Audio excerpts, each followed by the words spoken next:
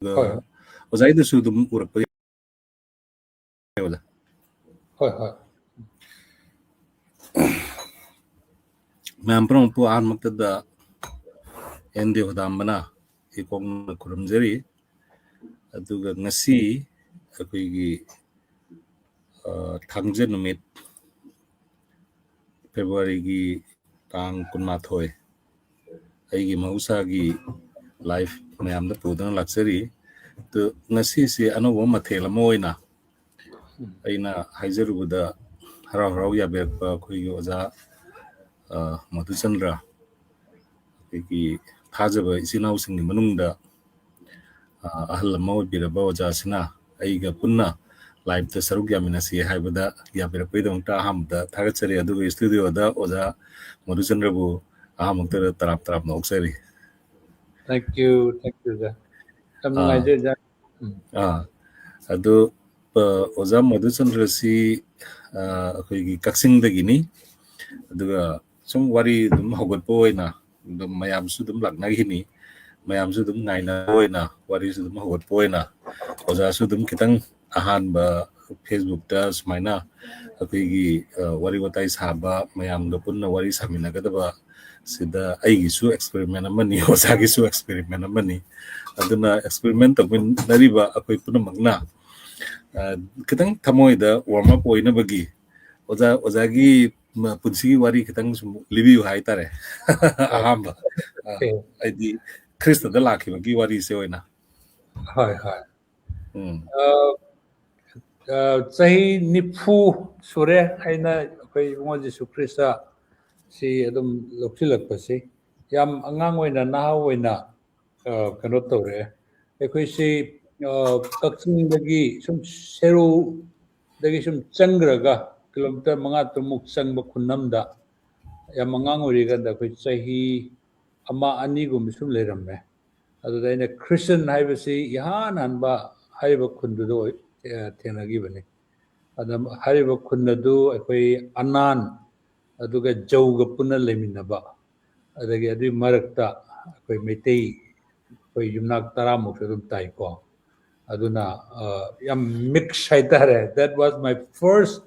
ꯑꯩꯈꯣꯏꯒꯤ world view ꯍꯥꯏꯇꯥꯔꯦ ꯃꯅꯤꯄꯨꯔꯒꯤꯗꯤ ꯃꯅꯤꯄꯨꯔꯁꯦ ꯑꯩꯈꯣꯏ ꯆꯤꯡ-ꯇꯝ ꯄꯨꯟꯅ ꯂꯩꯃꯤꯟꯅꯕ ꯂꯩꯕꯥꯛꯅꯦ ꯑꯗꯨꯅ ꯂꯩꯔꯝꯃꯦ ꯑꯗꯨ ꯌꯥꯝ ꯏꯁꯥꯒꯤ ꯆꯍꯤ 6-7 ꯁꯨꯔꯝꯗꯧ ꯃꯥꯜꯂꯤ ꯑꯗꯨꯗꯒꯤ ꯑꯩꯈꯣꯏ ꯀꯛꯆꯤꯡꯗ ꯌꯨꯝꯗ ꯑꯃꯨꯛ ꯍꯜꯂꯛꯈ꯭ꯔꯦ ꯑꯗꯒꯤ ꯁ꯭ꯀꯨꯜ ꯑꯗꯨꯝ ꯍꯥꯏ ꯁ꯭ꯀꯨꯜ ꯇꯝꯕ ꯍꯧꯔꯛꯈ꯭ꯔꯦ ꯏꯁꯥꯒꯤ ꯆꯍꯤ 13 ꯁꯨꯕꯁꯤꯗ ꯑꯗꯨꯝ ꯑꯩꯈꯣꯏ इमुंगꯗꯤ इहान हानब ꯈ꯭ꯔꯤꯁꯇꯟ ꯑꯣꯏꯕꯁꯦ ꯑꯩꯈꯣꯏ ꯏꯌꯥꯝꯕꯒꯤ ꯃꯆꯥꯅꯨꯄꯥꯅꯤ ꯍꯧꯖꯤꯛ ꯚꯣꯄꯥꯜꯗ मासु पास्टर होइना लैये माना इहान हानब ख्रिस्टनी अदगी माना अखोई इबुंगो जिसु ख्रिस्ट वारी सी मरु ओइना अखोई इचे हजूजिक मा रिटायर ओइरे कक्सिंग स्कूल की ओजा हायर सेकेंडरी सु ओजा ओरमी अदगी कक्सिंग स्कूल ओरमी मरु ओइना मंगोंदा इबुंगो जिसु ख्रिस्ट वारी सी लीबा हाइतारे अदा मा हाइबसी बाइबल सी ईश्वर की वाहिनी मतंदुदा अखोई युमदा बाइबल न्यू टेस्टमेंट इंग्लिश नंबा अखोई फोटो गंसी कोरिया मचा की फोटो माले अदु सादी का येंगो मसी क्रिश्चियन सी हाउ गिनी चिंगमी गिनी अदु मोय चिंगमी की फोटो में दसेंग वदि कोरिया गिनेबा अदु मा हाइबसी बाइबल सी प्रार्थना हाइजरगा पावो अखोई चीदनी को माय अदो दि ईश्वरना नंगोंदा वा nganggani अदु अइना मतंदुदा क्लास 10 थाबगी थोरांग तोरमने अदुदा मोय हाउगी बाइबल सिनबु करमायना सी पारगा ईश्वर वा nganगदोनोदा हाय याम थौसादने को अदु मा अखोई हकी कजिन दो नेफ्यू दो थामगी लामने मा सुती को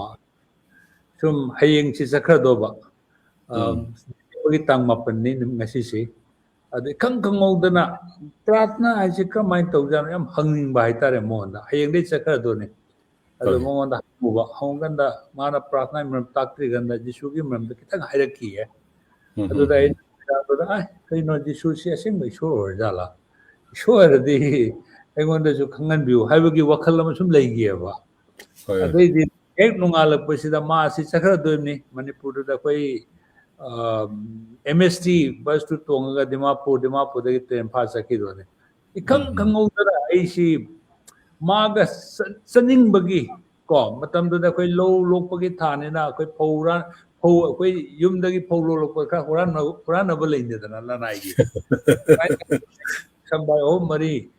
thaido ga koi tema mada thamme ba ada matam do da po pai amada lupa ni fu ta ni ala po lupa chama ga kunsi koi tema na pira ga ai si mai matung imung amuk tam da na ai tholak kare bazada the content imung an me po me mau ta dana para nang saning adi chatlo ai dana mapongam dillaga poche mo yaw das man to laki hai biar da nimin mari ni mangani train tonga laga koi gaya hai walam adugi anak khungang amada laga maduda ai tasengna koi mo Jesu Christ si masak khangdana aina mau logjin gi 1982 ni ko ai oza dai matam da kan class 10 si parikha tharambara da thana bai thorang torom bane adu thadana adum lakhre aduna bihar da maga leminaram me adagi thatara mu lera matungda mana hoji aina leriba sangstan si organization si oye mar khangnara me matamda OM da chalaga English tamuro aina ko pare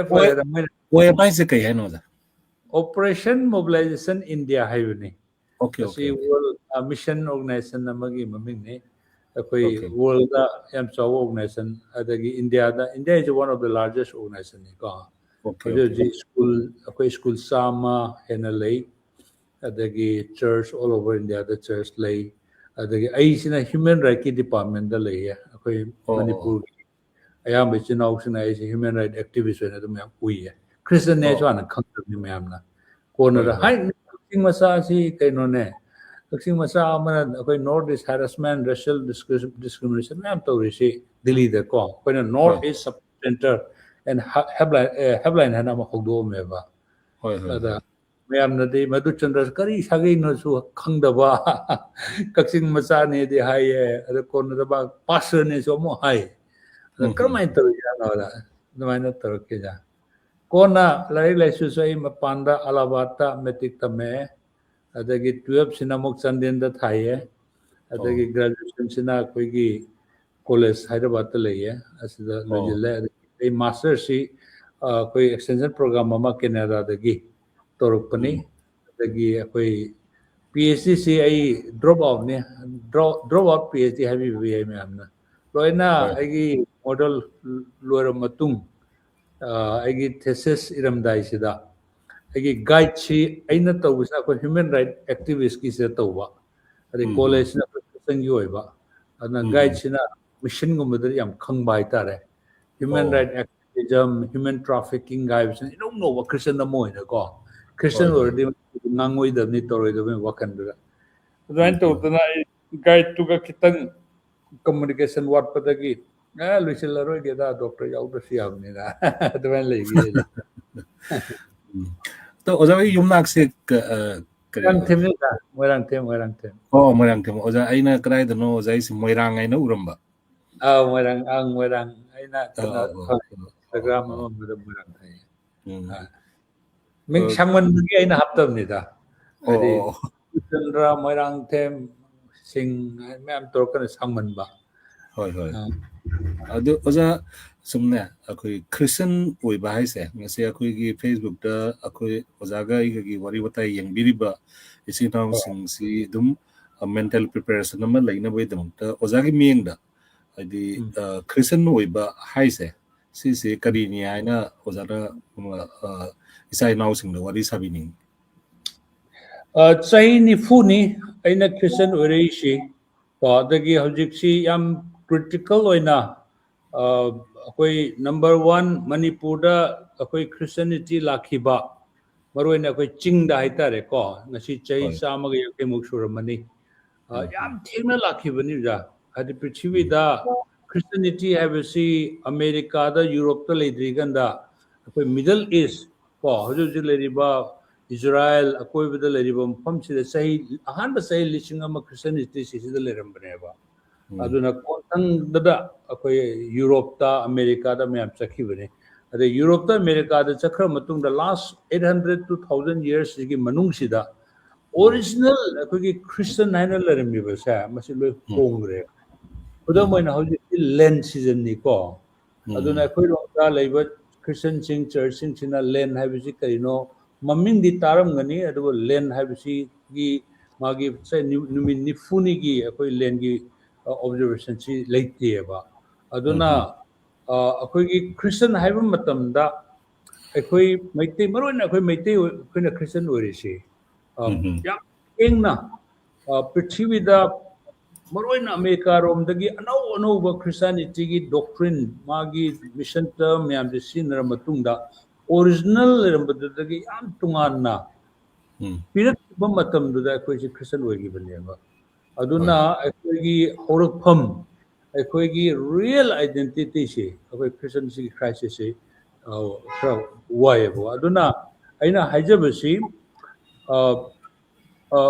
Christian oiba harisi masi yam top punchi hadi ngasai ishorna masi koina Christian koi masen haina bagini ko adu hauti ai yam phung hayaba aina phangam aina sahi nifu Christian or pasida aina phange haina sahi nifu khallaga lerambadu adu dagi topa Bible na koi Christian oiba puding makta nakhoi si phangabane haiba magi pot ama Bible si yauri aba madui photo church manung da sungangna de Christian na sungangna de madu karino harga akoi tayong pan basi ishor gi thorang gi matung ina hoji akoi Manipur harasine ko hoji kanglu mas kanabadagi sokraba gi madugi tungi phibam sokraba adagi environment gi sokraba mayam sa masi no ba sangsara ma tabung male mama ishor semakadoreba ishor mas aga mana ishorna akoi tabung mi asiga panminna bagi magi thorama madu akoina the kingdom of God hai ko aduna Krishna ihan hana sandoomba Yesu Krishna mawang laktigan desu Jonah sandoomba gospel si akoina hoji sandoiba gospel si manadeba moine sandu duri ishor gi ningthau lebak lae habenida aduna aina myam ningbasi jada haja ningbasi aina pangisi Christian nateba Christian haibu nateba ain pangisi ishorna inau na langiba anova magi kusem anova magi ningthau lebak tuneba gun pangani se hoi ana ekoi marakta yang watli ko ja aja America rom da gyan ta ba ore hamaroi na America Christian jinda once moi bapta di moi na mo matang India da Manipur da yo pade matam sangni uja India da khodi bore Manipur da covid pada thani changba dona sigi concept si ekoi Manipur da lakpada matam khara sangni ne ja sum mayamgi general concept ta makoi na hainari se Jesu Christ bu tungin basing sibu Christian kawi haba adu Jesu Christ bu tungin basing se Christian kawi hai se Christian si da amuk mitai sing na akoi natraga tongan ba malem sigi furup kanglup sing sina magi thawai gi kanbi ma pune na Prabhu Jesu Christ se lausalle adu ma se Jesu bu akoi tungin bani haidan ma bu Christian oire adu mitai ama oirga akoi Prabhu Jesu si akoi na thawai kanbi ma pune na lausan mase mase swai matang se oja chum kari ya haibiningi oja kano ni uja akoi khodom boina ngasi uja gi program thagat pada hadi ngasai gi maitai Christian maitai haiba tu napaganu haiba asmana comment pibi bolai ko number 1 gi naptaba adagi Christian oira gana hogi sidol ka singandre dana article 3 wangi matungina ana sigumba lokpa hapsin ba haiba sidi akoi gi democratic lebak amo oibanina akoi parliament lady assembly parliament ko assembly dagi parliament pukhatpa ari parliament na madu ek ama semaga orko matamda Manipur da maitai Christian oibasing si moi Christian kakta hairesan Meitei ꯍꯥꯞꯄ ꯌꯥꯗ꯭ꯔꯦ ꯍꯥꯏꯕꯁꯤ ꯃꯣꯏ ꯇꯧꯔꯛꯀꯗꯕ ꯄꯣꯠꯅꯦꯕ ꯀꯣ ꯍꯣꯏ ꯑꯗꯨꯅ ꯑꯩꯈꯣꯏ ꯑꯦꯅꯤ ꯍꯣꯡꯕ ꯆꯥꯎꯕꯅ ꯍꯥꯏꯕꯁꯤꯗꯤ ꯑꯩꯈꯣꯏ ꯐ꯭रीडꯝ ꯑꯣꯐ ꯁ꯭ꯄꯤꯆ ꯑꯣꯄꯤꯅꯤꯌꯟ ꯂꯩꯕꯅꯤꯅ ꯑꯗꯨꯝ ꯐꯣꯡꯗꯣꯛꯄ ꯌꯥꯏ ꯑꯗꯣ ꯃꯁꯤꯗ ꯑꯩꯅ ꯊꯝꯖꯅꯤꯡꯕ ꯄꯣꯏꯟꯠꯁꯤꯗꯤ ꯈ꯭ꯔꯤꯁꯇꯟ ꯍꯥꯏꯕꯁꯤꯗꯤ ꯃꯩꯇꯩ ꯈ꯭ꯔꯤꯁꯇꯟ ꯍꯥꯏꯕꯁꯤꯗꯤ ꯍꯣꯔꯦꯟ ꯑꯩꯅ ꯑꯩ ꯈ꯭ꯔꯤꯁꯇꯟ ꯑꯣꯏꯔꯔꯣꯏ ꯑꯩ ꯈ꯭ꯔꯤꯁꯇꯟ ꯅꯠꯇ꯭ꯔꯦ ꯍꯥꯏꯀꯥꯟꯗ ꯈ꯭ꯔꯤꯁꯇꯟꯗꯨ ꯇꯣꯛꯈꯤꯅꯦꯕ ꯍꯣꯔꯦꯟ ꯑꯩꯅ ꯕꯨddhism ꯂꯧꯔꯁꯤꯀꯣ ꯕꯨddhism ꯂꯧꯀꯥꯟꯗ ꯃꯩꯇꯩ ꯕꯨddhism ꯍꯥꯏꯕꯒꯤ ꯑꯥꯏꯗꯦꯟꯇꯤꯇꯤꯗꯨ ꯃꯌꯥꯝꯅ ꯃꯩꯇꯩ ꯕꯨddhist ꯍꯥꯏꯔꯒꯗꯤ ꯑꯩꯈꯣꯏꯁꯦ ꯑꯩ ꯃꯩꯇꯩ ꯕꯨddhist ꯑꯣꯏꯅ ꯆꯠꯈ꯭ꯔꯅꯦꯕ ꯑꯗꯨꯕꯨ ꯑꯩꯒꯤ ꯃꯩꯇꯩ ꯍꯥꯏꯕ ꯑꯩꯒꯤ ꯃꯩꯇꯩ ꯍꯥꯏꯕ ꯑꯩꯒꯤ ꯑꯥꯏꯗꯦꯟꯇꯤꯇꯤꯁꯤ ꯑꯁꯤꯗꯤ ꯑꯦꯅꯤ ꯍꯣꯡꯕ ꯆꯥꯎꯕꯅ ꯍꯥꯏꯔꯕꯁꯨ ꯁꯤꯒꯤ ꯑꯩꯒꯤ ꯖꯤꯟꯗ ꯑꯩꯒꯤ DNA ꯑꯩꯁꯤ ꯑꯦꯅꯤ ꯑꯇꯩ ꯖꯥꯇꯤ ꯑꯣꯟꯕ ꯌꯥꯔꯔꯣꯏꯕ ꯑꯗꯒꯤ ꯍꯧꯖꯤꯛꯁꯨ ꯏꯟꯗꯤꯌꯥꯒꯤ ꯑꯩꯈꯣꯏ ꯁꯪꯕꯤꯙꯥꯟꯒꯤ ꯃꯈꯥꯗ ꯑꯩ ꯃꯩꯇꯩ ꯑꯃ ꯑꯣꯏꯔꯤꯕꯁꯦ ꯑꯩ ꯇꯣꯛꯆꯔꯒꯦ ꯍꯥꯏꯕꯒꯤ ꯁꯪꯕꯤꯙꯥꯟꯗ ꯄ꯭ꯔꯣꯕꯤꯖꯟ ꯐꯥꯎ ꯌꯥꯎꯗꯦꯕ ꯃꯔꯝꯗꯤ ꯑꯩꯒꯤ ꯖꯤꯟ ꯌꯦꯡꯉꯀꯥꯟꯗ ꯄꯥꯔꯤ ꯄꯨꯔꯤ ꯌꯦꯡꯕ ꯃꯇꯝꯗ ꯀꯅꯥꯒꯤ ꯃꯆꯥꯅꯣ ꯀꯅꯥꯒꯤ ꯃꯆꯤꯟ ꯃꯅꯥꯎꯅꯣ ꯍꯥꯏꯔꯀꯥꯟꯗ ꯑꯩꯁꯤ ꯑꯗꯨꯝ ꯃꯩꯇꯩꯅ ꯑꯗꯨꯝ ꯍꯥꯏꯈꯤꯅꯦꯕ ꯑꯗꯨꯅ ꯙꯔꯃꯗꯨꯗꯤ ꯑꯗꯣ ꯀꯩꯅꯣꯒꯤ ꯑꯩꯈꯣꯏꯒꯤ ꯂꯥꯏꯅꯤꯡ ꯍꯟꯁꯤꯡꯅ ꯑꯈꯪ ꯑꯍꯩꯁꯤꯡ ꯑꯣꯖꯥꯁꯤꯡ ꯂꯥꯏ ꯒꯨꯔꯨꯁꯤꯡꯅ ꯇꯥꯛꯄꯤꯕ ꯃꯇꯝꯗ ꯂꯥꯏꯅꯤꯡ ꯍꯥꯏꯕꯁꯤꯗꯤ ꯐꯤꯖꯦꯠꯅꯤ ꯍꯣꯡꯕ ꯌꯥꯏ ꯑꯗꯨꯒ ꯑꯅꯧꯕ ꯂꯧꯁꯤꯟꯕ ꯌꯥꯏ ꯄꯥꯝꯃꯛꯇ꯭ꯔꯒ ꯑꯃꯨꯛ ꯊꯥꯗꯣꯛꯄ ꯌꯥꯏ ꯃꯤ ꯃꯌꯥꯝ ꯑꯃꯁꯨ ꯑꯩꯈꯣꯏ ꯑꯅꯧꯕ ꯂꯥꯏꯅꯤꯡꯁꯤꯡꯗ ꯍꯥꯟꯅ ꯆꯠꯂꯝꯕ ꯂꯥꯏꯅꯤꯡꯁꯤꯡ ꯊꯥꯗꯣꯛꯑꯒ ꯑꯅꯧꯕ ꯂꯥꯏꯅꯤꯡ ꯑꯃꯗ ꯑꯗꯨꯝ ꯂꯧꯁꯤꯟꯅꯩ ꯏꯁꯂꯥꯝ ꯂꯧꯁꯤꯟꯅꯩ ꯈ꯭ꯔꯤꯁꯇꯟ ꯂꯧꯁꯤꯟꯅꯩ ꯅꯠꯇ꯭ꯔꯒꯅ ꯒꯧꯔꯗ ꯂꯩꯔꯝꯕꯁꯤꯡꯅ ꯑꯇꯣꯞꯄ ꯂꯥꯏꯅꯤꯡꯁꯤꯡ ꯑꯗꯨꯝ ꯂꯧꯅꯕ ꯈꯣꯠꯅꯕꯁꯤꯡꯁꯤ ꯑꯗꯨꯝ ꯆꯠꯅꯩꯌꯦꯕꯀꯣ ꯑꯗꯨꯕꯨ ꯃꯥꯒꯤ ꯃꯤꯇꯩ ꯑꯣꯏꯔꯤꯕ ꯃꯇꯧꯗꯨꯗꯤ ꯃꯥꯡꯕ ꯅꯠꯇꯦ ꯍꯥꯏꯕ never ꯑꯗꯨꯅ ꯑꯩꯈꯣꯏꯒꯤ ꯈ꯭ꯔꯤꯁꯇꯟ ꯈ꯭ꯔꯤꯁꯇꯟꯅꯤꯇꯤ ꯄ꯭ꯔꯚꯨ ꯖꯤꯁꯨ ꯈ꯭ꯔꯤꯁꯇꯁꯦ ꯇꯨꯡ ꯏꯜꯂꯝꯕ ꯃꯤꯇꯩ ꯏꯆꯤꯟ ꯏꯅꯥꯎ ꯃꯌꯥꯝ ꯂꯩꯌꯦꯕꯀꯣ ꯑꯗꯨꯏ ꯃꯅꯨꯡꯗꯨꯗ ꯇꯣꯛꯈꯤꯕ ꯀꯥꯡꯕꯨꯁꯨ ꯌꯥꯝ ꯌꯥꯎꯋꯦꯕꯀꯣ ꯑꯗꯣ ꯃꯥ ꯈ꯭ꯔꯤꯁꯇꯟ ꯑꯣꯏꯔꯤꯉꯩꯗꯁꯨ ꯑꯗꯨꯝ ꯃꯩꯇꯩꯅꯤ ꯑꯣꯏꯗ꯭ꯔꯕ ꯊꯥꯗꯣꯛꯑ ꯃꯇꯨꯡꯗꯁꯨ ꯑꯗꯨꯝ ꯃꯩꯇꯩꯅꯤ ꯍꯥꯏꯕ ꯃꯁꯤꯒꯤ ꯀꯟꯁꯦꯞꯁꯤꯃ ꯑꯗꯨꯅ ꯈ꯭ꯔꯤꯁꯇꯟ ꯍꯥꯏꯁꯦ ꯑꯣꯖꯥ ꯑꯩꯈꯣꯏꯒꯤ ꯀꯝꯃꯨꯅꯤꯇꯤ ꯑꯃ ꯑꯣꯏꯅ ꯂꯧꯒꯗ꯭ꯔꯥ ꯃꯤꯇꯩꯒ ꯃꯥꯟꯅꯕ ꯅꯣꯃꯦꯟꯀ꯭ꯂꯦꯆꯔ ꯑꯃꯗ ꯃꯤꯇꯩ ꯉꯁꯥꯏ ꯑꯩ ꯁꯨꯝ ꯌꯦꯡꯉꯛꯄꯗꯀꯣ ꯑꯩ ꯆꯍꯤ ꯉꯁꯤꯗꯩ ꯆꯍꯤ 4-5 ꯃꯃꯥꯡꯗ ꯁꯤ ꯀꯣꯏꯁꯟ ꯌꯥꯝ ꯍꯪꯒꯦꯕ ꯍꯥꯏꯗꯤ ꯑꯩꯈꯣꯏ ꯈ꯭ꯔꯤꯁꯇꯤꯌꯥꯅꯤꯇꯤꯁꯤ ꯏꯟꯗꯤꯌꯥꯗ ꯂꯥꯛꯑꯒꯁꯨ ꯑꯩꯈꯣꯏ ꯏꯟꯗꯤꯌꯟ ꯈ꯭ꯔꯤꯁꯇꯟ ꯍꯥꯏꯔ ꯈꯪꯅꯩꯀꯣ ꯀꯦꯔꯂꯥ ꯈ꯭ꯔꯤꯁꯇꯟ ꯑꯗꯒꯤ ꯍꯧꯖꯤꯛ ꯄꯟꯖꯥꯕꯤ ꯈ꯭ꯔꯤꯁꯇꯟ ꯑꯗꯒꯤ ꯃꯩꯇꯩ ꯈ꯭ꯔꯤꯁꯇꯟ ꯍꯥꯏꯔꯤꯁꯤ ꯀꯅꯥꯒꯨꯝꯕ ꯃꯁꯥꯅ ꯄꯥꯝꯖꯗꯅ ꯄꯤꯕ ꯑꯥꯏꯗꯦꯟꯇꯤꯇꯤ ꯑꯃ adagi natragana certain group or certain sections of the society khudamani yamna koigi fanatic oiba kangusina they are makoisi magi Punjabi organa Punjabi Christian haibagi identity si ishana lobu natana haidi moi masana ayam lobu si leyeba khudamani Christian haibasisu अकोई Christian ओइबा मिसिंगना लोगो मिन्नति हाइबनेबा को Bible दा सिटी Christian यादबा क्रिश्चियन सिंगबु थिंगसे हाइना याम कन्ना होनगिबा कांगबु सिंग अदुना पिरंबा मिंगनि हाइबनेबा को अदुना आइ वकन आइसन पियकपदा अकोइगी इंडिया दा पृथ्वीगी ऑलमोस्ट मफम खुदिंग मक्तदी क्रिश्चियनिटी सि चलु चलु मफमदा लेरमिबा लमदुगी मागी जाति सिंगसे मरोइना लोन हारगदी को सिसिना यूनिटी पुरेबा अदुबो अखोगी नॉर्थ ईस्ट दी क्रिश्चियनिटी नसीदगी सही चामगा 175 years ममांगदा लाखिबो क्रिश्चियनिटी से असी सी फ्रॉम द वेरी बिगिनिंग लाखिबो मतम दसु जाई हाइजबदो पृथ्वी क्रिश्चियन सिंगसिगी हान लेरमिबा थादोगा अनोबो मखलगी क्रिश्चियन अमा अमेरिका रोमदगी पुरको हरको मतमदा मयाई बंग सारिंग मतमदा लाखिबनेबा अखोगी आमदा लाखिबा नागालैंड दा लाखिबा गारो दा लाखिबा अदगी कनोदा अखोगी मिजोराम दा लाखिबा अदगी मैते अखोदा लाखिबा से याम थेंगना लाखिबा पोने हादि पुंगोंग होंग्र मतुंगदा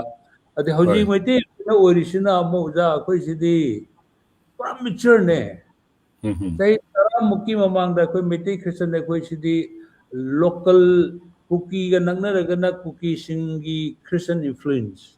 ko adagi naga singa nangnaragana naga singa yam nangnaba moigi culture moigi practice me am do koi loram meba mijo singa nangnaragana mijo gi culture sum khara naksalba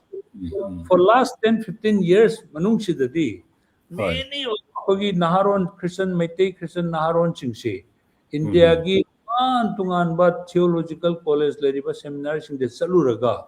South India da saluraga na South India da lerba doctrine to pujilakpa denomination North India da it is same with the Meitei gi religion desune Hinduism South India da saloga na South India da lebe Hinduism si North India da lebe manadeva manade West Bengal da akoigi Durga Puja celebrate tawi adagi Delhi Chandigarh asom da di Durga Puja gi lektieba ko are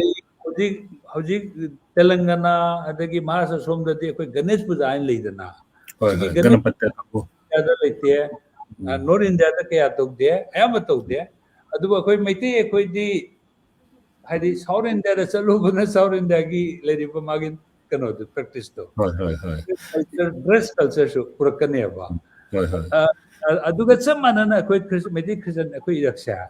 asida so Meitei Christian magta so si la ba last 15 years Meitei nice oiba Christianity gi masakama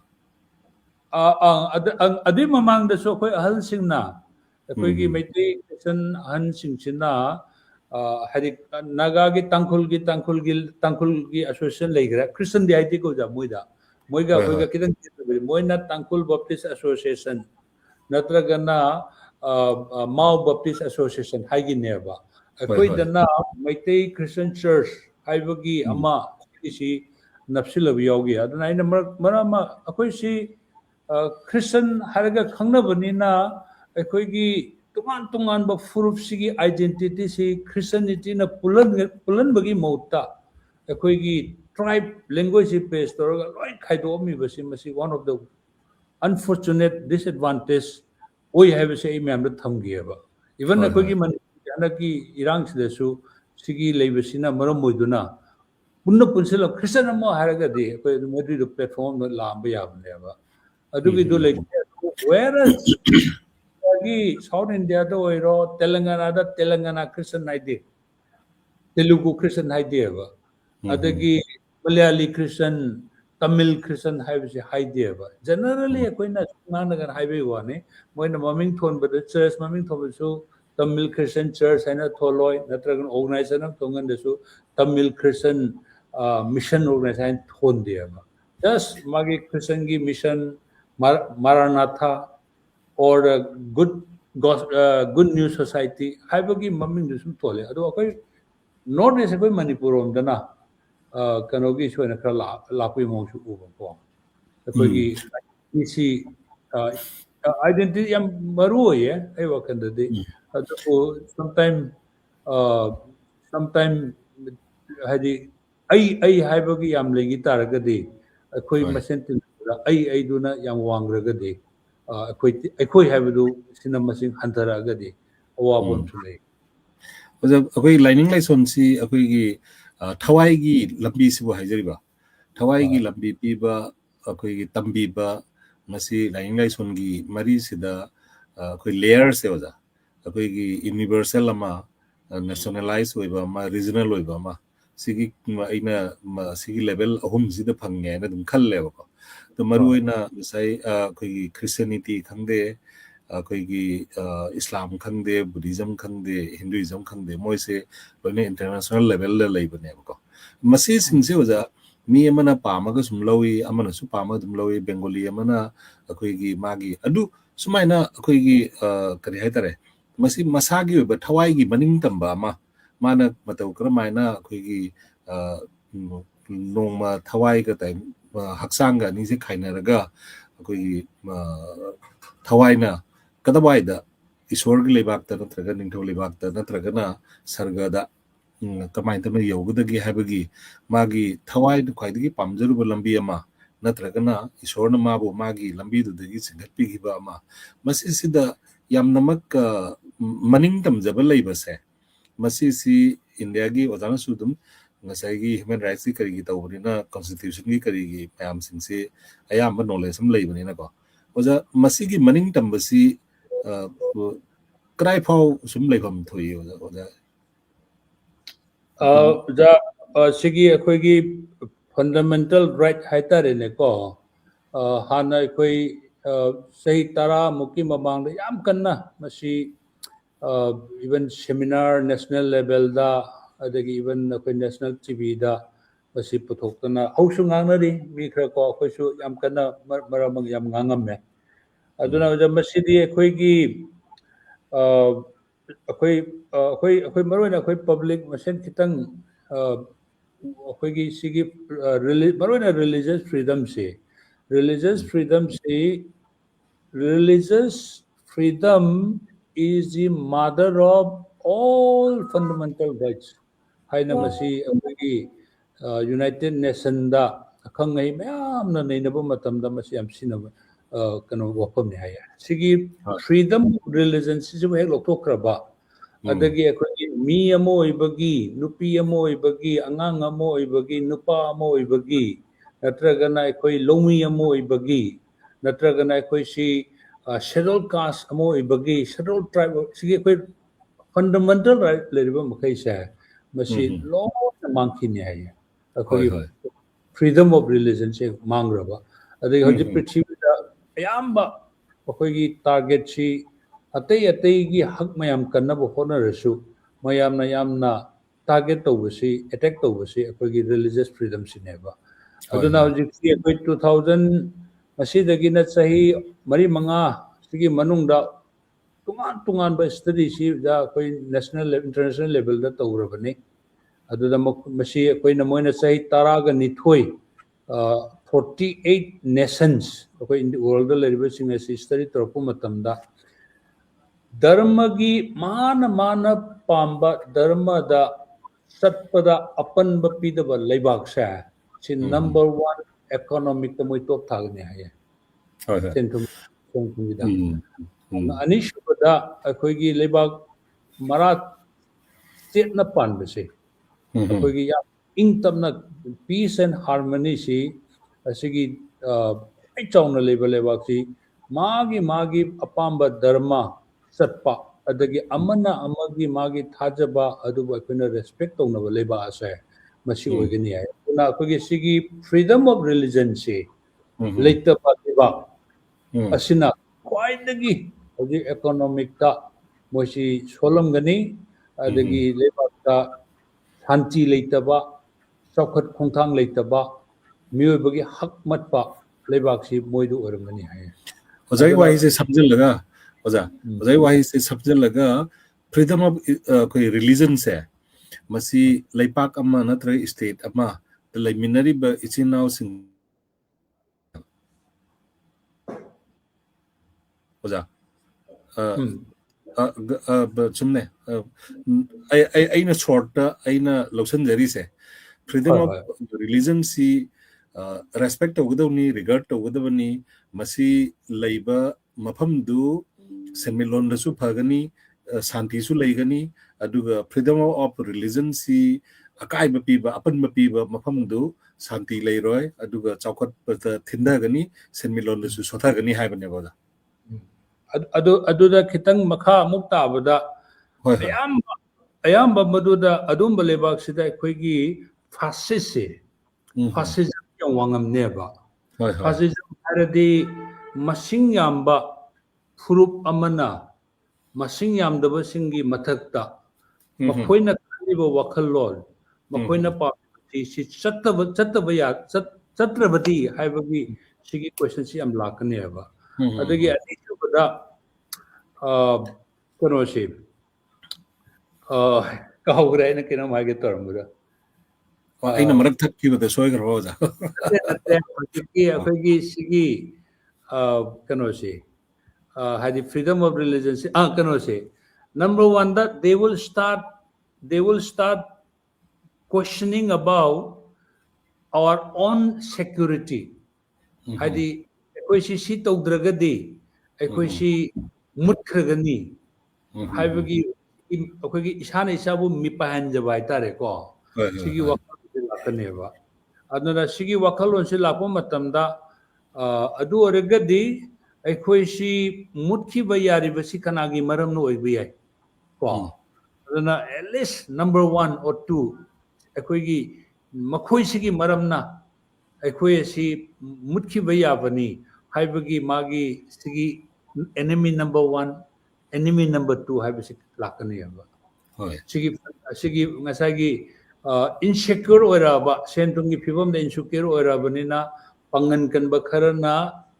ꯄꯨꯔꯥ control ꯇꯧꯔꯒ ꯊꯝꯅꯤꯡꯉꯛꯑꯒꯅꯤ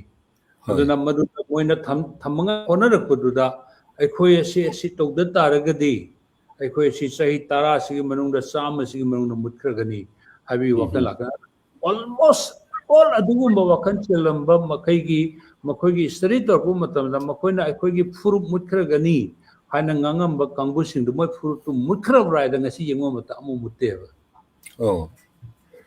ꯑꯗꯨ ꯑꯣꯖꯥ ꯉꯁꯤ ꯋꯥꯔꯤ ꯁꯥꯟꯅꯕꯁꯤꯗꯒꯤ the importance of freedom of religion ꯁꯦ ꯃꯁꯤ ꯍꯦꯟꯅ ꯃꯄꯥꯡꯒꯜ ꯌꯥꯝ ꯂꯩꯍꯜꯂꯦ ꯍꯥꯏꯇꯥꯔꯦ ꯑꯣꯖꯥ freedom of religion ꯃꯃꯥꯅꯦ ꯍꯥꯏꯕꯅꯦꯕꯀꯣ ꯍꯣꯏ ꯁꯦꯟ ꯂꯩꯔꯕ ꯑꯗꯨ ꯑꯣꯏꯔꯒꯗꯤ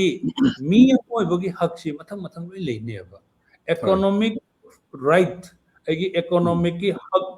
ꯑꯩꯒꯤ political-ꯒꯤ ꯍꯛ ꯀꯣ ꯑꯩꯒꯤ employment-ꯒꯤ ꯍꯛ ꯑꯩꯒꯤ development-ꯒꯤ ꯍꯛ ꯃꯁꯤ ꯂꯣꯏ ꯂꯩꯔꯛꯀꯅꯦꯕ ꯑꯗꯨꯅ ꯁꯤꯒꯤ ꯑꯃꯥꯅꯦ ꯍꯥꯏꯕꯅꯤꯗ ꯑꯩꯈꯣꯏꯒꯤ ꯙꯔꯃꯗ ꯃꯅꯤꯡꯇꯝꯅ ꯃꯥꯒꯤ ꯑꯄꯥꯝꯕ ꯆꯠꯍꯟꯕ ꯑꯗꯒꯤ ꯃꯤꯅ ꯆꯠꯄꯗꯨ ꯑꯩꯈꯣꯏꯅ ꯑꯊꯤꯡꯕ ꯄꯤꯗꯕ appreciate ꯇꯧꯕ ꯌꯥꯎꯕ ꯁꯔꯨꯛ ꯌꯥꯃꯤꯟꯅꯕ ꯑꯁꯤ ꯃꯃꯥꯅꯦ it's a mother of all freedom ꯍꯣꯏ ꯍꯥꯏꯕꯅꯤ ꯑꯣꯖꯥ ꯉꯁꯥꯏꯗꯒꯤ ꯁꯨꯝ ꯀꯃꯦꯟ ꯃꯌꯥꯝ ꯏꯅꯔꯛꯏ ꯑꯗꯨꯕꯨ ꯑꯩꯅ ꯀꯃꯦꯟꯁꯤꯡꯁꯦ ꯂꯧꯗꯦ ꯑꯗꯣ ꯑꯅꯤꯈꯛꯇꯪ ꯃꯔꯛ ꯊꯠꯅ ꯑꯩ ꯀꯃꯦꯟ ꯑꯅꯤꯈꯛꯇꯪ ꯂꯧꯖꯒꯦ ꯑꯃꯅ ꯄꯣꯖꯤꯇꯤꯚ ꯑꯣꯏꯕ ꯃꯑꯣꯡꯗ ꯑꯃꯅ ꯈꯤꯇꯪ ꯅꯦꯒꯦꯇꯤꯚ ꯑꯣꯏꯕ ꯃꯑꯣꯡꯗ ꯑꯍꯥꯟꯕꯒꯤꯁꯤ ꯑꯣꯖꯥ ꯁꯨꯝ ꯎꯕꯤꯕ꯭ꯔꯥ ꯌꯦꯡꯕꯤꯌꯨ ꯑꯣꯖꯥ ꯀꯩꯅꯣ ꯃꯣꯅꯤꯇꯔꯗ ꯎꯕꯤꯕ꯭ꯔꯥ ꯌꯦꯡꯕꯤꯌꯨ ꯑꯣꯖꯥ new life in the kingdom of God worship ꯍꯥꯏꯅ ꯃꯃꯤꯡꯁꯦ ꯂꯩꯔꯦ ꯃꯥꯅ ꯍꯥꯏꯔꯤꯁꯦ ethnicity is the person's identity by birth. Religion is a person's belief by choice. ꯁꯤꯁꯦ ꯑꯣꯖꯥ ꯈꯤꯇꯪ ꯍꯥꯏꯕꯤꯌꯨ ꯄꯔꯦꯡ ꯑꯃꯅꯤꯇꯪ ꯍꯥꯏꯕꯤꯌꯨ ꯌꯥꯝ ꯆꯨꯝꯕ ꯄꯣꯏꯟꯅꯤ ꯑꯩ ꯉꯁꯥꯏ ꯊꯝꯖꯈ꯭ꯔꯦꯀꯣ ꯍꯥꯏꯗꯤ ꯃꯙꯨ ꯆꯟꯗ꯭ꯔ ꯁꯤꯡ ꯑꯁꯤ ꯃꯩꯇꯩꯅꯤ ꯑꯩꯒꯤ ꯑꯦꯊꯅꯤꯛ ꯑꯣꯏꯅ ꯁꯤꯒꯤ ꯑꯦꯊꯅꯤꯛꯁꯤ ꯑꯩ ꯃꯩꯇꯩ ꯑꯣꯏꯔꯔꯣꯏꯒꯦ ꯍꯥꯏꯕꯗꯤ ꯍꯥꯏꯕ ꯌꯥꯏ ꯑꯗꯨꯕꯨ ꯃꯗꯨ ꯑꯩ ꯃꯩꯇꯩ ꯑꯣꯏꯔꯔꯣꯏ ꯑꯩ ꯃꯩꯇꯩ ꯅꯠꯇ꯭ꯔꯦ ꯍꯥꯏꯕꯁꯤꯗꯤ ꯑꯩꯒꯤ DNA ꯃꯌꯥꯝ ꯌꯦꯡꯉꯛꯄ ꯃꯇꯝꯗ ꯑꯩꯁꯤ ꯃꯗꯨ ꯃꯩꯇꯩ ꯍꯥꯏꯕꯁꯤ ꯑꯩ ꯑꯣꯏꯔꯔꯣꯏ ꯍꯥꯏꯕ ꯌꯥꯔꯣꯏꯗꯕ ꯀꯩꯅꯣꯅꯦꯕ ꯑꯩꯈꯣꯏꯒꯤ ꯑꯥꯏꯗꯦꯟꯇꯤꯇꯤꯁꯤ ꯑꯗꯒꯤ ꯑꯥꯏꯟꯁꯨ ꯂꯩꯇꯦ ꯑꯗꯨꯕꯨ ꯉꯁꯥꯏꯒꯤ ꯑꯩꯈꯣꯏ ꯃꯤꯡꯗꯤ ꯑꯩ ꯅꯤꯡꯁꯤꯡꯗ꯭ꯔꯦꯀꯣ ꯑꯩꯈꯣꯏꯒꯤ ꯔꯤꯂꯤꯖꯟꯁꯤꯗꯤ ꯑꯩꯒꯤ ꯄꯔꯁꯣꯅꯦꯜ ꯆꯣꯏꯁꯅꯦ ꯍꯥꯏꯕꯗꯣ very 100% true yes ꯑꯩꯈꯣꯏꯒꯤ new life in the kingdom of God worship ꯍꯥꯏꯔꯤꯁꯤꯒ ꯑꯣꯖꯥꯒ ꯃꯣꯠ ꯈꯦꯠꯅꯕ ꯂꯩꯇꯦ ꯍꯥꯏꯕꯅꯤ ꯍꯧꯀꯤ ꯑꯩꯈꯣꯏ ꯏꯆꯤꯟ ꯏꯅꯥꯎꯅ ꯍꯥꯏꯔꯤꯁꯤ ꯆꯥꯏꯅꯥꯗ ꯑꯃ ꯂꯩꯕꯗꯨ ꯑꯣꯏꯔꯝꯕ ꯌꯥꯏꯀꯣ ꯆꯥꯏꯅꯥꯒꯤ ꯀꯤꯡꯗꯝ ꯑꯣꯐ ꯒꯣꯗ ꯍꯥꯏꯕ ꯗꯤꯅꯣꯃꯤꯅꯦꯁꯟ ꯑꯃ ꯂꯩꯌꯦ ꯑꯗꯣ ꯉꯁꯤ ꯑꯩꯈꯣꯏ ꯉꯥꯡꯅꯔꯤꯁꯤꯗꯤ nothing to do with the denomination ꯑꯩ ꯋꯥꯈꯜꯗꯀꯣ just Christian generally ꯑꯦꯅꯤ ꯍꯣꯡꯕ ꯆꯥꯎꯕ ꯈ꯭ꯔꯤꯁꯇꯟꯅꯤ ꯍꯥꯏꯕꯁꯤꯡꯗꯣ ꯑꯗꯨꯒꯤꯗꯤ ꯑꯩ ꯕꯦꯠ ꯍꯥꯏꯖꯕꯅꯦ ꯑꯗꯨ ꯑꯇꯣꯞꯄ ꯀꯃꯦꯟ ꯈꯤꯇꯪ ꯀꯔꯤ ꯍꯥꯏꯇꯥꯔꯦ ꯑꯩꯈꯣꯏ ꯄ꯭ꯔꯚꯨ ꯖꯤꯁꯨꯗ ꯂꯩꯕ ꯏꯆꯤꯟ ꯏꯅꯥꯎꯁꯤꯡ ꯈꯔ ꯇꯣꯉꯥꯟꯅ ꯍꯥꯏꯕꯗ ꯃꯣꯏꯅ ꯌꯥꯝ ꯀꯟꯅ ꯍꯥꯏꯕ ꯄꯥꯝꯕꯁꯦ ꯈ꯭ꯔꯤꯁꯇꯟ ꯑꯣꯏꯔꯤꯁꯦ ꯑꯣꯏꯖꯕ ꯊꯤꯕ ꯀꯥꯡꯕꯨꯅꯦꯅ ꯂꯧꯕ ꯑꯃ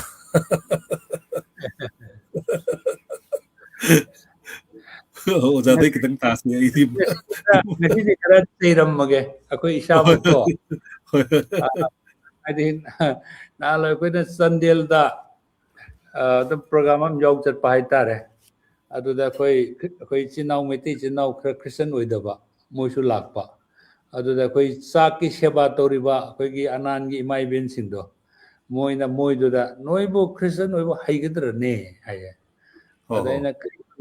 ꯃꯇꯝꯗꯨꯗ ꯒ꯭ꯌꯥꯟ ꯇꯥꯗꯕꯅꯤꯅꯀꯣ ꯀꯩꯅꯣ ꯈ꯭ꯔꯤꯁꯇꯟ ꯑꯣꯏꯕ ꯍꯩꯒꯗ꯭ꯔꯥ ꯍꯥꯏꯁꯦ ꯀꯩꯅꯣ ꯁꯤꯅꯦꯕ ꯑꯗꯨꯅ ꯍꯧꯖꯤꯛꯀꯤ ꯋꯥꯍꯪꯗꯨ ꯀꯩꯅꯣꯅꯤꯀꯣ ꯋꯥꯍꯪꯗꯨ ꯀꯔꯤ ꯍꯥꯏꯈ꯭ꯔꯦꯖꯥ ꯑꯣꯏꯖꯕ ꯊꯤꯕ ꯀꯥꯡꯕꯨꯅꯦꯕ ꯑꯗꯨꯅꯦ ꯈ꯭ꯔꯤꯁꯇꯟ ꯑꯣꯏꯕ ꯍꯩꯒꯗ꯭ꯔꯥ ꯍꯥꯏꯅ ꯑꯗꯨꯅ ꯑꯩꯅ ꯀꯣꯟꯅꯗ ꯒ꯭ꯌꯥꯟ ꯇꯥꯔꯛꯇꯅ ꯇꯁꯦꯡꯅꯗꯤ ꯑꯩꯈꯣꯏꯁꯤ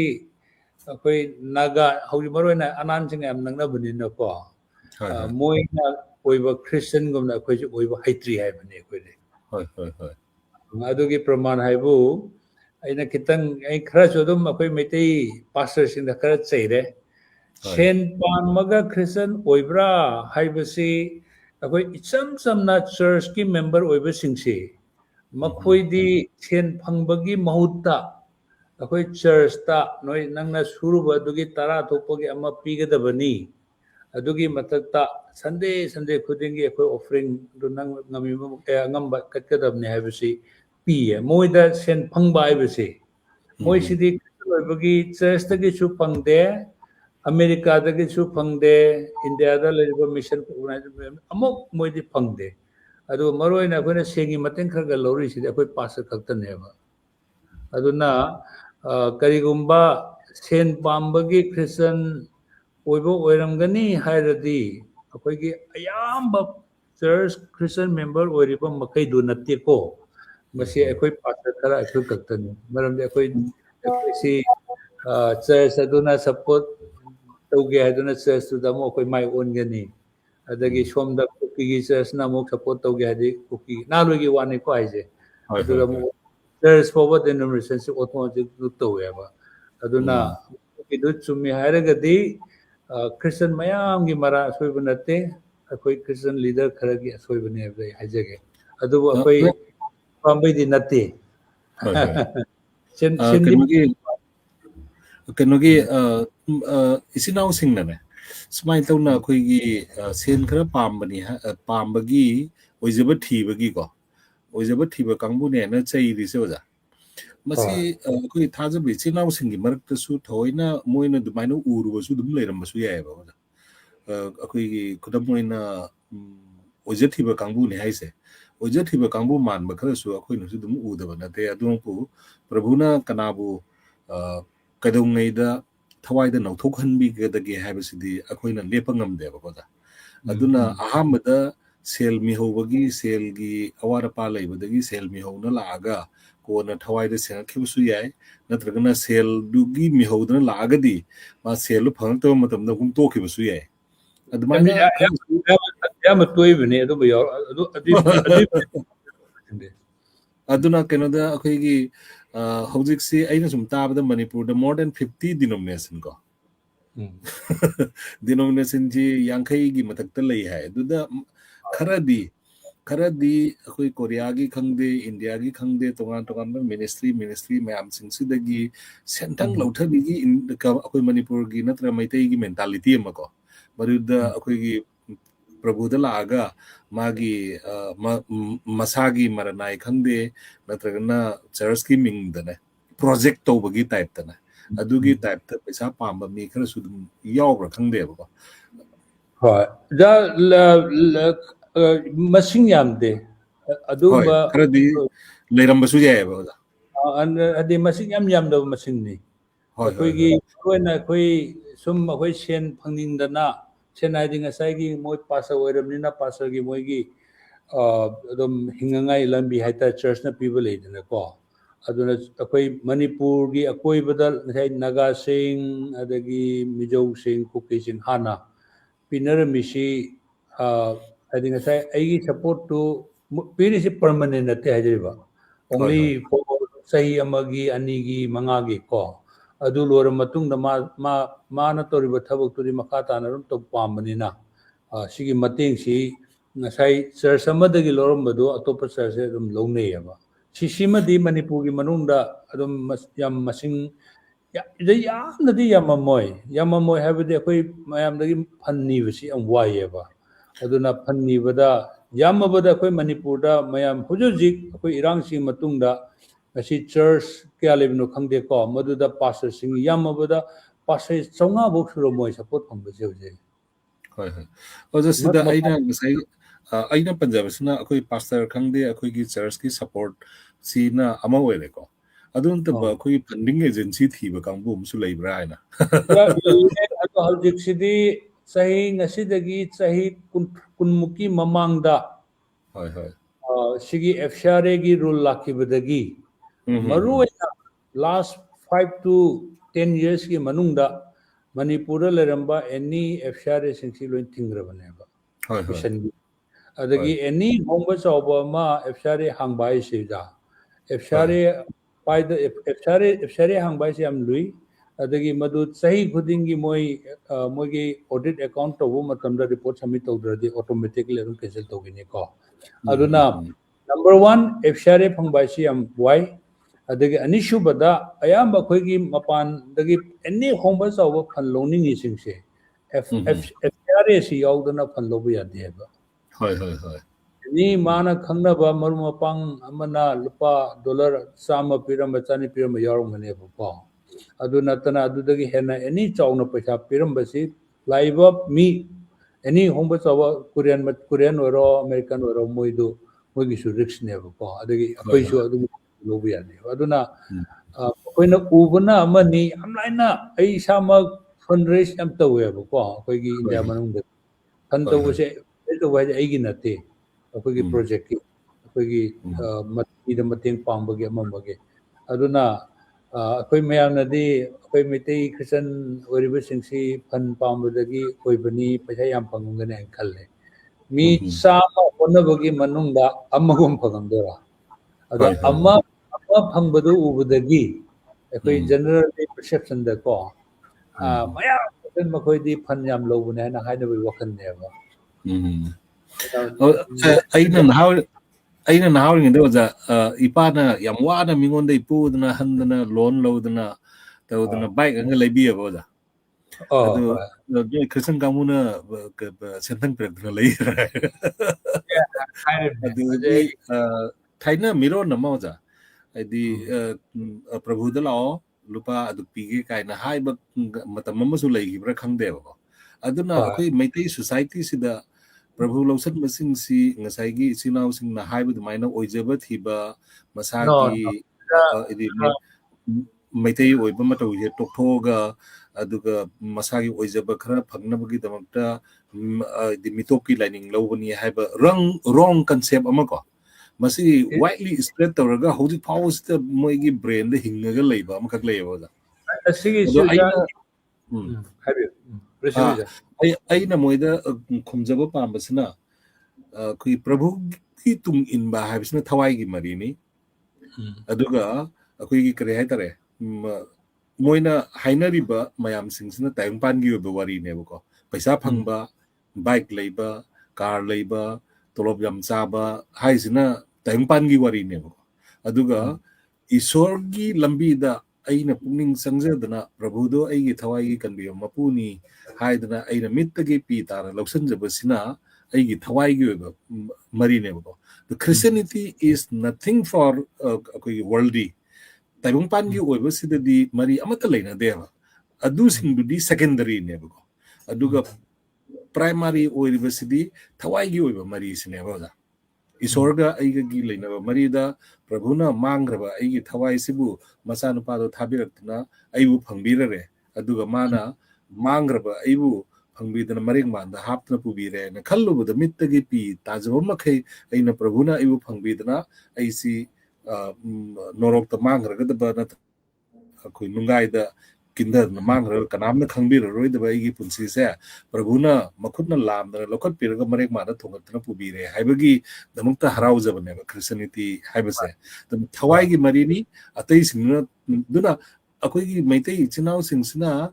prabhuda leiba maitai singsibu ngasagi worldly oiba tayangpan gi oiba mari duda paisa khara phangbagi oibani haibase da oina chakhreba maramdi makhoi gi concept ta nungai yaifaba oda nada yektaba nungai yaifaba dumaina punji to loina panba asi isorgi board en lawre akoina lawrisna thawai hi aran khubam du da oina yengeba nasi hingiba tayangpan sidi nong mathadokani madu isorna chambiraga di aingona limit masing yam pibigani aduga kamana kobira agadi ainganna chatkani adubu anytime we are prepared for the magi miko kholda adugi da makta khoi sem sadna leijai haiba asigi teaching se masi moida di khoi gi yam lakhre ba dum tayangpa secondary over potu da nainaraga lehore the primary over potu da di wakan thamdre ba Cuma kitang hoki jagi duda kitang hapching baita hari kugi sigi nasagi mayam si sigum bagi sentongi kudong saba natraga na mayum makai sabi ba even India gi atay mapam dadi even nupi phangangai gi Christian oibani ka haibu yaw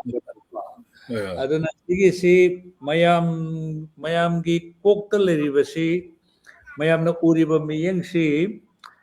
Manipur gi di tungan gani akoi Manipur da di sigi si mayam na dumana khanbai wani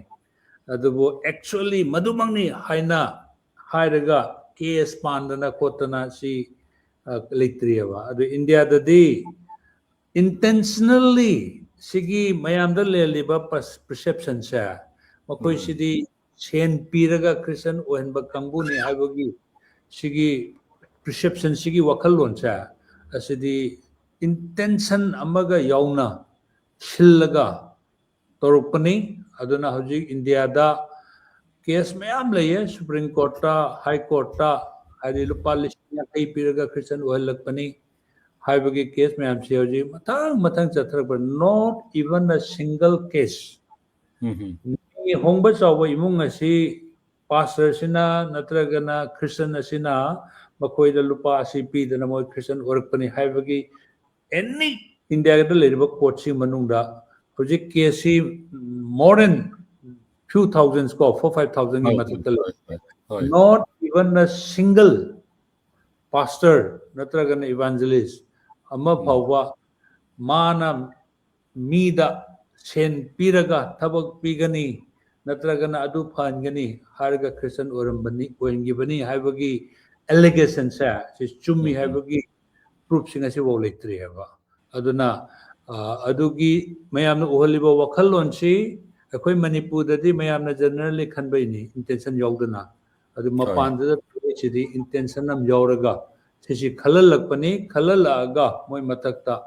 sigi akhoi aine yadabani haibagi action si lor lakpani haba anu lakpadi manungda si phawba not even a single case convicted haibagi si chumme haibagi praman si pangdri hoi hoi masana yana loksan jabani namdana lalos todra lalsi ko lalos pi da mabu purakhiba dinatte aduna ngasi phawda ozana haining isi India gi leiriba High Court sing natraga Supreme Court any mafam matada masi case ama bhau ozana phangde haibne ba oza comments thing ngasai haije gi biduni yami comments me am sing se comments sing se mar mak dum lokha chage do oza ngasai gi akoi gi mapung oi ba wari de kitanga dum chatha jarga ko edi kanogi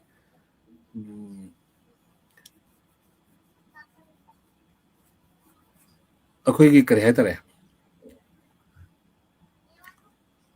Krista da leiba thajaba isinaw sing se moi sing sigi normal life tane akoi kari phije chaksa gi matang se masi main topic to the kitang laksage oda aigi life city sometimes 3 hours mo oda 3 hours pamadi wa do mali aduna kitang adu wari nungare di dum leiba yabni oda adu normal life ta aina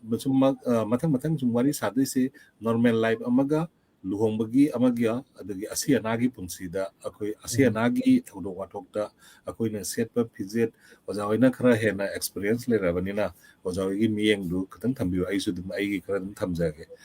adugi mamang dana akoi gi yumnak sagai sina base masi oja support to bibra na traga kamai khanbiu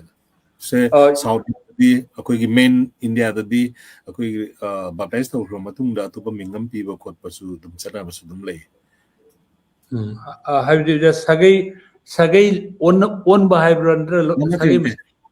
yumnak sagai isagi yumnak sagai si yamna lemjana aigi mingse hodam Nirendra Singha ni aina pen ne moina endi hodam ba haijabani masi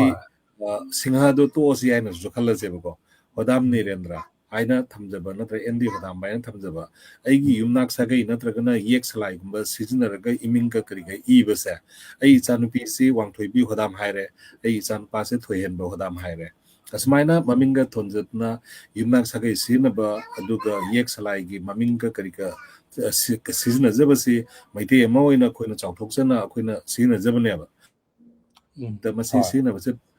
ka jana the encourage to be bra natragana sina su yai ka adi asisu ngasai gi khoina igi mingsi passport ta natraga ni khoi identity card ta ꯑꯩꯒꯤ ꯃꯤꯡꯁꯤ ꯑꯣꯜꯂꯦ ꯈꯣꯠꯂꯦ ꯍꯥꯏꯕ ꯑꯩꯈꯣꯏ ꯈꯕꯔꯗ ꯍꯥꯞꯄꯒꯗꯤ ꯌꯥꯏꯀꯣ ꯑꯗꯨꯕꯨ ꯉꯁꯥꯏꯒꯤ ꯑꯩꯈꯣꯏ ꯑꯩ ꯃꯩꯇꯩꯅꯦ ꯍꯥꯏꯔꯒꯗꯤ ꯑꯩꯈꯣꯏ ꯃꯩꯇꯩ ꯑꯦꯅꯤ ꯃꯩꯇꯩ ꯑꯃ ꯑꯣꯏꯔꯒꯗꯤ ꯃꯥꯒꯤ ꯁꯥꯒꯩ ꯑꯃ ꯂꯩꯔꯝꯒꯅꯤ ꯍꯥꯏꯕꯁꯤ ꯑꯗꯨꯝ ꯑꯩꯈꯣꯏꯒꯤ ꯃꯁꯤ ꯂꯩꯕꯥꯛꯅ ꯑꯦꯛꯁꯦꯞ ꯇꯧꯔꯕ ꯄꯣꯠꯅꯦꯕ ꯃꯄꯥꯟ ꯂꯝꯗ ꯑꯩꯈꯣꯏ ꯃꯣꯏꯔꯥꯡꯊꯦꯝ ꯍꯣꯗꯥꯝꯕ ꯈꯪꯗꯕꯩ ꯋꯥꯅꯤ ꯑꯗꯨꯕꯨ ꯑꯩꯈꯣꯏ ꯑꯦꯅꯤ ꯍꯣꯡꯕ ꯆꯥꯎꯕ ꯃꯙꯨꯆꯟꯗ꯭ꯔ ꯑꯩꯒꯤ ꯑꯦꯅꯤ ꯄ꯭ꯔꯣꯄꯔꯇꯤ ꯗꯦꯜ ꯇꯧꯕꯗ ꯑꯣꯏꯔꯣ ꯑꯅꯤ ꯑꯣꯏꯕ ꯃꯇꯝꯗꯗꯤ ꯑꯩꯈꯣꯏ ꯁꯥꯒꯩꯁꯤ ꯌꯥꯎꯗꯣꯔꯤꯕꯅꯦꯕ ꯁꯔꯅꯦꯝ ꯑꯃ ꯑꯗꯨꯅ ꯑꯩꯈꯣꯏ ꯈ꯭ꯔꯤꯁꯇꯟ ꯑꯣꯏꯔꯦ ꯍꯥꯏꯗꯅ ꯑꯗꯨꯅ ꯑꯩꯉꯣꯟꯗꯁꯨ ꯃꯌꯥꯝ ꯌꯥꯝ ꯆꯩꯔꯛꯈꯤꯑꯕ ꯁꯥꯒꯩ ꯐꯥꯎꯕ ꯃꯁꯛ ꯈꯪꯗꯕ ꯃꯤꯁꯤꯅ ꯍꯥꯏꯅꯀꯣ ꯊꯥꯡꯃꯟꯕꯩꯅꯤ ꯃꯔꯛ ꯑꯃ ꯑꯩꯅ ꯃꯙꯨꯆꯟꯗ꯭ꯔ ꯁ꯭ꯃꯤꯠ ꯍꯥꯏꯅ ꯈꯔ ꯊꯥꯔꯨꯔꯦꯕ ꯑꯩꯒꯤ ꯃꯙꯨꯆꯟꯗ꯭ꯔ ꯁ꯭ꯃꯤꯠ ꯍꯥꯏꯔꯤꯁꯤ ꯑꯩꯈꯣꯏ ꯀꯛꯆꯤꯡꯁꯤ ꯌꯣꯠ ꯁꯨꯕ ꯃꯤꯅꯤ ꯍꯥꯏ ꯑꯗꯨꯅ ꯑꯗꯨꯒꯤꯗ ꯑꯩꯅ ꯁ꯭ꯃꯤꯠ ꯈꯝꯂꯥꯡꯕꯒꯤ ꯃꯇꯨꯡ ꯏꯟꯕ ꯋꯥꯔꯤꯗ ꯑꯗꯨꯅ ꯑꯩꯅ ꯁ꯭ꯃꯤꯠ ꯍꯥꯏꯔꯤꯗꯣ ꯑꯇꯩ ꯅꯠꯇꯦ ꯑꯩꯈꯣꯏ ꯄꯥꯋꯔ ꯑꯣꯐ ꯏꯪꯂꯤꯁ ꯂꯦꯡꯒ꯭ꯋꯦꯖ ꯍꯥꯏꯕꯒꯤ ꯑꯗꯒꯤ ꯏꯚꯟ ꯃꯤꯡꯁꯤꯁꯨ ꯌꯥꯝ ꯏꯝꯄꯣꯔꯇꯦꯟꯅꯦ ꯑꯩꯈꯣꯏꯒꯤ ꯑꯥꯏꯗꯦꯟꯇꯤꯇꯤ ꯇꯥꯛꯄꯁꯤꯗꯀꯣ ꯍꯧꯖꯤꯛ ꯑꯩꯁꯤ ꯑꯦꯅꯤ ꯋꯦꯔ ꯑꯦꯅꯤ ꯑꯩꯈꯣꯏꯒꯤ ꯑꯦꯌꯔꯂꯥꯏꯟ ꯐ꯭ꯂꯥꯏꯠꯇ ꯆꯠꯄꯗ ꯑꯗꯒꯤ ꯀꯁꯇꯝ ꯀ꯭ꯂꯤꯌꯔꯦꯟꯁ ꯆꯠꯄꯗ ꯑꯩꯁꯤ ꯏꯟꯗꯤꯌꯥ ꯑꯩ ꯁꯛ ꯌꯦꯡꯕꯗ ꯏꯟꯗꯤꯌా ꯃꯥꯜꯂꯣꯏ ꯑꯗꯨꯕꯨ ꯑꯩꯒꯤ ꯄꯥꯁꯄꯣꯔꯠ ꯃꯣꯏꯅ ꯀꯣꯏꯁꯟ ꯇꯧꯔꯣꯏꯕ ꯑꯥꯔ ꯌꯨ ꯏꯟꯗꯤꯌꯥ ꯍꯥꯏꯅ ꯏꯟꯗꯤꯌꯟ ꯂꯥꯏꯟ ꯃꯔꯝꯗꯤ ꯃꯤꯡꯁꯨ ꯇꯥꯛꯑꯦꯕ ꯑꯗꯒꯤ ꯏꯚꯟ ꯃꯅꯤꯄꯨꯔ ꯍꯥꯏꯁꯦ ꯃꯅꯤꯄꯨꯔꯁꯤ ꯏꯟꯗꯤꯌꯥꯒꯤ ꯃꯅꯨꯡ ꯆꯟꯕ꯭ꯔꯥ ꯆꯟꯗꯕ꯭ꯔꯥ ꯍꯥꯏꯕꯁꯦ ꯑꯩꯈꯣꯏꯒꯤ ꯃꯅꯤꯄꯨꯔꯒꯤ ꯃꯤꯡ ꯇꯥꯛꯈ꯭ꯔꯦꯕ ꯑꯗꯨꯅ ꯍꯥꯏꯗꯤ ꯑꯩꯈꯣꯏꯒꯤ ꯌꯨꯝꯅꯥꯛ ꯁꯥꯒꯩ ꯑꯁꯤ ꯍꯧꯖꯤꯛꯇꯤ ꯑꯩ ꯌꯥꯝ ꯀꯟꯅ ꯍꯥꯏꯌꯦ ꯍꯥꯏꯗꯤ ꯃꯔꯝꯗꯤ ꯑꯩꯈꯣꯏ ꯍꯧꯖꯤꯛꯁꯤꯡ ꯑꯌꯥꯝꯕ ꯑꯩꯈꯣꯏ ꯄꯤ ꯄꯤ ꯑꯦꯐ ꯄꯦꯟꯁꯤꯜ ꯂꯧꯊꯣꯛꯄ ꯃꯌꯥꯝ ꯑꯋꯥꯕ ꯊꯦꯡꯅꯔꯝꯒꯅꯤꯀோ ꯍꯥꯏꯗꯤ ꯃꯤꯡꯁꯤ ꯑꯩꯈꯣꯏꯁꯤ ꯃꯙꯨꯆꯟꯗ꯭ꯔ ꯇꯣꯉꯥꯟꯅ ꯏꯔꯤ ꯁꯤꯗ ꯑꯩꯒꯤꯗꯗꯤ ꯄꯨꯂꯞ ꯑꯃꯠꯇꯗ ꯏꯗꯣꯏꯅꯦꯕ ꯑꯗꯨꯅ ꯍꯥꯟꯅ ꯑꯩꯅ ꯏꯔꯝꯃꯤꯁꯤ ꯃꯙꯨꯆꯟꯗ꯭ꯔ ꯁꯤꯡ ꯏꯕ ꯃꯐꯝ ꯑꯃ ꯌꯥꯎꯔꯝꯒꯅꯤ ꯑꯗꯒꯤ ꯃꯙꯨꯆꯟꯗ꯭ꯔ ꯑꯅꯤ ꯊꯣꯛꯅ ꯑꯃꯨꯛ ꯏꯔꯝꯕ ꯑꯗꯒꯤ ꯑꯃꯗꯅ ꯃꯣꯏꯔꯥꯡꯊꯦꯝ ꯃꯙꯨꯆꯟꯗ꯭ꯔ ꯏꯔꯝꯕ ꯑꯗꯨꯅ ꯁꯤꯒꯤ ꯃꯌꯥꯝꯁꯤꯒꯤ ꯑꯋꯥꯕꯁꯤ ꯍꯧꯖꯤꯛ ꯄꯨꯔꯥ ꯗꯤꯖꯤꯇꯦꯂꯥꯏꯁ ꯑꯦꯚ꯭ꯔꯤꯊꯤꯡ ꯀꯝꯄ꯭ꯌꯨꯇꯔꯥꯏꯁ ꯑꯣꯏꯕꯅꯤꯅꯀꯣ ꯁꯤꯒꯤ ꯑꯋꯥꯕ ꯌꯥꯝ ꯂꯩ ꯑꯩꯅ ꯃꯌꯥꯝꯗ ꯍꯥꯏꯕꯁꯤ ꯑꯩꯈꯣꯏꯒꯤ ꯃꯤꯡꯁꯤ ꯑꯦꯌꯔꯂꯥꯏꯟ ꯐ꯭ꯂꯥꯏꯠꯇ ꯄꯥꯏꯀꯥꯟꯗ ꯃꯤꯁꯇꯔ ꯁꯤꯡ ꯍꯥꯏꯅꯁꯨ ꯀꯧꯔꯛꯀꯅꯤ ꯑꯩꯕꯨ ꯑꯗꯨꯗꯤ ꯃꯤꯁꯇꯔ ꯃꯣꯏꯔꯥꯡꯊꯦꯝꯗꯨꯁꯨ ꯄ꯭ꯔꯣꯅꯥꯎꯟꯁ ꯇꯧꯕ ꯍꯩꯇ꯭ꯔꯕꯅꯤꯅꯀꯣ ꯑꯗꯨꯒ ꯌꯥꯝ ꯅꯨꯡꯉꯥꯏꯇꯕ ꯍꯥꯏꯗꯤ ꯃꯤꯁꯇꯔ ꯃꯙꯨꯆꯟꯗ꯭ꯔ ꯍꯥꯏꯅ ꯀꯧꯍꯟꯅꯤꯡꯕꯗꯣ ꯑꯗꯨꯅ ꯌꯥꯝ ꯗꯤꯁꯇꯣꯔꯇꯦꯠ ꯑꯥꯏꯗꯦꯟꯇꯤꯇꯤ ꯃꯁꯤ ꯀꯗꯥꯏꯗꯒꯤ ꯂꯥꯛꯈꯤꯕꯅꯣꯗꯣ ꯑꯩꯈꯣꯏꯃꯨꯛ ꯅꯩꯅꯔꯗꯤ ꯑꯃꯨꯛ ꯌꯧꯈ꯭ꯔꯅꯤ ꯅꯠꯇ꯭ꯔꯥ ꯖꯥꯅꯦꯅ ꯑꯗꯨ ꯉꯁꯥꯏꯒꯤ ꯀꯩꯅꯣꯗꯨꯗ ꯌꯨꯝꯅꯥꯛ ꯁꯥꯒꯩ ꯁꯤꯖꯤꯟꯅꯕꯁꯦ ꯑꯣꯖꯥ ꯁꯞꯄꯣꯔꯠ ꯇꯧꯕꯤ ꯍꯥꯏꯕꯅꯦꯕ ꯗꯦꯐꯤꯅꯦꯠꯂꯤ ꯑꯗꯨꯅ ꯑꯩꯅ ꯃꯙꯨꯆꯟꯗ꯭ꯔ ꯃꯣꯏꯔꯥꯡꯊꯦꯝ ꯍꯥꯞꯄꯁꯤꯅ ꯐꯩꯌꯦ ꯑꯣꯖꯥ ꯍꯥꯏꯗꯤ ꯍꯣꯜ ꯄ꯭ꯔꯤꯊꯤꯕꯤꯗ ꯂꯩꯔꯤꯕ ꯃꯌꯥꯝꯁꯦ ꯑꯁꯤꯒꯤ ꯁ꯭ꯇꯥꯏꯜꯁꯦ ꯌꯥꯝ ꯅꯩꯌꯦꯕ ꯑꯗꯨꯅ ꯃꯣꯏꯔꯥꯡꯊꯦꯝ ꯍꯥꯟꯅ ꯍꯥꯞꯄꯨꯔꯕ ꯑꯗꯒꯤ ꯍꯣꯔꯦꯟ ꯃꯤ ꯑꯩꯈꯣꯏ ꯁꯥꯒꯩ ꯈꯪꯕ ꯃꯤꯅꯕꯨꯗꯤ ꯁꯥꯒꯩꯗꯨꯒꯤ ꯃꯃꯤꯡ ꯄꯟꯗꯅ ꯃꯙꯨꯆꯟꯗ꯭ꯔ ꯍꯥꯏꯅ ꯀꯧꯕꯤꯔꯅꯤ ꯑꯩꯈꯣꯏꯒꯤ ꯃꯣꯏꯔꯥꯡꯊꯦꯝ ꯍꯥꯏꯁꯤ ꯁꯥꯒꯩꯅꯦ ꯈꯪꯗꯕꯁꯤꯡꯅꯗꯤ ꯑꯩꯕꯨ ꯃꯣꯏꯔꯥꯡꯊꯦꯝ ꯍꯥꯏꯅ ꯀꯧꯕꯤꯔꯅꯤ ꯑꯗꯨꯅ ꯂꯥꯁꯇ ꯑꯩꯈꯣꯏꯒꯤ ꯁꯔꯅꯦꯝꯁꯤ ꯁꯥꯒꯩꯁꯤ ꯍꯥꯞꯈ꯭ꯔꯒꯗꯤ ꯁꯤꯒꯤ ꯂꯥꯁꯁꯤ ꯃꯣꯏꯒꯤ ꯐꯦꯃꯤꯂꯤ ꯅꯦꯝꯅꯤ ꯑꯗꯒꯤ ꯃꯃꯥꯡꯗ ꯂꯩꯔꯤꯕꯁꯤꯅ ꯃꯥꯒꯤ ꯑꯦꯛꯆꯨअल ꯔꯤꯌꯦꯜ ꯅꯦꯝꯅꯤ ꯍꯥꯏꯕꯁꯤ ꯑꯩꯈꯣꯏ ꯄ꯭ꯔꯤꯊꯤꯕꯤꯗ ꯈꯪꯅꯕ ꯃꯥꯒꯤ ꯀꯔꯤ ꯍꯥꯏꯁꯤꯔꯥ ꯃꯥꯒꯤ ꯅꯣꯝ ꯑꯃꯅꯦꯕ ꯑꯗꯨꯅ ꯑꯩ ꯏꯆꯥꯁꯤꯡꯁꯨ ꯑꯦꯅꯤ ꯊꯦꯡꯅꯕ ꯑꯩꯈꯣꯏ ꯑꯉꯥꯡꯁꯤꯡꯗꯨꯗ ꯃꯤꯡꯁꯦ ꯑꯗꯨꯃꯥꯏꯅ ꯍꯥꯞꯄꯨ ꯃꯤꯡ ꯆꯟꯕꯗ ꯁꯥꯔꯇꯤꯐꯤꯀꯦꯠ ꯑꯗꯨꯃꯥꯏꯅ ꯍꯥꯞꯄꯨ ꯑꯩꯈꯣꯏ ꯂꯦꯚꯦꯜꯗꯗꯤ ꯇꯧꯍꯧꯗ꯭ꯔꯦꯕ ꯑꯗꯨꯅ ꯁꯤꯒꯤ ꯑꯩꯒꯤ ꯏꯆꯥꯅꯨꯄꯤꯁꯤ ꯋꯥꯡꯊꯣꯏꯕꯤ ꯍꯣꯗꯥꯝ ꯍꯥꯏꯅ ꯊꯝꯃꯦ ꯑꯗꯣ ꯏꯆꯥꯅꯨꯄꯥꯁꯤꯅ ꯊꯣꯏꯍꯦꯟꯕ ꯍꯣꯗꯥꯝ ꯍꯥꯏꯅ ꯊꯝꯃꯦ ꯑꯣꯖꯥ ꯑꯗꯣ ꯀꯃꯦꯟꯇ ꯄꯥꯎꯈꯨꯝ ꯄꯤꯗ꯭ꯔꯁꯨ ꯌꯥꯕ ꯑꯩꯈꯣꯏꯅ ꯊꯥꯒꯠ ꯋꯥꯍꯩ ꯄꯤꯕ ꯌꯥꯕ ꯑꯃꯈꯛꯇꯤ ꯀꯔꯤ ꯆꯥꯡꯒꯝꯃꯌꯨꯝ ꯏꯕꯣꯄꯤꯁꯟ ꯈꯟꯅ ꯅꯩꯅꯕꯅ ꯐꯖꯕ ꯑꯆꯨꯝꯕ ꯁꯣꯂꯨꯁꯟ ꯑꯃ ꯄꯨꯔꯛꯄ ꯉꯝꯒꯅꯤ ꯍꯥꯏꯕ ꯋꯥꯍꯩ ꯑꯃ ꯊꯝꯕꯤꯔꯛꯏ ꯊꯦꯡꯛꯌꯨ ꯍꯥꯏꯇꯥꯔꯦ ꯑꯗꯒꯤ ꯀꯩꯅꯣꯒꯤ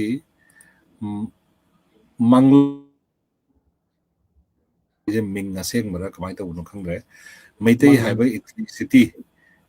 ꯃꯩꯇꯩ ꯍꯥꯏꯕ ꯏꯊꯅꯤꯁꯤꯇꯤ ꯑꯁꯤꯁꯨ ꯀꯣꯟꯅ ꯁꯦꯝꯂꯛꯈꯤꯕꯅꯤ ꯃꯥꯏꯁꯦ ꯑꯩ ꯀꯣꯟꯅ ꯈꯨꯝꯖꯔꯒꯦ ꯇꯣꯉꯥꯟꯕ ꯀꯩꯅꯣꯝꯃ ꯇꯧꯖ ꯃꯁꯤ ꯀꯣꯏꯁꯟ ꯑꯩꯁꯨ ꯈꯪꯅꯤꯡꯕ ꯂꯩꯌꯦꯕ ꯍꯥꯏꯗꯤ ꯑꯩꯈꯣꯏꯒꯤ Meitei ꯍꯥꯏꯔꯤꯈꯩꯁꯦ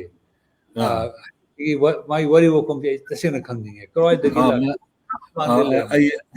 mitai haibamne maitai haibamne duna sigi wari se sakita adi akoi ngasai topic tu yaura ro adu manglam chati ba mangang da aina haizari aigi another live amada ai khumjana ba hona jage aduga Jesus calls you haina ama keno ma moi dunne page maming kumba account maming oya thambra keno yaning da ba kaya leramgani adubu nampuda dharma olhanba yaroy hai definitely si yam lowani akoi support tawjari duga ni omo chawgol lermaba maming matha Hoi. pibiro ai number Hoi. 1 police complaint thabdu yawjage hoi hoi hoi degi ma mathang pareng da hai ri religion da hai basi ma magi pukning na leiba pukning da leiba aduda kari ba magi pukning leigani hai ba mare asi dum support tawningai u ka wafam ni akoi na ngangna ri basida magi appreciation ga loina na magi comment ama dum pi bane na ngasai manglam chat thi ba mangang na haisna oizaba nangna maitai lining chali dusu paisagi wa natana oizaba thiba gini maisna atopa mi amada comment pi ba mai tawre oja akoi di maitai lining chatpa maitai lining haibagi matang sidasu ozana ngasai maitai haido adui matang do ozana su khar khangning ma lei haido kakching lon gi kamu sing sisu budiraja gi makha da lei bani ko lai dana khamlang bai makha da lei bani ko aduga ningthau dana budiraja ko eba aduga ningthau kong bisenpur son gi kamu sing sina kalana jai makha da lei bani ko adu maina to to ko wari sing sing asi sajaroroge tuna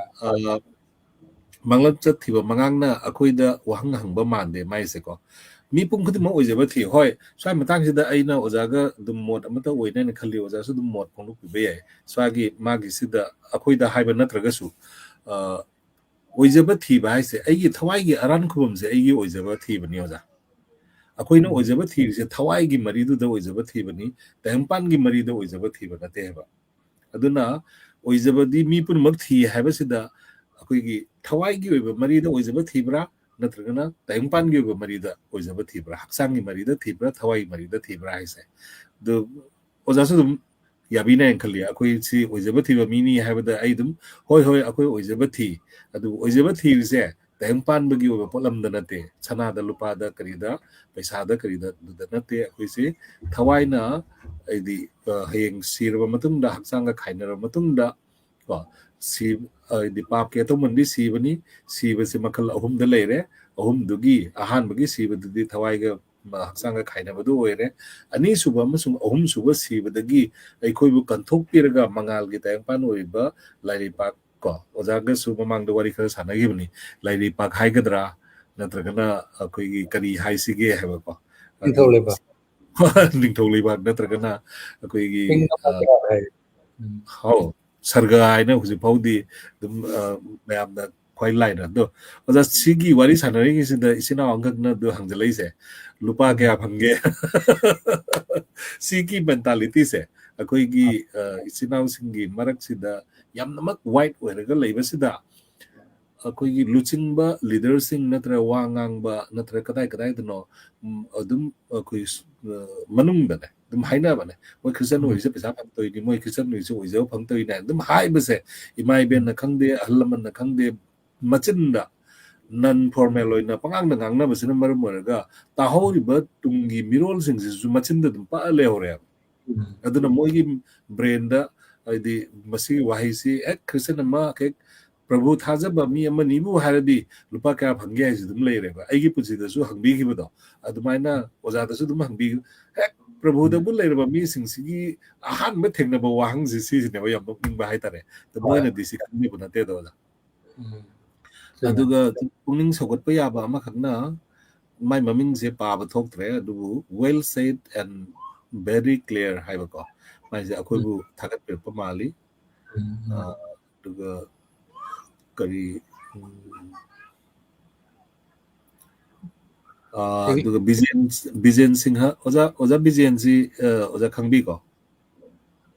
ai पासा बिजेन कनो तोर मने जा खंगनी आइना कनो photo फेन सेंग नु देबे नि पासा बिजेन ओजागा connection ꯂꯩꯈ꯭ꯔꯕ ꯈꯪꯗꯦ ꯑꯗꯨ ꯃꯥꯅꯁꯨ very good discussion ꯍꯥꯏꯅ ꯑꯩꯈꯣꯏ appreciate ꯇꯧꯕ message ꯑꯃ ꯊꯥꯕꯤꯔꯛꯏ Thank you.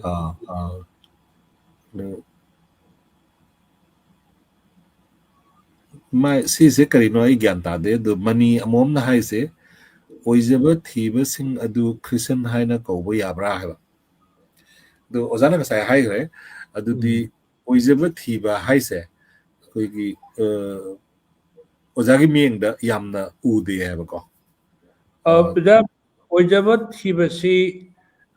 ꯌꯥꯝ ꯂꯥꯛꯄꯅꯦ ꯍꯥꯏꯗꯤ ꯖꯤꯁꯨ ꯈ꯭ꯔꯤꯁꯇꯒꯤ ꯃꯇꯝꯗꯁꯨ ꯉꯁꯥꯏ ꯖꯤꯁꯨ ꯈ꯭ꯔꯤꯁꯇꯅ ꯃꯌꯥꯝꯗ ꯄꯤꯖꯈꯤꯕꯗꯣ ꯑꯃꯨꯛ ꯄꯥꯝꯕꯒꯤ ꯂꯥꯛꯈꯤꯕ ꯃꯌꯥꯝ ꯌꯥꯎꯋꯦꯕ ꯍꯧꯖꯤꯛꯁꯨꯅꯤꯗ ꯑꯩꯈꯣꯏ ꯃꯤꯑꯣꯏꯕꯗ ꯋꯤ ꯍꯦꯞ ꯁꯣ ꯃꯦꯅꯤ ꯅꯤꯗꯁꯅ ꯌꯥꯝꯅ ꯂꯩꯇ ꯂꯥꯏꯔꯕ ꯃꯤꯁꯤꯡꯗꯨꯗꯤ ꯑꯩꯈꯣꯏꯅ ꯃꯣꯏꯕꯨ ꯃꯥ ꯑꯣꯏꯖꯕ ꯄꯥꯝꯕꯒꯤ ꯂꯥꯛꯄꯅꯤ ꯍꯥꯏꯅ ꯈꯜꯂꯝꯕ ꯂꯩꯒꯅꯦꯕ ꯑꯗꯨ ꯍꯧꯖꯤꯛ ꯅꯔꯁ ꯇꯝꯅꯤꯡꯕꯒꯤ ꯈ꯭ꯔꯤꯁꯇꯟ ꯑꯣꯏꯕ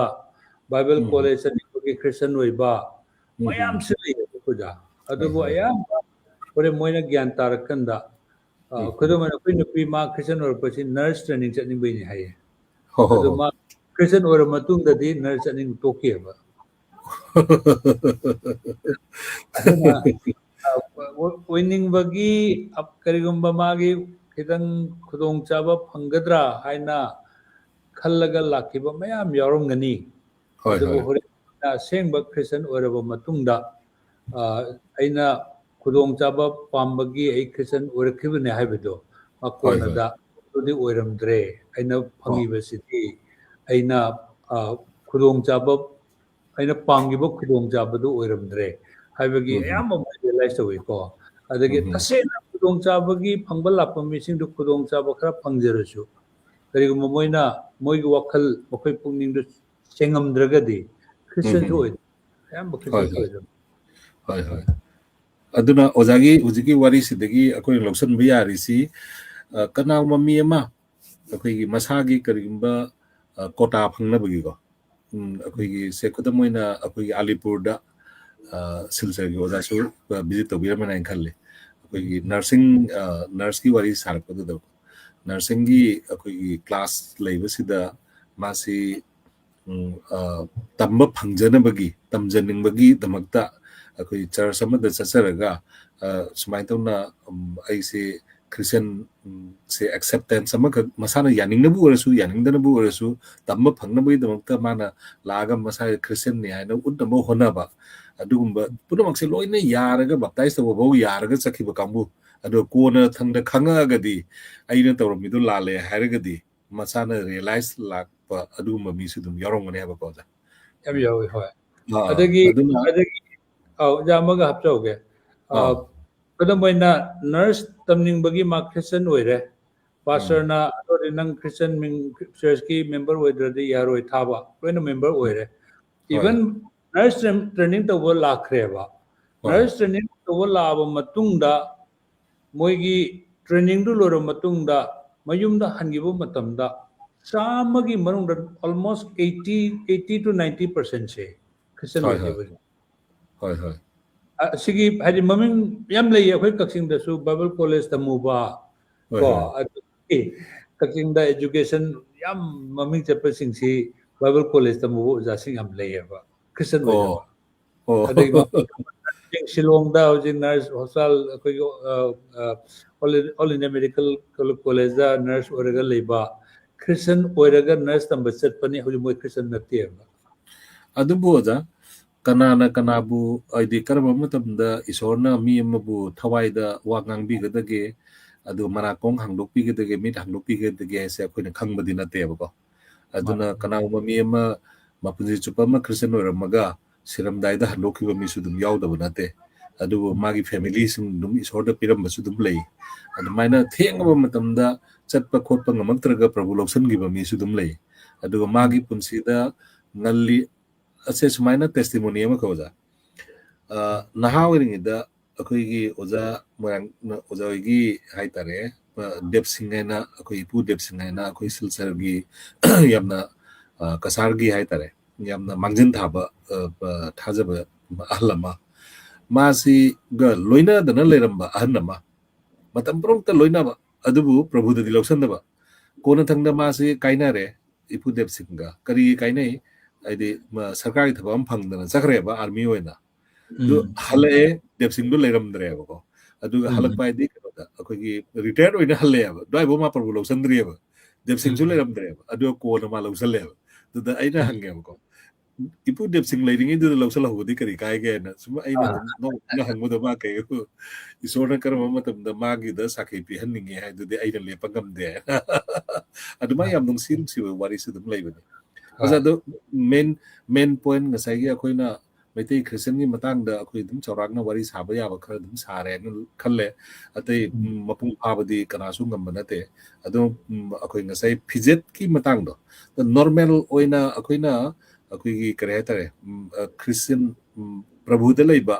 मितै सिनाउ सिंगसना सेटपा फिजेट सी क्रमाइ तुना ओइगदगे हाबि मतंग सिदने वदा बाइबल दा फिजेट सी यामना इंपोर्टेंट पिबिरम्बा सी मदम अजाना सुदम थिंगना बिरमगना ना खल्ले आइदि फिजेट सी बाइबल नसु तौबगिदी सी खुदम ओइना नुपी सिंगना अचाबा फिजोन ना हाबा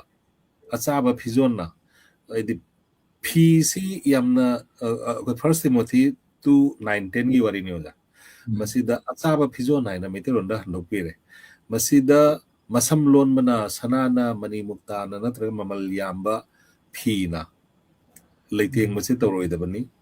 का मदुई महुत्ता ईश्वर की बीनी हाइरिबी नुपी सिंगी दमुत मतिक चाबगुमना अफबा थबकना लेतेंगदबने हेबा अखोइ क्रिश्चियन पुसिदा अखोइगी फिजेल लेतेंग से करिना ओइगदगे हेबदा ईश्वर की बसे बसिसना आइदि ओइगदबनी फिजेट सी इंपोर्टेंट नि अचाबा फिजोन हाइबसे हाइबदी मांगोंदा करे तरे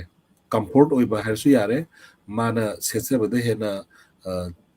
लेमजबा हरसु यारे अदुबु ngसाइगी मसम लोनना मके सेमना लेबा सनामनी मुक्ताना लेतेंगबा यामना लग्जरियस ओइबा पुंसी अमसिदी ममल याम फी यामना का हेना मिमांग द उथोकनिंगबगी मोंग द सिनबसिदी तौरोइदबनी हाइबसे तिमोथीगी अनीगी मापन तरादा तुम पनबिरमबसिमा थेंगनारे अदुगा नखोइगी लेतेंगदी ngसाइगी दु चमानना चौरागना हाइबेट माना मोंग द फर्स्ट पीटर 3:4 दसु मा दम हाइबिरे समलोनबा सनासिबा असिना ओइदसनु हाबको थमोइगी अरोट मी अदु मांगबा लेतबा पुनिंग तपा मसुम पुनिंग इंगमना लेतेंगु हाइबा अदुना सिगी फिजेट लेतेंगी मतंग सिदा करे हाइतरे सेट नबसिदी या मरुनी अहन तिमोथी 6:8 दा हाइबसे चानबगा सेट नबगा से लेरबदी एखोइ पेंजेगनी हाइबा मसीसमा सुम पलमसु थेनै अदुगा नखोइना करी सेट कदगी हाइना लांटकनगनु हाइबसेसु अखोइ कनोदा पलंबा अखोइ थेंगै बाइबल गी मैथ्यू 6:25 तको अदुगा ngसाइगी यम सांगबा वारी अमा जुम लेको फिरोन सिदी यामना करीगी नखोइ लांटकनगनु हाइबा मतंगदा लबुक्ता हौवा थरोना कमाइ तौबा उचेक सिंग कमाइ तौबा सासन पुनमक को पुनमक तो सोलोमन गी वाफम जु पल्ले अदुगा मखोइ खुदिकमक्ता फिजे लेतेंग बिरगदी नखोइ बु आइना चुम नुसिना साग्रगा करीगी नखोइ दमता फिजे लेतेंग बिरोइदगे हाबा अदुगा करी सेट कनी हाबई दमता नखोइना अखोइ लांटकनब दिल थमगनु दना नखोइना अहानबदा अखोइगी अखोइगी मैथ्यूगी कनोदा 6:33 दा इबा अहानबदा ईश्वर युथुलेबाक अमसु माकी धर्म से मदु थिउ अदो पोट पुनमा से अमो धापसन बिगनी हाबा देगी अमका का हाइरम बम लेयोदा नुपी न नुपा की फिरोन सेलोइदबनी अदुगा नुपा न नुपी की फिरोन इल्लोइदबनी ना मसी अनिसो 1:22:5 दा दमाइना इरमबम ले देगी अफबा फी सेटपा देगी अमोटपा फी सेटपा असिगी खेनाबसु अखोइ मी सिंगना खेनाबा थमदना जब मानव मींग द मीदु इकाई खुनो हाइबा अमसु जाकोब की 2:4 दा इबा लई अदुगा अखोइगी कनोदा लाइसंगदा निंगना संगदा सत्पा प्रभुदा हाइजबा मतम द मयाम तिनबा मतम दा मकोक खुंबा खुटपा मसीगिसु अमा कोरिन्थियागी आमा कोरिन्थियागी 13:3-5 दा तुम पनबले सी मयाम सिंसी ओजानसु ओयमदा लेबनिना बाइबल सु ओजा वारी मनुंगदा ngasai ozagi Roman script Bible ka kai ka tawbagi amasu ozagi tawgibam su leino ko the Bible sima to thoroughly ozana kanna tawgibam leibani na sigi phizet ka kari ga mari leina ba mayam sing sida ahan bada normal oi pa normal life mada day to day life da akoi na set pa ya ba se Bible da palli ba mayam sing siga samjanarga yam lai ba akoi gi londa da ozana kani haibe yai luong khongdong bada kari set kani aduga akoi asi ana thok tamda kari set ka dage haibse kitang thabyo da hoi yai jad ai ngai han mamang da haje bugumna I just I declare human right ki wakalon chen bani na ko I'm very liberal in mind wakal da sigi si hakana koi kal maro na dress code ki matang da even kodo na pol na iribasing so yam pictures kada di literally when low meam low sline ko ado hari particular church that even not to every all the Christian prithvi the liver Christian guru mukti even nate habagi kano sule do Christian guru mukti even natragasu particular culture amada iba orgasu madugi do lobo yabo makai logadabani habagi si opinion me am sure lay ko ado akoigi maitai akoi manipur da leba Christian haitare adi ngasai akoi dress haragana akoi su yam akoi si tribe masen yamba adagi adugi manungda hoji globalization adagi social media gi influence adagi akoi film movie myam lady ne ko aduna defining what is the appropriate dress I will say it will very much differ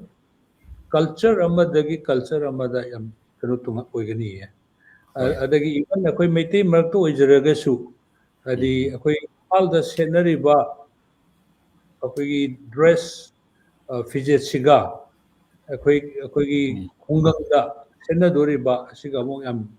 kanu oine ba aduna khungangda tuna badu sar da tuna da bayai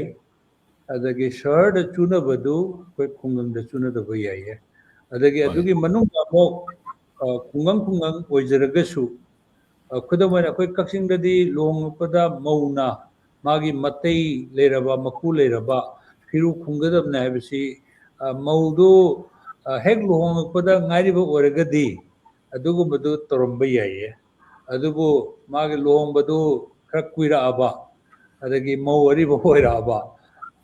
matai lerabudi koi budi adu makoi koi nei haukan di koi na da bisu myam yauna re ko adugo firu khumba ga habisi haukan se akoi kaksing lom da di leiti ba adugo kaksing da kitang haigalaga ko haigalaga di me kitang sawa pom to pani imphal naksila di adugo kitang haigalaga su khodo mena wangjing maku bola ek maudu aribi mawresu masa masuro leijarabasu tak fikang kineba adagi ma patai laga su ko tak khang kineba adu kaksing dati madu kya ude aduna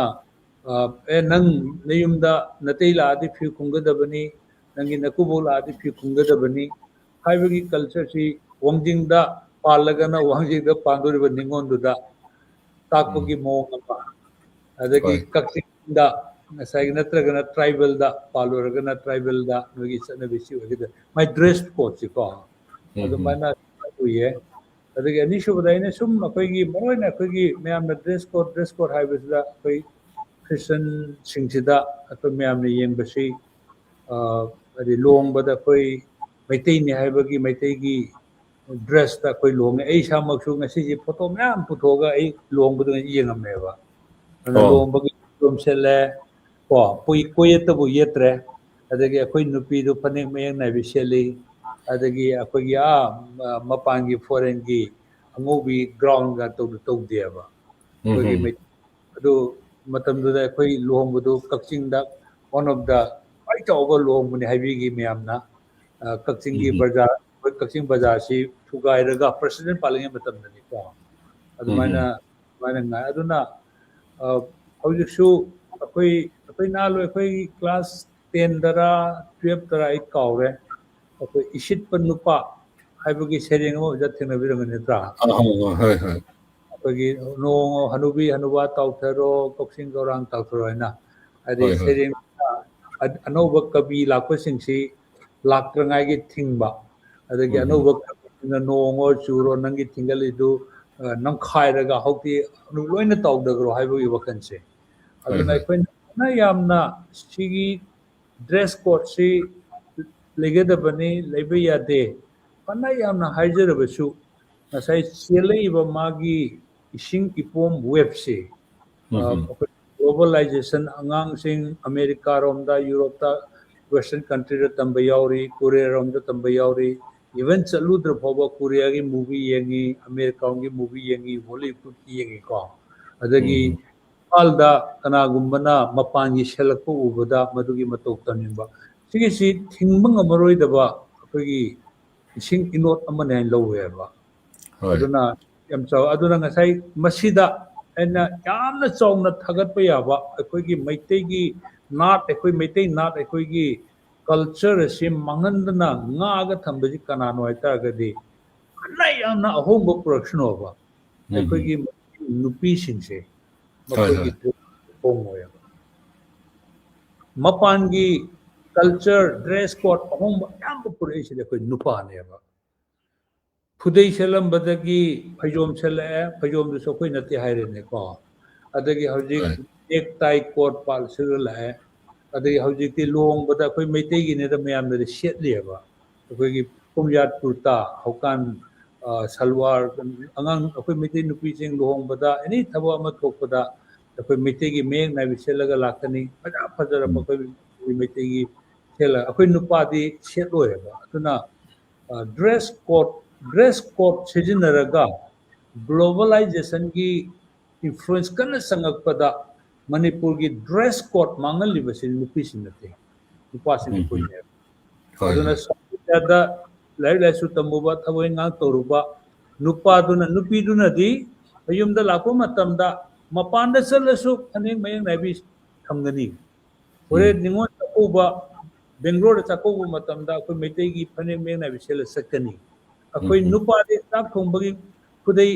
ꯍꯪꯒꯥꯝꯄꯥꯟ ꯃꯆꯨꯒꯤ ꯅꯠꯇ꯭ꯔꯒꯅ ꯃꯆꯨꯒꯤ ꯁꯦꯠꯀꯅꯤꯀꯣ ꯑꯗꯨꯒ ꯆꯠꯄ ꯃꯇꯝꯗ ꯈꯣꯡꯒꯥꯎ ꯇꯧꯔꯒ ꯆꯠꯀꯅꯦꯕ ꯑꯗꯨꯅ ꯃꯄꯥꯟꯗ ꯆꯠꯂꯁꯨ ꯑꯩꯈꯣꯏ ꯃꯩꯇꯩꯒꯤ ꯅꯥꯠ ꯑꯩꯈꯣꯏꯒꯤ ꯗ꯭ꯔꯦꯁ ꯀꯣꯗ ꯉꯥꯛꯄ ꯀꯜꯆꯔ ꯉꯥꯛꯄꯁꯤꯗꯤ ꯑꯩꯈꯣꯏ ꯃꯩꯇꯩ ꯆꯅꯨ ꯃꯩꯇꯩ ꯅꯨꯄꯤꯁꯤꯡꯁꯤꯅꯦꯕ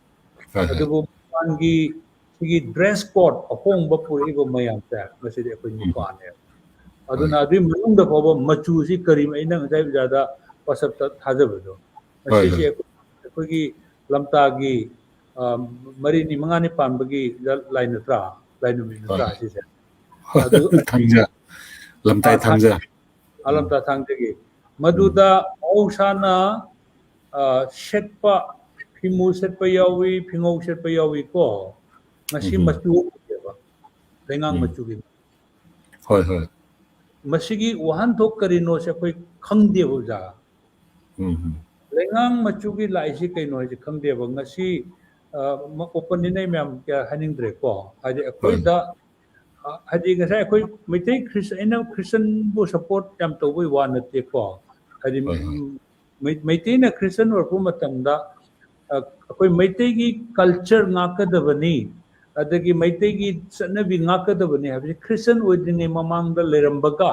ꯍꯧꯖꯤꯛ ꯑꯩ ꯈ꯭ꯔꯤꯁꯇꯟ ꯑꯣꯏꯔꯕ ꯃꯇꯨꯡꯗ ꯍꯧꯖꯤꯛꯅ ꯍꯦꯟꯅ ꯍꯦꯜꯂꯦꯕ ꯀꯣ ꯑꯗꯒꯤ ꯏꯚꯟ ꯀꯪꯂꯥꯁꯤ ꯅꯍꯥꯟꯋꯥꯏꯗꯤ ꯆꯔꯆ ꯂꯩꯔꯝꯃꯤ ꯆꯔꯆꯇꯨ ꯂꯩꯁꯅꯨ ꯍꯥꯏꯅ ꯑꯩ ꯏꯁꯥꯃꯛ ꯑꯩꯈꯣই ꯇꯤꯝ ꯄꯨꯔꯛꯇꯅ ꯗꯦꯜꯂꯤꯗꯩ ꯄꯨꯔꯛꯇꯅ ꯑꯩ ꯀꯦꯝꯄꯦꯟ ꯇꯧꯔꯝꯃꯤ ꯑꯗꯨꯕꯨ ꯌꯥꯗꯗꯅ ꯂꯧꯊꯣꯛꯈ꯭ꯔꯦ ꯑꯗꯒꯤ ꯍꯧꯖꯤꯛꯇꯤ ꯂꯧꯊꯣꯛꯈ꯭ꯔ ꯃꯇꯨꯡꯗ ꯑꯩꯈꯣꯏꯒꯤ ꯀꯪꯂꯥꯁꯦ ꯁꯦꯟꯇꯔ ꯐꯣꯔ ꯁꯅꯥꯃꯍꯤ ꯂꯔꯅꯤꯡ ꯍꯥꯏꯕꯒꯤ ꯁꯦꯟꯇꯔ ꯑꯃ ꯑꯣꯏꯅ ꯊꯝꯁꯤ ꯐꯥꯎꯕ ꯑꯩ ꯑꯁꯤ ꯑꯥꯔꯇꯤꯀꯜ ꯏꯗꯅ ꯑꯩ ꯇꯧꯒꯦꯕ ꯑꯩꯈꯣꯏ ꯂꯣꯀꯦꯜ ꯄꯦꯄꯔꯗ ꯀꯣ ꯑꯗꯨꯅ ꯍꯥꯏꯗꯤ ꯃꯩꯇꯩ ꯑꯃ ꯑꯣꯏꯅ ꯑꯩꯈꯣꯏꯒꯤ ꯀꯜꯆꯔ ꯑꯩꯈꯣꯏꯒꯤ ꯂꯩꯔꯤꯕ ꯏꯚꯟ ꯂꯥꯏꯅꯤꯡ ꯂꯥꯏꯁꯣꯟ ꯐꯥꯎꯕ ꯑꯁꯤ ꯂꯩꯍꯟꯒꯗꯕꯅꯤ ꯃꯄꯥꯡꯒꯜ ꯀꯟꯈꯠꯍꯟꯒꯗꯕꯅꯤ ꯍꯥꯏꯕꯒꯤ ꯋꯥꯈꯜꯁꯤ ꯄꯣꯜꯂꯦ ꯑꯗꯨꯅ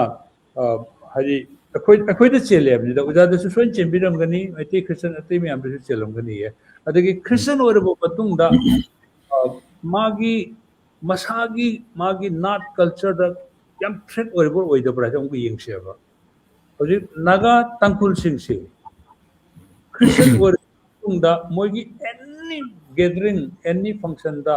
मोगी आइडेंटिटी से मोय फिसी इल्लेबा हानादि फिलमि को हजिति मोगी फी मोगी शोल दुना तुबा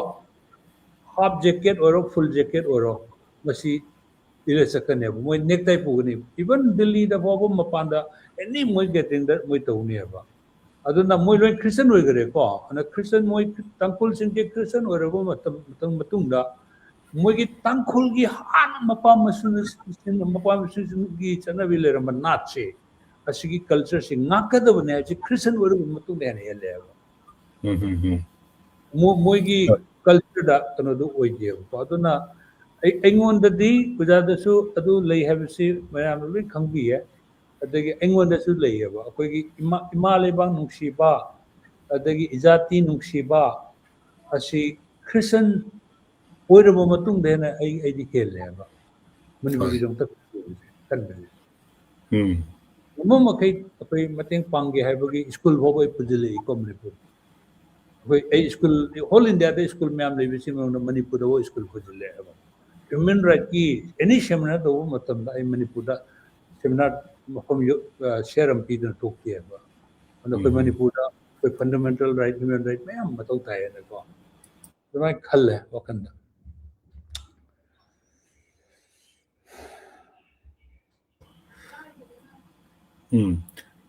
ओजागी तो खिदन नेट चप्पद बाय तो वा अदु मयाम ताबद डिस्टर्ब ओइब्रा ओइदब्रा अदु ओजा करिगुम्बदा मैतै चनुसे ओजादा याम वांग थागत पिरे अदु अखोइदुसु थागत फमसु थोइ हाइबा मैतै चनुसिंगसि एनी अखोइगी लाइनिंग अमा चचरबसु गौरदा लैगेरा सरामैदा लैगेरा नत्रगना अपोपदा लैगेरा नत्रगना अखोइगी इस्लाम लाइनिंगबु लौबो ओइगेरा नत्रगना इथविकांदबु लैगेरा ख्रिस्टदबु लैगेरा मोइगी ओइबा फनेक सेटपगी फनेकता पैटर्न म्याम लैरिसिंगसे मसिंगे सेटपा पामबसिदी मैतै सनुसिंगसि याम थागचनिंगाय ओइबा मपांदा लैगेरा नत्रगना फॉरेन कंट्री दा लैगेरा मोइना फी खरा मखोइगी ओकेजनली सेट नबा खरादि दुम मोइ याम सेक्शन ना मखोइ ताबु मनुंग दुम थम्बनेबा द हौजिक करिगुम्बदा अखोइसी प्रभु जिसु निंग्रबा ओइरबनिना क्रिश्चियन ओइरबनिना नखोइ हुजिक मैतैगी सुमाय मयेक नाइबी मरो नाइबी गुम्बसी सेलुरनु मसीदी अखोइ लाइटिंगा मरि लेनबा थबक आइदी फिजेट चक्सा ओइरे खोले काइना हाइरागदी ओजा कमाई फील तो भी ओजा everybody me pretty much magi freedom of speech ko adagi kumba ma haide aina maitai christian oigrabasing asi ekoi maitai gi leriba grace singsi amo shetabana pharabani haibagi ai opinion phungdopadi yayeba adugi opinion sina maram oiraga community anigi marakta inimity natragana karigumba ishom oiba taragadi akogi india da hoji ipc na hana lerme hoji na bar nagarik bilan ledine ko adu makhada masi crime ne ba sumbasi ko aduna opinion ni haina lobi yaye adu karigumba hariba potu tasengna masi ekoi thabo oina togadabani haina nafuda ekoi any ekoi elected representative ekoi assembly da natra parliament da lakpanatana any lakpadudi opinion na I want to chapti ye ka adumana opinion na adum lobi bai ai wakati homba na phundoi do he or she has a right of expressing his or her opinions but sigumba aina pamba pamdabasi mi amagi mathakta togdaba yaroi haibagi sigi akogi ꯁꯤ ꯇꯧꯗ꯭ꯔꯗꯤ ꯍꯥꯏꯕꯁꯤꯗꯤ ꯑꯥꯏꯟ ꯑꯃꯨꯛ ꯌꯥꯔꯛꯑꯣꯏꯕ ꯑꯗꯨꯅ ꯍꯣꯏ ꯍꯣꯏ ꯍꯧꯖꯤꯛ ꯍꯧꯖꯤꯛ ꯏꯟꯗꯤꯌꯥꯒꯤ ꯃꯐꯝꯗ ꯃꯁꯤ ꯌꯥꯝ ꯀꯟꯅ ꯂꯩꯔꯤꯕꯅꯤ ꯏꯟꯗꯤꯌꯥ ꯈꯛꯇ ꯅꯠꯇꯅ ꯄ꯭ꯔꯤꯊꯤꯕꯤꯒꯤ ꯁꯥꯎꯠ ꯀꯣꯔꯤꯌꯥꯗ ꯅꯣꯔꯠ ꯀꯣꯔꯤꯌꯥꯗ ꯑꯗꯒꯤ ꯍꯧꯖꯤꯛ ꯅꯥꯏꯖꯦꯔꯤꯌꯥꯗ ꯑꯁꯤꯒꯨꯝꯕꯁꯤ ꯌꯥꯝ ꯂꯩꯔꯤꯕꯅꯦꯕ ꯑꯗꯨꯅ ꯑꯗꯨꯒꯨꯝꯕꯁꯤꯅ ꯂꯩꯕꯥꯛ ꯏꯔꯥꯡ ꯊꯣꯛꯍꯜꯂꯤ ꯃꯤꯒꯤ ꯍꯛ ꯃꯜꯂꯤ ꯑꯗꯨꯒꯨꯝꯕ ꯂꯩꯕꯥꯛ ꯑꯗꯨꯗ ꯏꯪꯊꯕ ꯁꯥꯟꯇꯤ ꯂꯩꯕꯁꯤ ꯋꯥꯠꯂꯤ ꯁꯦꯟ ꯊꯨꯝꯒꯤ ꯐꯤꯕꯝ ꯍꯦꯟꯅ ꯐꯖꯩ ꯍꯣꯏ ꯍꯥꯏꯕꯁꯦ ꯑꯩꯈꯣꯏ ꯌꯥꯝ ꯁꯦꯡꯅ ꯎꯏꯌꯦ ꯑꯣꯖꯥ ꯃꯔꯛ ꯊꯠꯅ ꯃꯣꯏ ꯀꯃꯦꯟ ꯑꯃꯅꯤꯗꯪ ꯄꯥꯊꯣꯛꯆꯒꯦ ꯑꯣꯖꯥ ꯍꯣꯏ ꯉꯁꯥꯏ new life in the kingdom of God worship ꯁꯤꯅ ꯑꯃꯨꯛꯀꯁꯨ ꯀꯔꯤ ꯈꯔ ꯏꯔꯛꯑꯝꯃꯤ ꯈ꯭ꯔꯤꯁꯇꯟ ꯍꯥꯏꯕꯁꯤ ꯇ꯭ꯔꯥꯏꯕ ꯖꯥꯇꯤ ꯑꯃ ꯅꯠꯇꯦ ꯃꯁꯤ ꯏꯁꯣꯔꯒ ꯑꯩꯒꯤ ꯊꯃꯣꯏꯒ ꯖꯤꯁꯨ ꯈ꯭ꯔꯤꯁꯇꯒꯤ ꯃꯄꯥꯟꯅ ꯊꯃꯣꯏ ꯅꯨꯡꯒꯤ ꯊꯥꯖꯕꯒꯤ ꯃꯔꯤ ꯑꯗꯨꯅꯤ ꯊꯥꯖꯕꯅ ꯊꯃꯣꯏ ꯆꯦꯟꯖ ꯇꯧꯏ ꯑꯗꯨꯕꯨ ꯑꯩꯒꯤ ꯕ꯭ꯂꯗ ꯂꯦꯡꯒ꯭ꯋꯦꯖ ꯑꯣꯔ ꯀꯜꯆꯔ ꯗꯤ ꯇꯧꯗꯦ ꯖꯤꯁꯨꯅ ꯑꯣꯔ ꯕꯥꯏꯕꯜꯅꯁꯨ ꯍꯥꯏꯗꯦ ꯍꯥꯏꯕ ꯑꯣꯖꯥ ꯃꯁꯤ ꯑꯗꯨꯝ ꯃꯌꯥꯝꯗ ꯑꯗꯨꯝ ꯄꯥꯊꯣꯛꯆꯔꯦ ꯑꯣꯖꯥ ꯍꯣꯏ ꯁꯤ ꯑꯗꯨꯝ ꯑꯣꯖꯥꯒ ꯑꯩꯒꯁꯨ ꯆꯞ ꯃꯥꯟꯅꯕ ꯃꯣꯠ ꯑꯣꯏꯅꯦꯅ ꯑꯗꯨꯝ ꯑꯩ ꯈꯟꯖꯩ ꯑꯣꯖꯥ ꯑꯗꯒꯤ ꯑꯇꯣꯞꯄ ꯆꯤꯡꯂꯦꯝꯕ ꯃꯩꯁꯅꯥ ꯃꯥꯏꯅ ꯑꯃꯈꯛꯀ ꯂꯩ ꯍꯥꯟꯅ ꯀꯩ ꯂꯥꯏꯅꯤꯡ ꯆꯠꯂꯝꯒꯦ ꯅꯪꯅ ꯍꯥꯟꯅ ꯆꯠꯂꯝꯕ ꯂꯥꯏꯅꯤꯡꯗ ꯂꯩꯔꯝꯕꯗꯤ ꯅꯣꯔꯣꯛꯇ ꯇꯥꯗꯣꯏꯔꯕ ꯑꯣꯖꯥꯒꯤ ꯋꯥꯔꯤꯁꯦ ꯍꯥꯏꯕ ꯑꯣꯖꯥ ꯀꯔꯤ ꯍꯥꯏꯕꯤꯔꯤꯒꯦ ꯑꯩꯈꯣꯏꯅ ꯍꯥꯟꯅ ꯆꯠꯂꯝꯕ ꯂꯥꯏꯅꯤꯡꯗꯣ ꯊꯥꯗꯣꯛꯑꯒ ꯄ꯭ꯔꯚꯨ ꯖꯤꯁꯨꯁꯦ ꯑꯩꯈꯣꯏ ꯇꯨꯡ ꯏꯟꯖꯔꯦ ꯑꯗꯨꯒ ꯑꯩꯈꯣꯏꯁꯦ ꯁꯔꯒ ꯐꯪꯒꯅꯤ ꯍꯥꯏꯕꯒꯤ ꯀ꯭ꯂꯦꯝ ꯑꯃ ꯂꯩꯔꯦ ꯑꯗꯨꯗꯤ ꯍꯥꯟꯅ ꯆꯠꯍꯧꯔꯤꯕ ꯀꯥꯡꯕꯨꯁꯤꯡꯗꯣ ꯃꯣꯏ ꯅꯣꯔꯣꯛ ꯇꯥꯗꯣꯏꯔꯥ ꯍꯥꯏꯕ ꯑꯗꯨꯗꯤ ꯑꯩꯈꯣꯏ ꯃꯥꯒꯤ ꯙꯔꯃ ꯃꯥꯏ ꯊꯥꯖꯅꯕꯅꯤ ꯃꯁꯤ ꯑꯩ ꯄꯥꯎ ꯁꯟꯗꯣꯛꯄꯗ ꯌꯥꯎꯗꯦ ꯑꯩꯅ ꯃꯁꯤ ꯄꯥꯎꯈꯨꯝꯁꯦ ꯑꯣꯖꯥ ꯊꯥꯖꯕ ꯑꯗꯨꯒꯤ ꯃꯄꯥꯟꯅ ꯃꯥꯅ ꯀꯟꯕꯤꯕ ꯐꯪꯒꯅꯤ ꯍꯥꯏꯇꯥꯔꯦꯅꯦ ꯑꯣꯖꯥ ꯑꯗꯣ ꯑꯩꯈꯣꯏꯒꯤ ꯄ꯭ꯔꯚꯨ ꯖꯤꯁꯨꯒꯤ ꯋꯥꯔꯤꯗ ꯑꯃ ꯑꯩꯈꯣꯏꯒꯤ ꯕꯥꯏꯕꯜꯗ ꯃꯁꯥ ꯐꯕ ꯃꯤꯅ ꯗꯥꯛꯇꯔꯒꯤ ꯃꯊꯧ ꯇꯥꯗꯕꯒꯨꯝ ꯋꯥꯌꯦꯟ ꯌꯥꯊꯪ 10ꯃꯛ ꯂꯣꯏꯅ ꯏꯟꯕ ꯉꯝꯕ ꯃꯤꯁꯤꯡꯅ ꯄ꯭ꯔꯚꯨ ꯖꯤꯁꯨꯕꯨ ꯗꯔꯀꯥꯔ ꯂꯩꯇꯕꯒꯨꯝ ꯀꯅꯥꯒꯨꯝꯕꯅ ꯃꯁꯥꯅ ꯃꯁꯥꯕꯨ ꯂꯥꯏꯔꯩꯄꯥꯛ ꯌꯧꯖꯕ ꯁꯔꯒ ꯌꯧꯅꯕ ꯂꯝꯕꯤꯗꯨ ꯃꯁꯥꯅ ꯑꯇꯣꯞꯄ ꯄꯥꯝꯕꯩ ꯑꯃ ꯁꯤꯖꯤꯟꯅꯔꯒ ꯌꯧꯕ ꯉꯝꯃꯤ ꯍꯥꯏꯕꯁꯤꯡꯒꯤꯗꯤ ꯄ꯭ꯔꯚꯨ ꯖꯤꯁꯨꯁꯤ ꯀꯩꯁꯨ ꯗꯔꯀꯥꯔ ꯂꯩꯇꯦꯕꯀꯣ ꯑꯩꯒꯤ ꯋꯥꯈꯜꯅꯤ ꯑꯣꯖꯥ ꯑꯗꯨꯅ ꯀꯔꯤꯒꯨꯝꯕꯗ ꯂꯝꯕꯤ ꯄꯨꯝꯅꯃꯛꯅ ꯃꯥꯁꯦ ꯏꯁꯣꯔꯒꯤ ꯑꯩꯈꯣꯏ ꯀꯔꯤ ꯍꯥꯏꯇꯥꯔꯦ ꯏꯁꯣꯔꯒꯤ ꯂꯩꯐꯝ ꯊꯋꯥꯏꯒꯤ ꯂꯩꯐꯝ ꯑꯩꯈꯣꯏꯒꯤ ꯍꯦꯚꯦꯟꯁꯦ ꯃꯁꯤ ꯁꯔꯒ ꯊꯋꯥꯏꯒꯤ ꯇꯥꯏꯕꯪꯄꯥꯟꯁꯤ ꯊꯋꯥꯏꯒꯤ ꯂꯝ ꯑꯩꯈꯣꯏ ꯀꯔꯤ ꯍꯥꯏ ꯂꯩꯔꯝꯃꯦꯟꯁꯨ ꯍꯥꯏ ꯃꯩꯇꯩꯔꯣꯟꯗ ꯑꯗꯣ ꯁꯤꯒꯤ ꯃꯐꯝꯁꯤꯗ ꯌꯧꯕ ꯌꯥꯅꯕꯒꯤ ꯄꯥꯝꯕꯩꯁꯦ ꯑꯃꯐꯥꯎ ꯐꯪꯗ ꯇꯥꯔꯒꯗꯤ ꯄ꯭ꯔꯚꯨ ꯖꯤꯁꯨ ꯂꯩ ꯍꯥꯏꯕꯁꯤ ꯑꯝꯇꯪ ꯀꯥꯎꯊꯣꯛꯄꯤꯒꯅꯨ ꯁꯤꯇꯅꯤ ꯍꯥꯏꯔꯤꯁꯦ ꯉꯝꯃꯗꯤ ꯏꯁꯥꯅ ꯍꯣꯠꯅꯖꯔꯒ ꯐꯪꯕꯗꯤ ꯌꯥꯝ ꯐꯔꯦ ꯍꯥꯏꯗꯤ ꯋꯥꯍꯪꯁꯤ ꯌꯥꯝ ꯐꯖꯩꯌꯦꯕꯀꯣ ꯍꯣꯏ ꯉꯁꯥꯏ ꯑꯩꯅ ꯍꯥꯏꯖꯈꯤꯕꯗꯨ ꯍꯧꯔꯛꯄꯗ ꯑꯩꯈꯣꯏꯗ ꯄꯤꯔꯝꯃꯤꯕ ꯃꯩꯇꯩ ꯑꯩꯈꯣꯏꯅ ꯈ꯭ꯔꯤꯁꯇꯟ ꯑꯣꯏꯕ ꯃꯇꯝꯗ ꯄꯤꯔꯝꯃꯤꯕ ꯑꯩꯈꯣꯏꯒꯤ ꯒꯣꯁꯄꯜꯁꯦ ꯑꯁꯤꯒ ꯑꯦꯛꯆꯨअल ꯕꯥꯏꯕꯜꯗ ꯄꯤꯔꯤꯕ ꯒꯣꯁꯄꯜꯁꯦ ꯑꯁꯤꯁꯦ ꯆꯤꯠꯇꯧꯋꯦ ꯍꯥꯏꯕꯅꯦꯕ ꯑꯗꯨꯅ ꯅꯣꯡꯃ ꯅꯩꯅꯕ ꯌꯥꯏꯌꯦ ꯑꯩꯈꯣꯏꯒꯤ ꯑꯔꯥꯟ ꯈꯨꯕꯝ ꯑꯩꯈꯣꯏꯅ ꯉꯁꯤ ꯖꯤꯁꯨ ꯈ꯭ꯔꯤꯁꯇ ꯐꯪꯕꯗꯒꯤ ꯊꯥꯖꯕꯗꯒꯤ ꯐꯪꯖꯔꯤꯕ ꯄꯨꯟꯁꯤ ꯑꯁꯤ ꯑꯩꯗꯤ ꯑꯗꯨꯝ ꯍꯥꯏꯖꯔꯤꯀꯣ ꯆꯍꯤ 90 ꯈ꯭ꯔꯤꯁꯇꯟ ꯑꯣꯏꯔꯛꯄꯗ 40 yearsꯁꯤ ꯍꯧꯖꯤꯛ ꯃꯌꯥꯝꯅ ꯊꯥꯖꯕꯒꯨꯝꯅ ꯊꯋꯥꯏꯅ ꯁ꯭ꯋꯔꯒꯗ ꯆꯠꯀꯅꯤ ꯑꯗꯒꯤ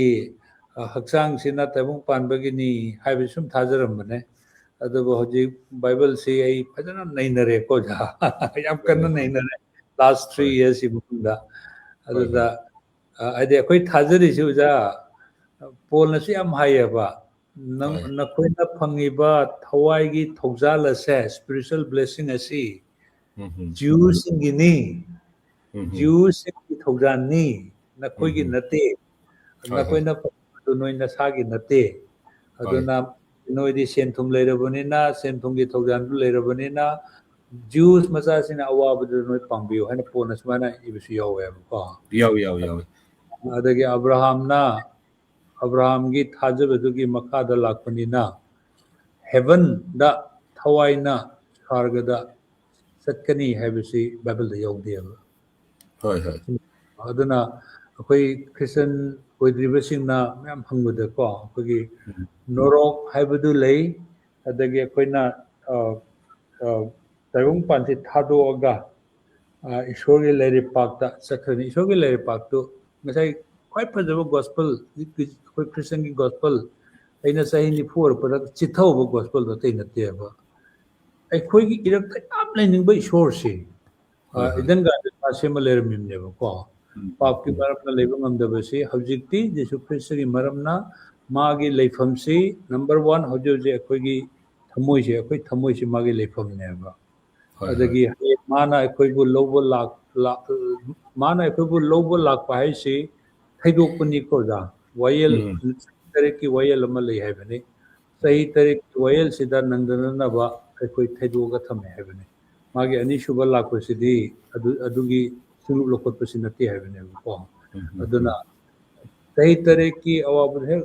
ꯋꯥꯌꯦꯜꯗꯨ ꯂꯣꯏꯔꯕ ꯃꯇꯨꯡꯗ ꯖꯤꯁꯨꯁꯤ ꯃꯥꯒꯤ ꯁꯦꯀꯦꯟ ꯀꯃꯤꯡ ꯂꯥꯛꯀꯅꯤ ꯍꯥꯏꯕꯅꯤ ꯃꯥꯅ ꯂꯥꯛꯄꯁꯤꯗ ꯑꯃꯨꯛ ꯃꯥ ꯁ꯭ꯋꯔꯒꯗ ꯍꯟꯒꯅꯤ ꯍꯟꯈ꯭ꯔꯦ ꯍꯥꯏꯕꯁꯤ ꯕꯥꯏꯕꯜꯗ ꯌꯥꯎꯗꯦꯕ ꯑꯗꯨꯕꯨ ꯃꯄꯥ ꯗꯦꯕꯤꯠꯀꯤ ꯅꯤꯡꯊꯧ ꯐꯝꯕꯥꯜꯗ ꯐꯝꯃꯒ ꯆꯍꯤ 1,000 ꯄꯥꯜꯂꯒꯅꯤ ꯃꯇꯝꯗꯨꯗ ꯍꯧꯖꯤꯛ ꯂꯥꯟꯅ ꯁꯣꯛꯍꯜꯂꯕ ꯍꯧꯖꯤꯛ ꯏꯖ꯭ꯔꯥꯏꯜꯒ ꯑꯃꯦꯔꯤꯀꯥꯒ ꯏꯔꯥꯟꯒ ꯀꯩꯗꯧꯉꯩ ꯊꯔꯗ ꯋꯥꯔꯜ ꯋꯥꯔ ꯑꯣꯏꯔꯛꯀꯗꯕꯅꯁꯨ ꯈꯪꯕ ꯉꯝꯗꯦ ꯑꯣꯖꯥ ꯑꯗꯨꯅ ꯏꯔꯥꯛꯀꯤ ꯔꯦꯖꯤꯝꯁꯤ ꯂꯧꯊꯣꯛꯇꯧꯒꯤ ꯇꯧꯔꯛꯏꯕꯅꯦꯕ ꯑꯗꯨꯅ ꯑꯩꯕꯨ ꯐꯝꯗꯒꯤ ꯂꯧꯊꯣꯛꯑꯒ ꯍꯥꯠꯈꯤꯕꯁꯨ ꯍꯥꯠꯄ ꯑꯗꯨ ꯅꯠꯇ꯭ꯔꯒꯅ ꯑꯩꯅ ꯍꯧꯖꯤꯛ ꯁꯦꯝ ꯁꯥꯔꯤꯕ ꯃꯥꯒꯤ ꯄꯥꯋꯔ ꯅ꯭ꯌꯨꯀ꯭ꯂꯤꯌꯔ ꯂꯩꯕꯁꯤꯡꯁꯤ ꯕꯇꯟ ꯅꯝꯃꯒ ꯄꯣꯛꯈꯥꯏꯍꯜꯂꯒ ꯄ꯭ꯔꯤꯊꯤꯕꯤꯁꯤ ꯂꯣꯏꯍꯜꯂꯝꯃꯒ ꯁꯤꯕꯁꯨ ꯁꯤꯕ ꯍꯥꯏꯕꯒꯤ ꯃꯥꯒꯤ ꯗꯤꯂꯦꯃꯥꯅꯦꯕ ꯍꯧꯖꯤꯛ ꯂꯩꯔꯤꯁꯦ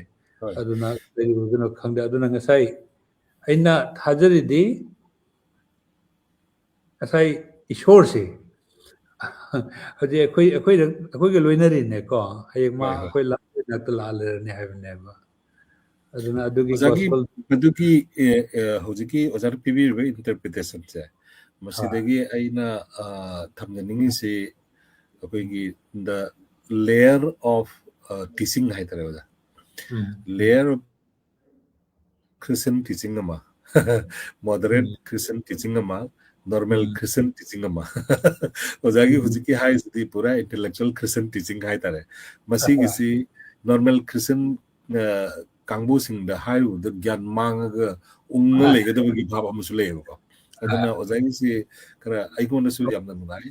ꯑꯗꯨ ꯀꯔꯤ ꯍꯥꯏꯇꯥꯔꯦ ꯑꯣꯖꯥꯅ ꯌꯥꯝꯅ ꯀꯨꯏꯅ ꯆꯍꯤ 90 ꯆꯨꯞꯅ ꯁ꯭ꯇꯗꯤ ꯇꯧꯔꯛꯄꯒꯤ ꯅꯩꯅꯔꯛꯄꯒꯤ ꯃꯗꯨꯒꯤ ꯀꯩꯅꯣꯃ ꯐꯪꯉꯛꯄꯁꯦ ꯃꯁꯤꯁꯤ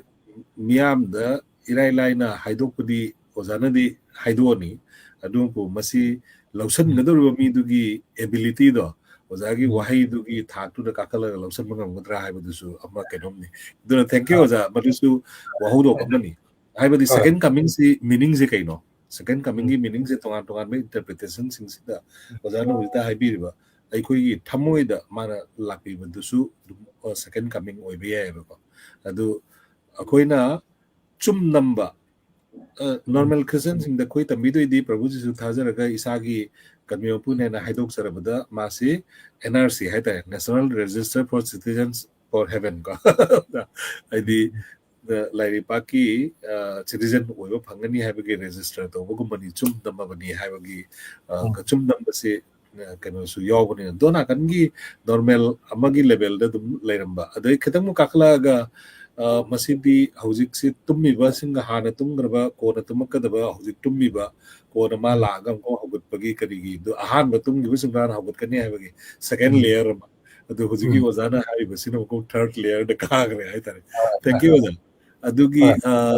ꯑꯃꯈꯛꯀ ꯀꯃꯦꯟ ꯑꯃꯈꯛꯀ ꯌꯦꯡꯁꯤ ꯑꯣꯖꯥ DC ꯁꯂꯥꯝ ꯍꯥꯏꯅ ꯏꯆꯤꯟ ꯏꯅꯥꯎ ꯑꯃꯈꯛꯅ ꯏꯁꯥꯒꯤ ꯑꯣꯏꯖꯕ ꯊꯤꯕ ꯍꯥꯏꯕꯨ ꯑꯩꯈꯣꯏ ꯖꯤꯁꯨꯒꯤ ꯇꯨꯡ ꯏꯟꯕꯅ ꯊꯋꯥꯏꯅ ꯁꯤꯔꯒ ꯁꯔꯒ ꯐꯪꯒꯅꯤ ꯁꯨꯛ ꯊꯤꯅ ꯊꯤꯅ ꯆꯩꯕꯗ ꯈꯥꯡꯂꯤꯕꯁꯤ ꯑꯗꯨꯒꯤ ꯄꯩꯁꯥ ꯇꯥꯟꯅꯕ ꯁꯨꯛ ꯋꯥꯅꯔ ꯀꯥꯟꯁꯤꯗ ꯃꯤ ꯀꯅꯥꯅ ꯄꯩꯁꯥ ꯄꯤꯕꯤꯗꯣꯏꯅꯣ ꯑꯇꯣꯞꯄ ꯙꯔꯃꯒꯤꯁꯨ ꯙꯔꯃꯗꯨꯒꯤ ꯂꯨꯆꯤꯡꯕꯅ ꯃꯈꯣꯏꯅ ꯊꯥꯖꯕ ꯏꯁꯣꯔꯗꯨꯗ ꯀꯠꯄ ꯈꯨꯗꯤꯡ ꯐꯪꯖꯕꯒꯨꯝ ꯈ꯭ꯔꯤꯁꯇꯤꯌꯟꯒꯤꯁꯨ धर्मदुगी लुचिंबा अदुना फंगजबनी माइसे अखोइना सानरिबा वारीसिदा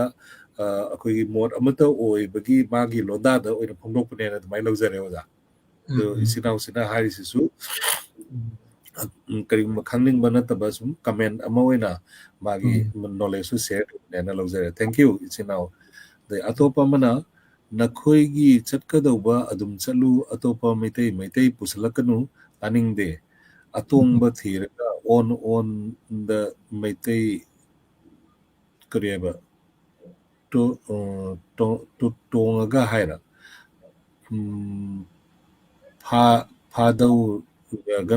फादौरगना मैतै हेक हाइबा ओ माइसे अतोंबदा लेपा खरा फगदबा ओरगना मैतै हेक हाइबा खुदोंग चारोइदगना कदबो दुगी वाही ओय मारे माइसे ओजा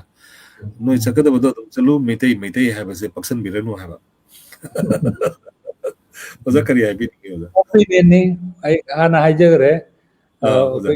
नाउगी मागी ओपिनियन नि होय आई होय अदुबो ngasai Christian dudi ai tu ge na jang ngasi lokthokpa yaebako टोखिबा याय tokpa yaeba Christian होय होय maitai Christian adu maitai dudi ai lokthokya su 이 lokthokpa 동그래 yaeba lokthokba ai yaroy yaroi thank you ओजा yeah का ओजागी पाखुमदु याम फजै आइदि ngसाइगी believe by choice to अदुनेबको अदुदि खरनि मतुंगदा अतोबा convincing कनोमा लागा मा टोखिबसु याय अदुबु करिम टोक्तदना पुंसी हेक तोलोइबो फावबो लेबा ngamgragadi इशोरगी बोर याम चाउन लेरे हाइतारे अदु मांगोंदा इशोरन करि प्लान तबिरिबदु खोइ खंगदे अदुंपु टोकेरा लेगेरा मागी ई तोंगदा लेहौरिबा आइगी अखोइ कनुगी ट्राइब अमा ओइबगी फुरुब अमा ओइबगी आइगी मितै ओइबा मतौदुदी कैदुगनसु टोकपा यारोय अदुनि high सरung mammangi se yamna kainoni important oiba adugumba igi friend mani haitare follower mani ma karimba matamda yam sati busudum ibani 2023 da EU America da chatuna Manipur da Christian singbu persecution tobire haina wakat khibagi matangda kari wakal lebibage oza singna khadam tapil oza kari habin balai अखोई हनक 2000 की इरांग सिगी ममांगदा अखोई Manipur case याम लेरमे almost all the cases I personally handle तोगी खुदा अदुना अखोइना केस तोबसी अमेरिका दा चलगा हाना तोदे यान अनबदा अखोई ए गवर्नर उनै हाना अखोई चीफ मिनिस्टर वरंबा इवोबी मागी कनो उनै अदगे अखोई तुंगानबा पम्बैसी नरगा assembly पुथोगा सिगी प्रॉब्लम से मणिपुर मैतै क्रिश्चियन सिंग मरक्ता सुमाना चर्च थुगाइबा अदगी युमदगी तांथोपो मयाम लेरे मसि थिंबियो हाइना कोई पाना चचदे हारिबो जाको अखोगी इसागी अखोगी रिप्रेजेंटेटिव सरकार लेरिबा असिदा मसि आइना 2006 तौगिबनि जा अदुगी मखा ऑलमोस्ट मणिपुरदा एनी चर्च थुगाइबा केस खुदिमक्ता आई पर्सनली लो याउगी है अदुना केस अमा अनिदी एक्शन लौरक्तदना I personally national minority commission दा थाइको थारगा अखोई मणिपुर की चीफ सेक्रेटरी से कोखले आई मांगदो वहंग याम तवे मा हाबजे मा लाक्तगना थोकीबनी करेमता खंगदे अदो हौजी माइनॉरिटी कमीशन न मोंदा अदुदी एक्शन सीसी लोकल होइना तोरगा मथंग एक्शन लोकल केबा अदुबो हनक 2023 की सिदी जा अखोई याम सिगी ममांगदा लेगिबदुदी क्रिश्चियन अटैक हाइबनेबको अदुबो हनक 2023 की सिदी कम्युनल ने हाइबने अदुना मरम ओइदुना अखोइदा कंप्लेन याम लाकिए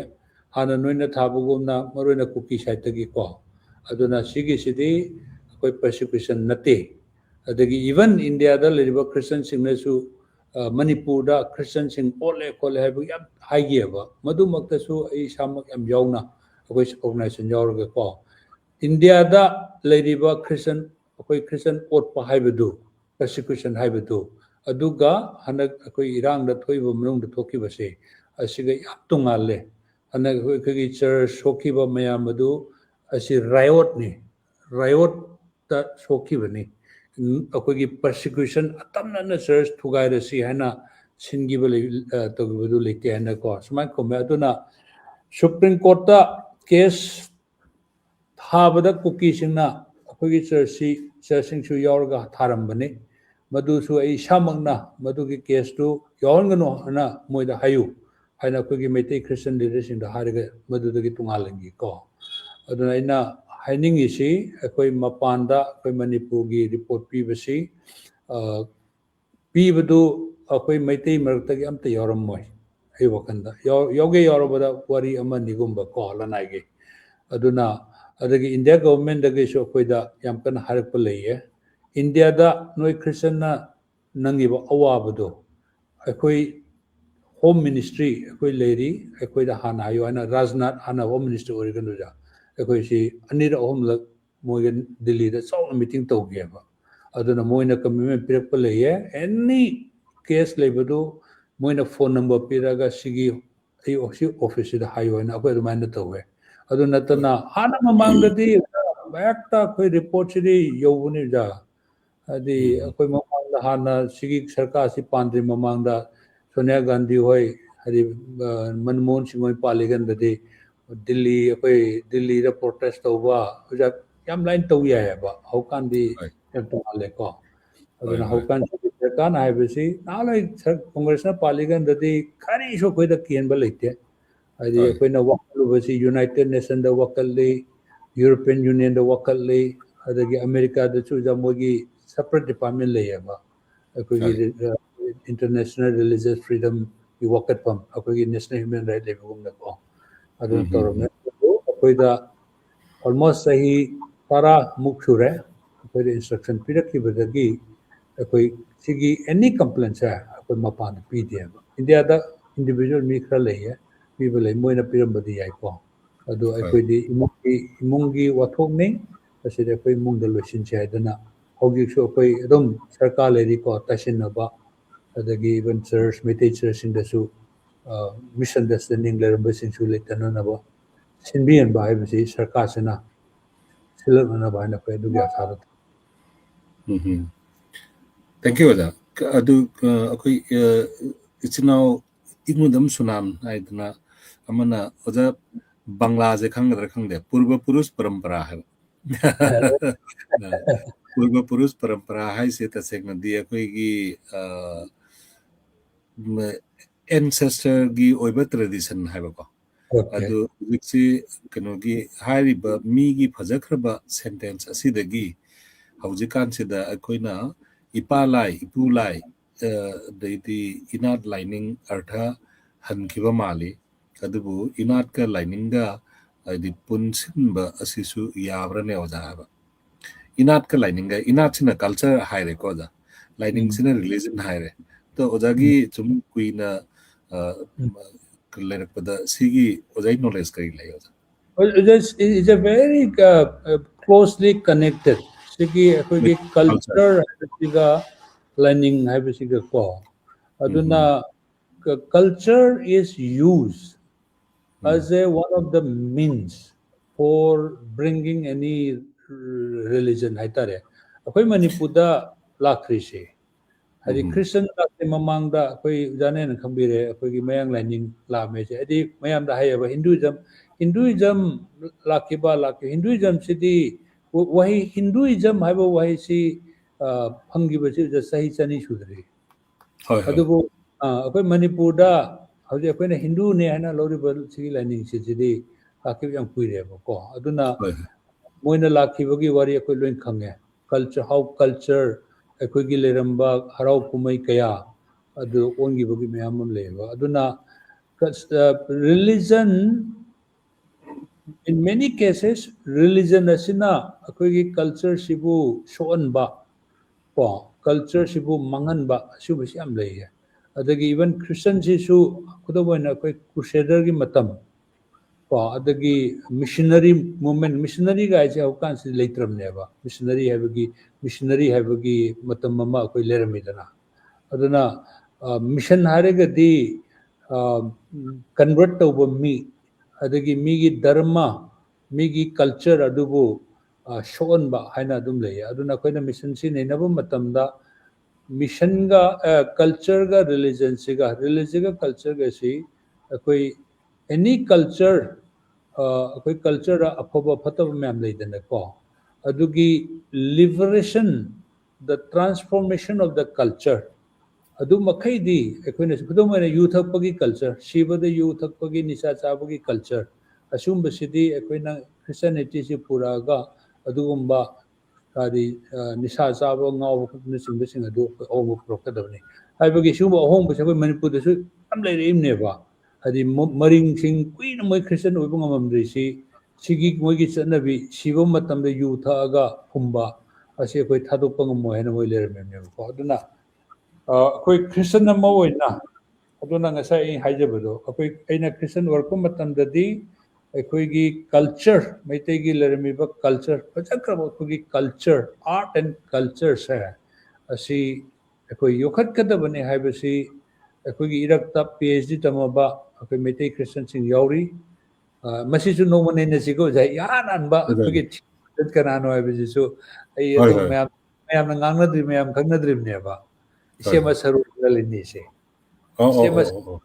ꯁꯔꯣꯖ ꯅꯂꯤꯅꯤꯁꯤ ꯃꯅꯤꯄꯨꯔꯒꯤ ꯏꯍꯥꯟ ꯍꯥꯟꯕ ꯊꯤꯑꯣꯂꯣꯖꯤꯌꯟꯅꯦꯕ ꯆꯤꯡ ꯇꯝꯕꯅꯤ ꯃꯃꯥꯡꯗ BD ꯇꯝꯕ ꯃꯤ ꯂꯩꯔꯝꯗ꯭ꯔꯤꯑꯕ ꯑꯣꯖꯥ ꯑꯗꯨꯅ ꯑꯣꯖꯥ ꯏꯆꯦꯃ ꯁꯔꯣꯖꯅ ꯑꯦꯖ ꯑꯦ ꯈ꯭ꯔꯤꯁꯇꯟ ꯃꯥꯅ ꯂꯧꯔꯝꯃꯤꯕ ꯂꯤꯇꯔꯦꯆꯔꯒꯤ ꯂꯝꯕꯤꯗ ꯑꯗꯒꯤ ꯑꯩꯈꯣꯏꯒꯤ ꯃꯅꯤꯄꯨꯔꯒꯤ ꯅꯨꯄꯤ ꯂꯥꯟꯒꯤ ꯃꯔꯝꯗ ꯑꯦꯡꯒ꯭ꯂꯣ ꯋꯥꯔꯒꯤ ꯃꯔꯝꯗ ꯃꯥꯅ ꯏꯔꯝꯃꯤꯕꯁꯤꯡꯁꯤ ꯑꯉꯛꯄ ꯍꯥꯏꯗꯤ ꯉꯁꯥꯏ ꯑꯩꯈꯣꯏ ꯃꯩꯇꯩ ꯈ꯭ꯔꯤꯁꯇꯟꯅ ꯃꯁꯤ ꯔꯦꯀꯒꯅꯥꯏꯖ ꯇꯧꯗꯦꯕ ꯑꯣꯖꯥ ꯃꯣꯏꯒꯤ ꯃꯇꯩ ꯃꯅꯥꯎꯅ ꯃꯣꯏ ꯃꯇꯩ ꯃꯅꯥꯎꯅ ꯑꯣꯖꯥ ꯑꯩꯈꯣꯏ ꯁꯤꯊꯥꯔ ꯀꯨꯝꯕꯥꯕꯨꯁꯨ ꯏꯪꯂꯤꯁꯇ ꯀꯔꯤꯗ ꯇꯧꯗꯅ ꯌꯥꯝ ꯀꯟꯅ ꯀꯟꯇ꯭ꯔꯤꯕ꯭ꯌꯨꯁꯟꯁꯤ ꯑꯗꯨꯝ ꯇꯧꯕꯤꯔꯝꯃꯦ ꯑꯗꯨꯅ ꯑꯣꯖꯥ ꯑꯩꯈꯣꯏꯒꯤ ꯀꯩꯅꯣꯁꯤꯗ ꯍꯧꯖꯤꯛ ꯂꯩꯔꯤꯕ ꯁꯤꯆꯨꯋꯦꯁꯟꯁꯤꯗꯗꯤ what is the contribution of Meitei Christian in Manipuri society entire common Manipuri society dako akoi Meitei Christian singna kari kari contribution tauge haibasisu khanganbagi matam ama oire natragadi isinau singsina khoise koigi theory of separation dako monga madu ule oda sigi culture gi se oja manga sai haiba culture ga mai lining ga haiba sida aina culture se tongan tongan ma component kya marom na pull ga sabne oja madu manung normative component and cognitive component hai su yore so the cognitive component hai se wakal lo sing na mari le na poram ni wakal ga the manung na knowledge sabam lei belief abam lei knowledge se de gini ko science ki oiba saruk sing lak toi se the belief sigi manung da ni ngasa gi religion lak toi se oja duna culture gi chawgraba umbrella du gi manung da one of the the ka mani hai tare yum gi manung da leiba ka mani hai tare religion se adumai na makha kidan chatha jage oja supplement among thamjaramge okay tabi ngasai culture sisu magi evolve si leidorimneba ko adagi ngasai gi culture sigi magi evolve si lakani lei aduga akhoi gi religion sisu progressive religion oidraba asigi class leine bada aduna scientific oiba religion oigedabne haire hadi khudamoina Bible si ahan bada Hebrew londe iramme Old Testament si adagi New Testament sina Arabic akhoi Greek ta iramme habi kanoda Latin da adagi kona da mo adu kanoda Greek ta mo handole imneba adna hojikti akhoi Meitei lon da su leire lon khudingmak ta ayambada leinare ko aduna is a progressive scientific religion neba aduna Hinduism gisu until and unless sigi caste haibasi sigi si mutatri pawbu taragadi only Brahmin sing khaktana makok thongbo oigedabani haiba taragadi asagi culture dadi ngasagi ahom yam lakpa dharma dana ahom lakpa matamda sigi classes leineba similarly mitegi desu mitegi culture desu sigi scientific progressive religion sa kudamoina any other religion gi magi scripture adi leidana ko ja adi Muslim gi na Quran hai le re Christian gi na Bible hai le re adagi Hindu gi na Bhagavad Gita Ramayana meyam leigre dana akhoi sanamai learning gi ꯑꯩꯈꯣꯏ ꯁꯅꯥꯃꯍꯤ ꯂꯥꯏꯅꯤꯡꯒꯤ ꯁ꯭ꯀ꯭ꯔꯤꯞꯆꯔ ꯍꯥꯟꯅ ꯂꯩꯔꯝꯗ꯭ꯔꯕꯁꯨ ꯍꯧꯖꯤꯛ ꯑꯈꯪ-ꯑꯍꯩ ꯃꯌꯥꯝꯅ ꯑꯩꯈꯣꯏꯒꯤ ꯁꯅꯥꯃꯍꯤꯒꯤ ꯁ꯭ꯀ꯭ꯔꯤꯞꯆꯔ ꯑꯁꯤ ꯁꯤꯅꯤ ꯑꯗꯒꯤ ꯑꯁꯤꯁꯨ ꯍꯥꯟꯅ ꯑꯔꯤꯕ ꯂꯣꯟꯗ ꯏ ꯂꯩꯇꯥꯔꯒꯗꯤ ꯃꯗꯨ ꯁꯥꯏꯟꯇꯤꯐꯤꯛ ꯑꯣꯏꯔꯔꯣꯏꯕ ꯍꯧꯖꯤꯛꯀꯥꯟꯒꯤ ꯑꯉꯥꯡꯁꯤꯡꯅ ꯈꯪꯕ ꯉꯝꯕ ꯌꯥꯕ ꯅꯣꯠ ꯑꯣꯟꯂꯤ ꯃꯩꯇꯩ ꯈꯛꯇ ꯅꯠꯇꯕ ꯅꯟ ꯃꯩꯇꯩꯁꯤꯡꯁꯨ ꯚꯥꯞ ꯇꯥꯕ ꯌꯥꯕ ꯂꯣꯟ ꯀꯣ ꯑꯗꯨꯝꯕꯒꯤ ꯀꯩꯅꯣꯁꯨ ꯂꯩ ꯑꯗꯨꯅ ꯀꯜꯆꯔ ꯑꯦꯟ ꯗ ꯂꯥꯏꯅꯤꯡ ꯀꯜꯆꯔꯒ ꯂꯥꯏꯅꯤꯡꯒ ꯑꯅꯤꯁꯦ ꯑꯁꯤꯒꯤꯁꯤ culture is automatically evolving because of the changes of the world. And the religion so we am home line and I hope the hajabudo. Haina mamda say am say tahungi manungda leramba Christian singduna any homba choba pasarama laga siraba matungda thawai sorga chakane na tambiramaba ni do false teaching and pulpit kahande kalam deva Rome in the Rome the Christian with Uganda. Greek Rome I Greek nidana. Greek if with the Lord Kuneva. Moigi di spirit and the material he am kaidana. Tawai Gaksang am kaido Kuneva. Moin Uganda, Sigi spirituality say a Sigi Sikato Kunevo. Adudagi Shirava Matung the Tawai Nasar the second Evagi Sigi doctrine si Lakivani at the Akwegi. Maitegi Hindugi yam chanaba gospel se adu gospel de adu natte ba iraga thawai de adi leite aduna sigi akoigi Christian de sigi evolve se live ne ba ano but theologian ano doctrine sigi malai sing se na sigi si yam maru masagi wazana hapet keno haigi ba hana leramdrasu kona ꯁꯦꯝꯖꯤꯜꯂꯒ ꯍꯥꯏꯗꯤ ꯂꯩꯔꯝꯃꯤꯕ ꯇꯦꯛꯁꯁꯤꯡꯗꯨꯗꯒꯤ ꯑꯩꯈꯣꯏ ꯕꯥꯏꯕꯜꯁꯤꯁꯨ ꯃꯇꯝ ꯆꯪꯅ ꯁꯥꯒꯠꯂꯛꯑꯒ ꯍꯧꯖꯤꯛ ꯑꯣꯏꯔꯤꯕ ꯃꯁꯛꯁꯦ ꯑꯣꯏꯔꯛꯄꯅꯤꯗꯅꯀꯣ ꯑꯣꯖꯥ ꯑꯗꯨꯃꯥꯏꯅ ꯁꯅꯥꯃꯍꯤ ꯂꯥꯏꯅꯤꯡꯒꯤꯁꯨ ꯂꯩꯅꯕꯒꯤꯁꯤ ꯑꯩꯈꯣꯏꯒꯤ ꯃꯤꯠꯌꯦꯡꯗ ꯑꯃꯈꯛ ꯂꯩꯍꯟꯅꯤꯡꯕꯗꯨ ꯃꯣꯏꯗꯁꯨ ꯑꯗꯨꯝ ꯁꯦꯌꯔ ꯇꯧꯋꯦꯕꯀꯣ ꯑꯗꯣ ꯃꯈꯣꯏꯅꯁꯨ ꯂꯩꯍꯟꯅꯕꯒꯤ ꯍꯥꯏꯕꯗꯤ ꯃꯈꯣꯏꯗꯤ ꯁꯅꯥꯃꯍꯤ ꯂꯥꯏꯅꯤꯡꯒꯤ ꯂꯥꯏꯅꯤꯡꯂꯣꯏꯁꯤꯡꯅꯁꯨ ꯂꯩꯍꯟꯅꯕ ꯀꯟꯅ ꯍꯣꯠꯅꯕꯁꯦ 70s 80sꯀꯤ ꯃꯇꯝꯁꯤꯗ ꯀꯟꯅ ꯍꯣꯠꯅꯔꯒ 90s ꯃꯇꯝꯒꯤ 92ꯗ ꯑꯣꯖꯥ ꯍꯥꯏꯗꯤ ꯑꯩꯈꯣꯏꯅ ꯄꯨꯌꯥ ꯃꯔꯤꯈꯛ ꯂꯦꯞꯄꯅꯦꯕ ꯄꯨꯌꯥ ꯃꯔꯤꯈꯛ ꯂꯦꯞꯄꯁꯤ ꯂꯦꯞꯄꯒ ꯐꯥꯏꯅꯦꯜ ꯇꯧꯕꯗ ꯃꯣꯏꯅ ꯑꯃꯈꯛ ꯇꯧꯁꯜꯂꯨꯔꯦꯕꯀꯣ ꯈꯨꯗꯝ ꯑꯣꯏꯅ ꯋꯥꯀꯣꯛꯂꯣꯟ ꯍꯤꯂꯦꯜ ꯊꯤꯂꯦꯜ ꯁꯂꯥꯏ ꯑꯃꯥꯏꯂꯣꯟ ꯄꯨꯀꯣꯛ ꯍꯥꯏꯁꯦ ꯃꯁꯤꯁꯤ 92ꯗ ꯐꯥꯏꯅꯦꯜ ꯇꯧꯔꯒ ꯄꯦꯄꯔꯗ ꯀꯩꯗ ꯐꯣꯡꯗꯅ ꯑꯩꯈꯣꯏ ꯀꯔꯤꯒꯨꯝꯕ ꯁꯤꯁꯤꯗ ꯑꯄꯠꯇꯤ ꯂꯩꯔꯒꯗꯤ ꯍꯥꯏꯕꯗꯤ ꯀꯔꯤꯒꯨꯝꯕ ꯀ꯭ꯂꯦꯝ ꯂꯩꯔꯒꯗꯤ ꯐꯣꯡꯗꯣꯛꯄꯤꯌꯨ ꯅꯠꯇ꯭ꯔꯒꯗꯤ ꯃꯁꯤꯅ ꯑꯣꯏꯔꯅꯦꯅ ꯄꯦꯄꯔꯗ ꯀꯩꯗ ꯐꯣꯡꯗꯅ ꯀꯅꯥꯝ क्लेम लाक्ट्रेन ओइरेन लौजरुरेबको अदुबो हाइरिबा वाकोलो हिलेल थिलेल सलाय माइलोन पुकोकसे मसीसी मी खरना यानिंगदब लैरे अदुननि हुजबौ आइदि केनोगी सनामि लाइनिंगी पुया अमा लेपनबो होनबदा वाकोलो हिलेल थिलेल सलाय माइलोन पुकोकनो ओइनी हेना लेपनरुबो कांगु अमा अदुग मदु लेपन मंगमदबा की कांगु अमा अदुना नान सनामि लाइनिंगी अखोगी सनामहि लाइनिंग टेंपल बोर्ड को टेंपल बोर्ड अदुगी टेंपल बोर्ड टूना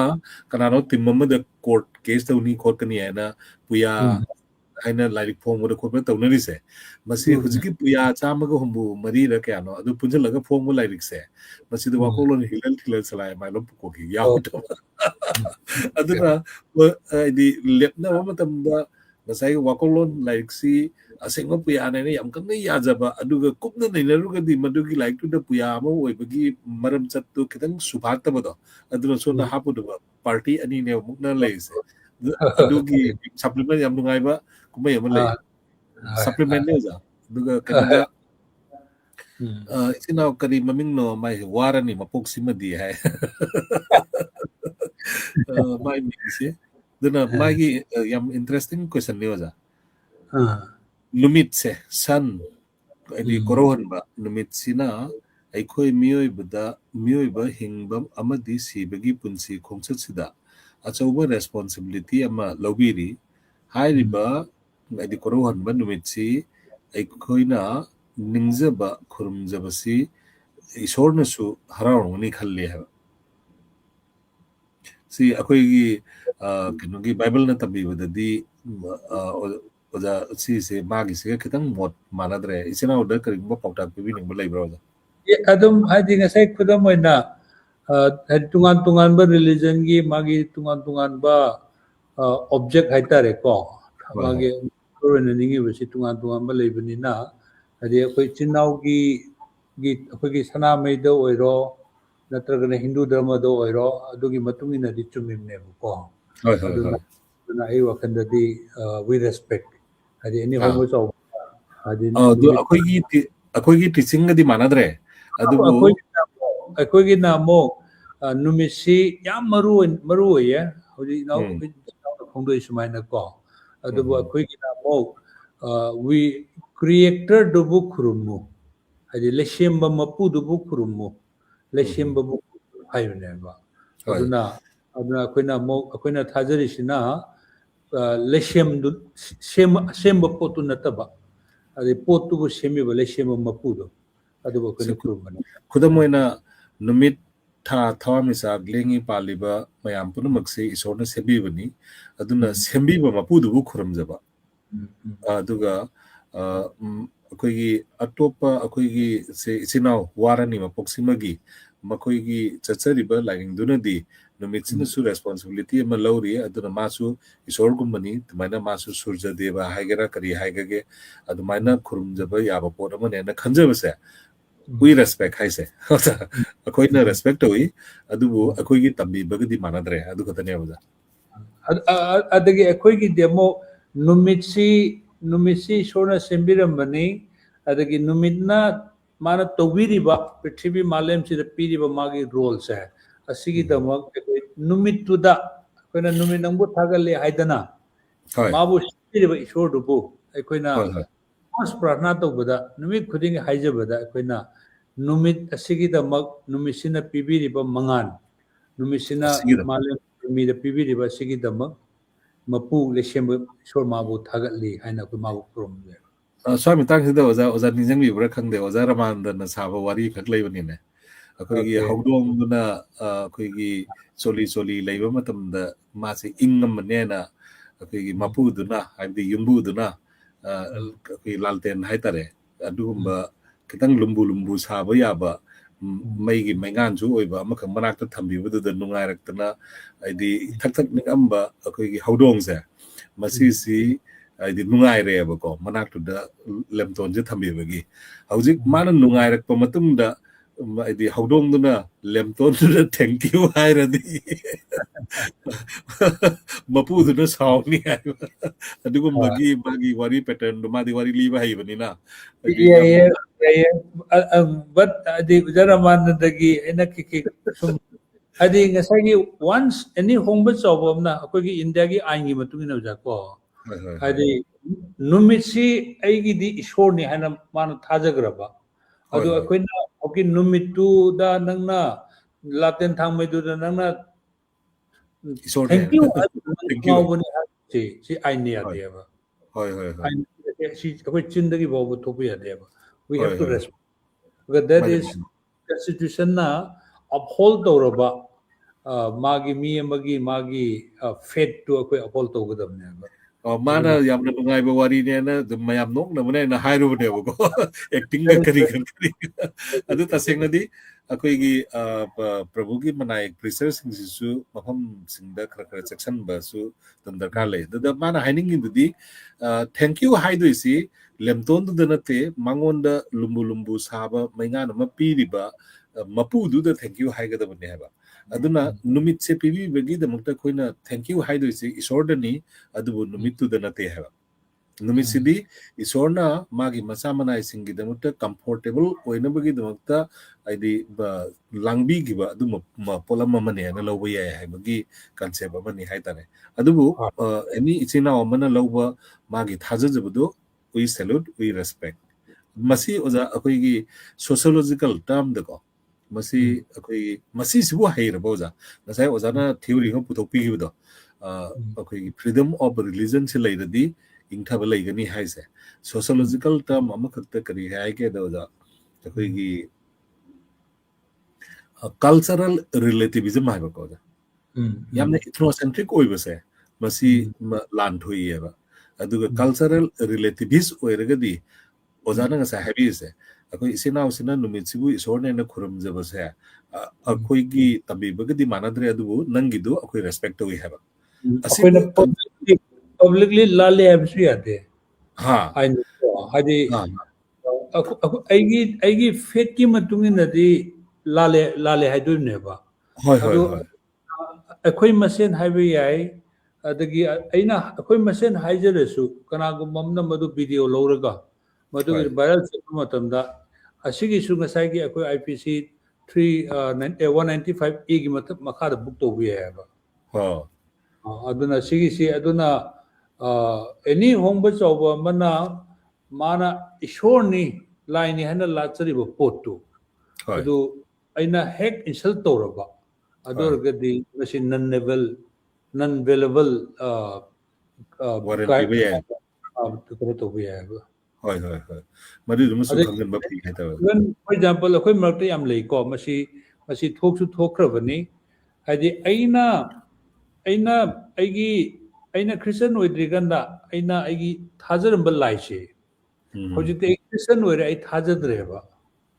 ꯊꯥꯖꯗꯕ ꯂꯥꯏꯗꯨ ꯑꯩꯅ ꯑꯗꯨꯒꯤ ꯂꯥꯏꯗꯨ ꯈꯣꯡꯒꯥꯎꯅ ꯌꯥꯗꯦꯕ ꯂꯝꯁꯦꯛꯄ ꯌꯥꯗꯦꯕ ꯍꯥꯏꯗꯤ ꯑꯩꯅ ꯂꯥꯠꯆꯔꯔꯣꯏ ꯍꯥꯏꯅ ꯑꯩ ꯉꯁꯤꯗꯩ ꯂꯥꯠꯆꯔꯔꯣꯏ ꯅꯪ ꯂꯧꯖꯈ꯭ꯔꯣ ꯍꯥꯏ ꯄꯤꯊꯣꯛꯄ ꯌꯥꯏꯑꯕ ꯑꯗꯨꯕꯨ ꯂꯥꯏꯗꯨ ꯃꯌꯥꯝ ꯃꯥꯡꯗ ꯑꯩ ꯅꯪ ꯉꯁꯤꯗꯒꯤ ꯊꯥꯖꯗ꯭ꯔꯕꯅꯤ ꯍꯥꯏꯅ ꯑꯩꯈꯣꯏ ꯃꯔꯛꯇ ꯅꯍꯥꯟꯋꯥꯏ ꯀꯦꯁ ꯈꯔ ꯌꯥꯎꯈꯤꯀꯣ ꯃꯗꯨ ꯀ꯭ꯔꯥꯏꯝꯅꯦ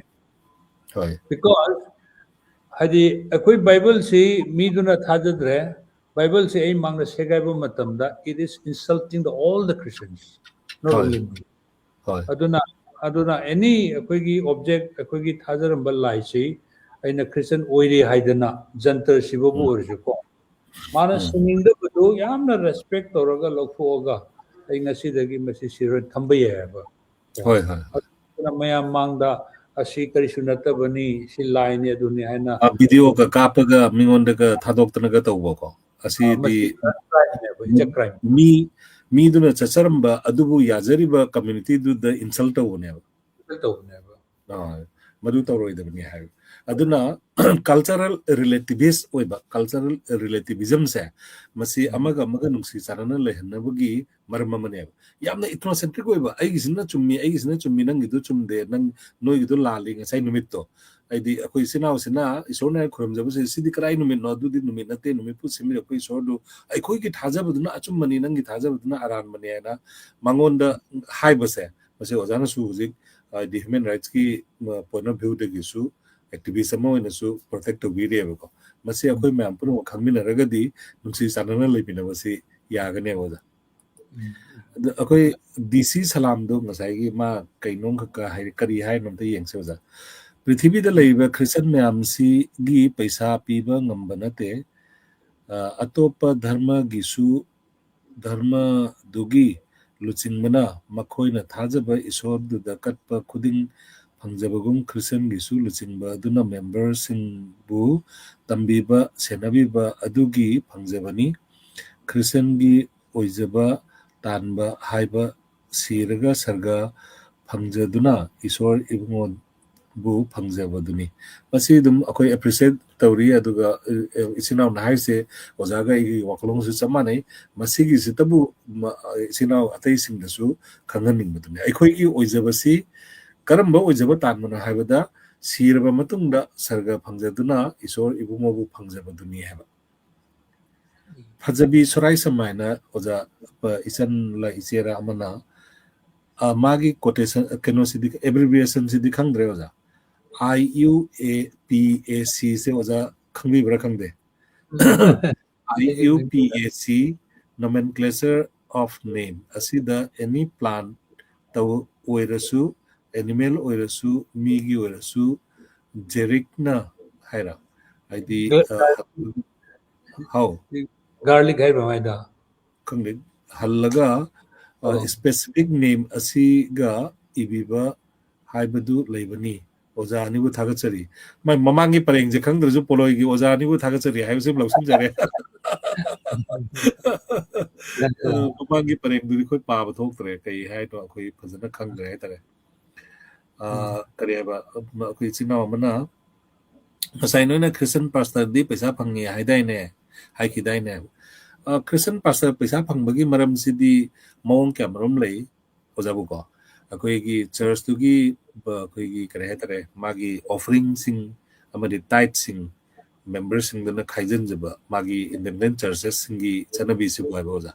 adu dagi piba ama natragana akoi gi magi church mayam amagi karimba achauba umbrella amagi makhada leinaba church singdu mayam puramuk tugi magi mapung oiba center duda kakaliba sel duna magi makhada leiriba macha manai sing amadi pastor sing duda akoi thagi tolo piba sigi chanabi se dumle oja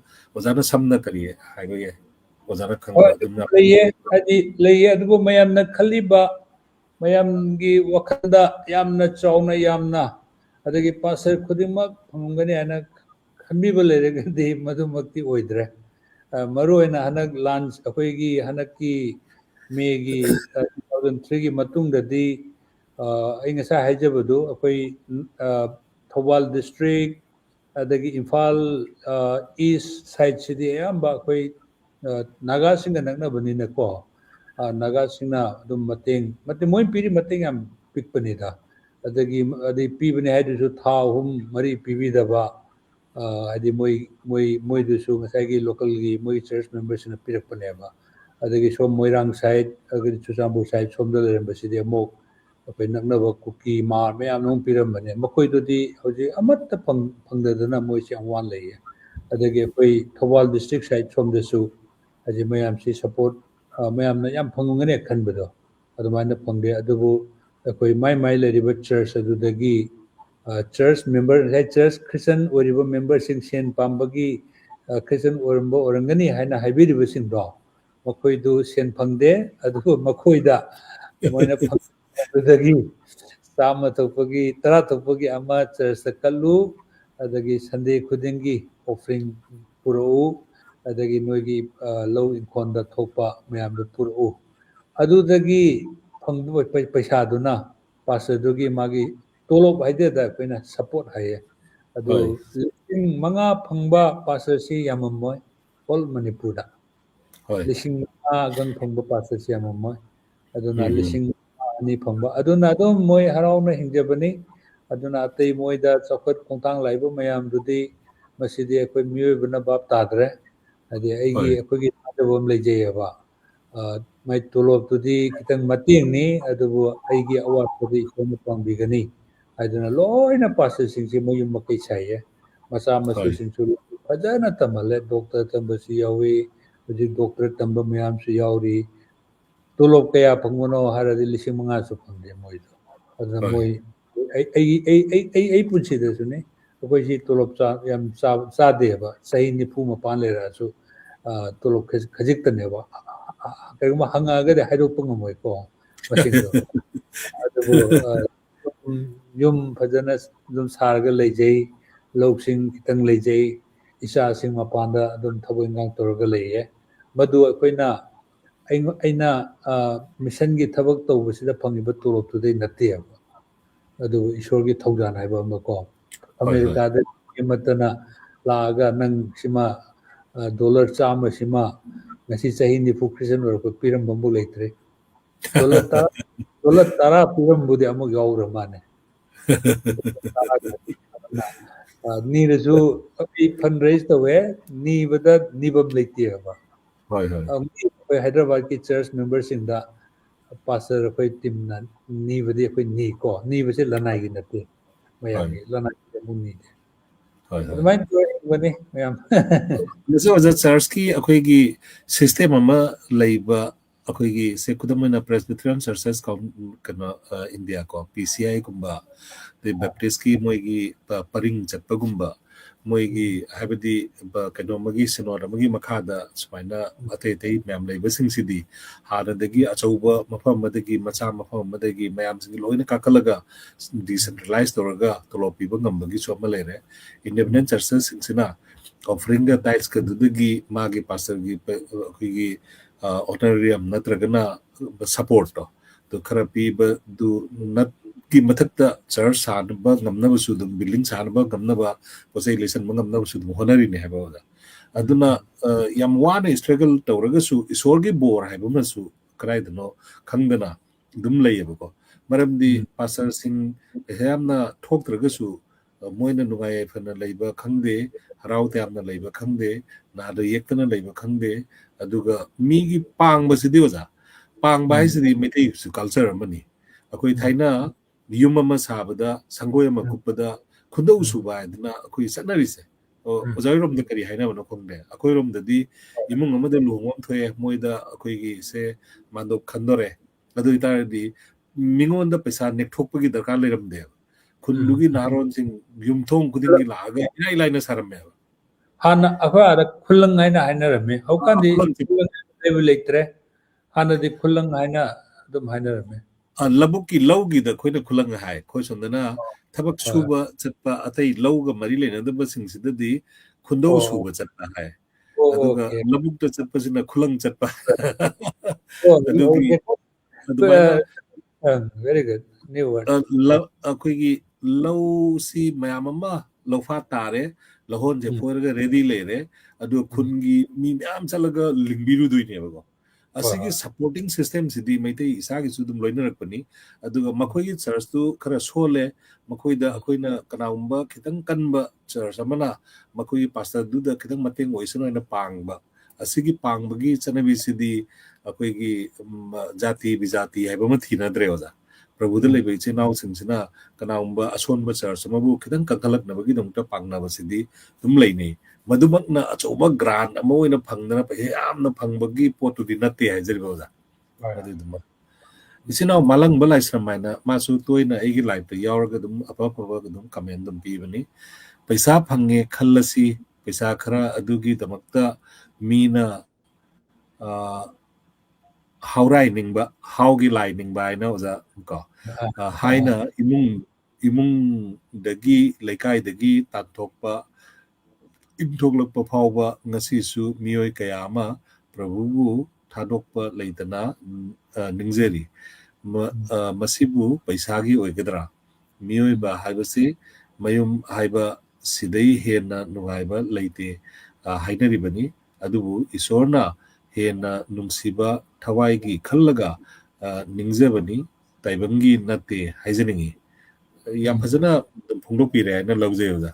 ꯑꯗꯨꯅ ꯑꯣꯖꯥ ꯁꯣꯝꯗꯗꯤ ꯈꯔꯕꯨ ꯐꯔꯝꯃꯅꯤ ꯑꯩꯈꯣꯏꯔꯣꯝꯗꯁꯨ ꯃꯁꯤ ꯌꯥꯝ ꯀꯜꯂꯤ ꯑꯂꯤꯄꯨꯔꯗ ꯂꯩꯔꯤꯕ ꯑꯩꯈꯣꯏꯒꯤ ꯑꯣꯖꯥ ꯄꯥꯁꯇꯔ ꯅꯣꯕꯤꯟ ꯍꯣꯏꯒꯁꯤ ꯃꯇꯝꯗꯨꯗ ꯍꯦꯛ ꯄ꯭ꯔꯚꯨ ꯂꯧꯁꯜꯂꯛꯑꯦ ꯍꯦꯛ ꯈꯪꯕꯗ ꯏꯃꯨꯡ ꯆꯪꯍꯟꯗ꯭ꯔꯤꯃꯦꯕ ꯑꯗꯨꯅ ꯁꯪꯒꯣꯜꯗ ꯑꯍꯤꯡ ꯂꯦꯛꯑꯒ ꯑꯗꯨꯗꯒꯤ ꯀꯣꯟꯅ ꯃꯌꯨꯝ ꯊꯥꯗꯣꯛꯑ ꯆꯠꯈ꯭ꯔꯤꯅꯦꯕꯀோ ꯑꯗꯨꯃꯥꯏꯅ ꯌꯨꯝ ꯊꯥꯗꯣꯛꯑ ꯆꯠꯄ ꯑꯩꯒꯤ ꯍꯥꯛꯇꯛꯇꯗꯤ ꯑꯩ ꯏꯄꯥꯁꯤꯅ ꯑꯗꯨꯝ ꯑꯦꯛꯁꯦꯞ ꯇꯧꯕꯤꯕ ꯍꯥꯏꯇꯥꯔꯦ ꯑꯗꯣ ꯈꯨꯟꯒꯤ ꯃꯤꯅ ꯌꯥꯗꯦ ꯑꯩꯒ ꯏꯄꯥꯒ ꯄꯨꯟꯅ ꯂꯩ ꯃꯇꯝꯗ ꯑꯩꯈꯣꯏ ꯏꯄꯥꯒꯤ ꯕꯥꯔꯇꯣꯟ ꯒ꯭ꯔꯦꯇꯣꯟ ꯄꯨꯝꯅꯃꯛ ꯂꯣꯏ ꯀꯛꯈꯤꯑꯕ ꯑꯗꯨꯅ ꯑꯩꯈꯣꯏ ꯏꯄꯟ ꯑꯃꯅ ꯑꯩꯉꯣꯟꯗ ꯑꯦꯗꯚꯥꯏꯁ ꯇꯧꯏ ꯅꯪ ꯌꯨꯝ ꯊꯥꯗꯣꯛꯑꯒ ꯀꯗꯥꯏꯗꯅꯣ ꯚꯔꯥ ꯂꯩꯔꯨꯔꯣꯏ ꯑꯩꯅ ꯍꯥꯏ ꯑꯩ ꯃꯃꯥ ꯃꯄꯥꯕꯨ ꯏꯀꯥꯏ ꯈꯨꯝꯅꯧ ꯍꯥꯏꯕꯁꯦ ꯕꯥꯏꯕꯜꯅ ꯇꯝꯕꯤ ꯑꯗꯨꯒ ꯑꯩꯅ ꯄ꯭ꯔꯚꯨꯕꯨ ꯑꯩꯈꯣꯏ ꯂꯧꯁꯤꯟꯖꯔꯒ ꯅꯤꯡꯖꯔꯒ ꯏꯃꯥ ꯏꯄꯥꯕꯨ ꯀꯃꯥꯏꯅ ꯇꯧꯅ ꯊꯥꯗꯣꯛꯑꯝꯃꯒ ꯑꯩꯅ ꯂꯝ ꯂꯥꯞ ꯆꯠꯈꯤꯗꯒꯦ ꯀꯟꯗꯤꯁꯅꯦꯜꯂꯤ ꯆꯠꯈꯤꯕꯗꯨꯅ ꯑꯃꯅꯤ ꯑꯗꯨ ꯅꯠꯇꯕꯤꯗ ꯌꯨꯝꯗ ꯂꯩꯃꯤꯟꯅꯕ ꯌꯥꯅ ꯌꯥꯅ ꯑꯩꯅ ꯇꯣꯉꯥꯟꯅ ꯃꯐꯝꯗ ꯑꯩ ꯆꯠꯈ꯭ꯔꯒ ꯚꯔꯥ ꯂꯩꯔꯨꯕ ꯍꯥꯏꯁꯤꯗꯤ ꯑꯩ ꯄꯥꯝꯗꯦ ꯏꯃꯥ ꯏꯄꯥ ꯁꯦꯕꯥ ꯐꯪꯖꯒꯦ ꯍꯥꯏꯗꯨꯅꯕꯨ ꯑꯩꯁꯤ ꯌꯨꯝꯗ ꯍꯟꯖꯔꯛꯏꯅꯦꯅ ꯑꯗꯨꯃꯥꯏꯅ ꯍꯥꯏꯕꯗꯒꯤ ꯍꯥꯏꯗꯤ ꯏꯄꯟꯗꯨꯅ ꯍꯥꯏꯗꯤ ꯈꯨꯟꯒꯤ ꯀꯔꯤꯒꯤ ꯏꯄꯥꯅ ꯆꯠꯆꯔꯝꯕꯗꯨꯒ ꯃꯥꯒꯤ ꯁꯣꯁꯥꯏꯇꯤꯗꯨ ꯄꯨꯟꯅ ꯁꯔꯨꯛ ꯐꯪꯃꯤꯟꯅꯕ ꯌꯥꯅꯕꯒꯤꯗꯃꯛꯇ ꯃꯥꯅ ꯑꯦꯗꯚꯥꯏꯁ ꯑꯃ ꯇꯧꯕꯤꯗꯨꯗꯤ ꯅꯈꯣꯏ ꯇꯣꯉꯥꯟ ꯆꯥꯔꯣꯏ ꯑꯗꯨꯅ ꯑꯩꯁꯤ ꯑꯩꯈꯣꯏ ꯏꯄꯥꯒ ꯄꯨꯟꯅ ꯂꯩꯃꯤꯟꯅꯔꯒ ꯆꯥꯃꯤꯟ ꯊꯛꯃꯤꯟꯅꯔꯝꯕ ꯇꯧꯔꯝꯕꯗꯣ ꯃꯗꯨꯗꯒꯤ ꯑꯩꯈꯣꯏꯁꯤ ꯁꯦꯄꯔꯦꯠ ꯑꯣꯏꯔꯒ ꯁꯪꯒꯣꯏꯗ ꯈꯥꯖꯤꯜꯂꯒ ꯂꯩꯖꯩꯑꯕꯀꯣ ꯑꯗꯨꯅ ꯁꯪꯒꯣꯏꯗ ꯈꯥꯖꯤꯜꯂꯒ ꯂꯩꯕꯗꯒꯤ ꯀꯣꯟꯅꯊꯪꯗ ꯃꯥꯁꯦ ꯑꯃꯨꯛ ꯃꯆꯥ ꯈ꯭ꯔꯤꯁꯇꯟ ꯑꯣꯏꯕꯗꯨꯒ ꯄꯨꯟꯅ ꯍꯥꯏꯗꯤ ꯆꯥꯃꯤꯟꯅꯗ꯭ꯔꯦ ꯆꯥꯛꯈꯨꯝ ꯇꯣꯡꯉꯥꯜꯂꯦ ꯇꯣꯉꯥꯟ ꯆꯥꯔꯦ ꯁꯣꯁꯥꯏꯇꯤꯗꯨꯒ ꯑꯃꯨꯛ ꯄꯨꯟꯖꯈꯤꯑꯕꯀꯣ ꯑꯗꯨꯃꯥꯏꯅ ꯁꯤꯒꯤ ꯁꯣꯁꯤꯌꯦꯜ ꯑꯥꯎꯠꯀꯥꯁꯇꯤꯡꯒꯤ ꯀꯩꯅꯣ ꯑꯩꯈꯣꯏꯒꯤ ꯄꯣꯠꯁꯦ ꯑꯩ ꯍꯧꯖꯤꯛꯁꯨ ꯁ꯭ꯇꯤꯜ ꯑꯩ ꯃꯗꯨꯒꯤ ꯚꯤꯛꯇꯤꯝ ꯑꯃꯅꯤ ꯑꯗꯨꯝ ꯑꯣꯏꯅꯃꯛ ꯑꯩꯅ ꯈꯨꯟꯁꯦ ꯊꯥꯗꯣꯛꯇꯅ ꯂꯩꯀꯥꯏꯁꯤꯗ ꯂꯩꯔꯒ ꯄ꯭ꯔꯚꯨꯗ ꯂꯩꯖꯕ ꯐꯪꯖꯕꯁꯤꯁꯨ ꯂꯩꯀꯥꯏꯁꯤꯅ ꯑꯦꯟꯇꯤ ꯈ꯭ꯔꯤꯁꯇꯟ ꯑꯣꯏꯗꯕꯒꯤ ꯏꯁꯣꯔꯒꯤ ꯑꯉꯛꯄ ꯑꯣꯔ ꯑꯃꯅꯦꯕꯀꯣ ꯉꯁꯥꯏꯒꯤ ꯅ꯭ꯌꯨ ꯂꯥꯏꯐ ꯑꯣꯖꯥ new ꯂꯥꯏꯐꯗ ꯑꯗꯨꯒꯤꯗꯨꯅ a tribe is a group of people connected by common blood ancestry, shared history, same language, same culture and tradition, same land or origin. A tribe community is about identity by birth. I am born into a tribe, community. For example, Meitei ethnic group, Naga, Mizo, Tripuri. A person doesn't choose their tribe. They are born into it. Ma akoi ojasi kanna akoi gisida support to bira habi bei damta thank you hai tare ko da. Abzal se kaina akoi sinau pangan sinau mali. Dharma religion khudingmak Ishwar God amakhaktani hai. Dharma religion khudingmak sarga heaven amasung norok hell lay aduna achumba asengba Ishwar God thisi dharma gi lairik sing munna pasi wari liba singdagi dharma laurunu achumba asengba Ishwar thisi punongpu thagatsari mai se loksin ba yaba wa yauri oja very good. adi wa nga gi kabo singsidi adi akoina laik pasi habne akoi isana thijasi mi wa taru no mi wata ra chum thengna roi aduna kitanga kumda jaraga manihar langpok lakpam maina the God is one, truth is the religion.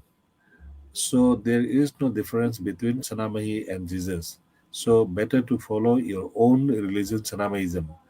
If you avoid Sanamahism, that means you avoid your own community and language, culture of Meitei. I don't bother your religion.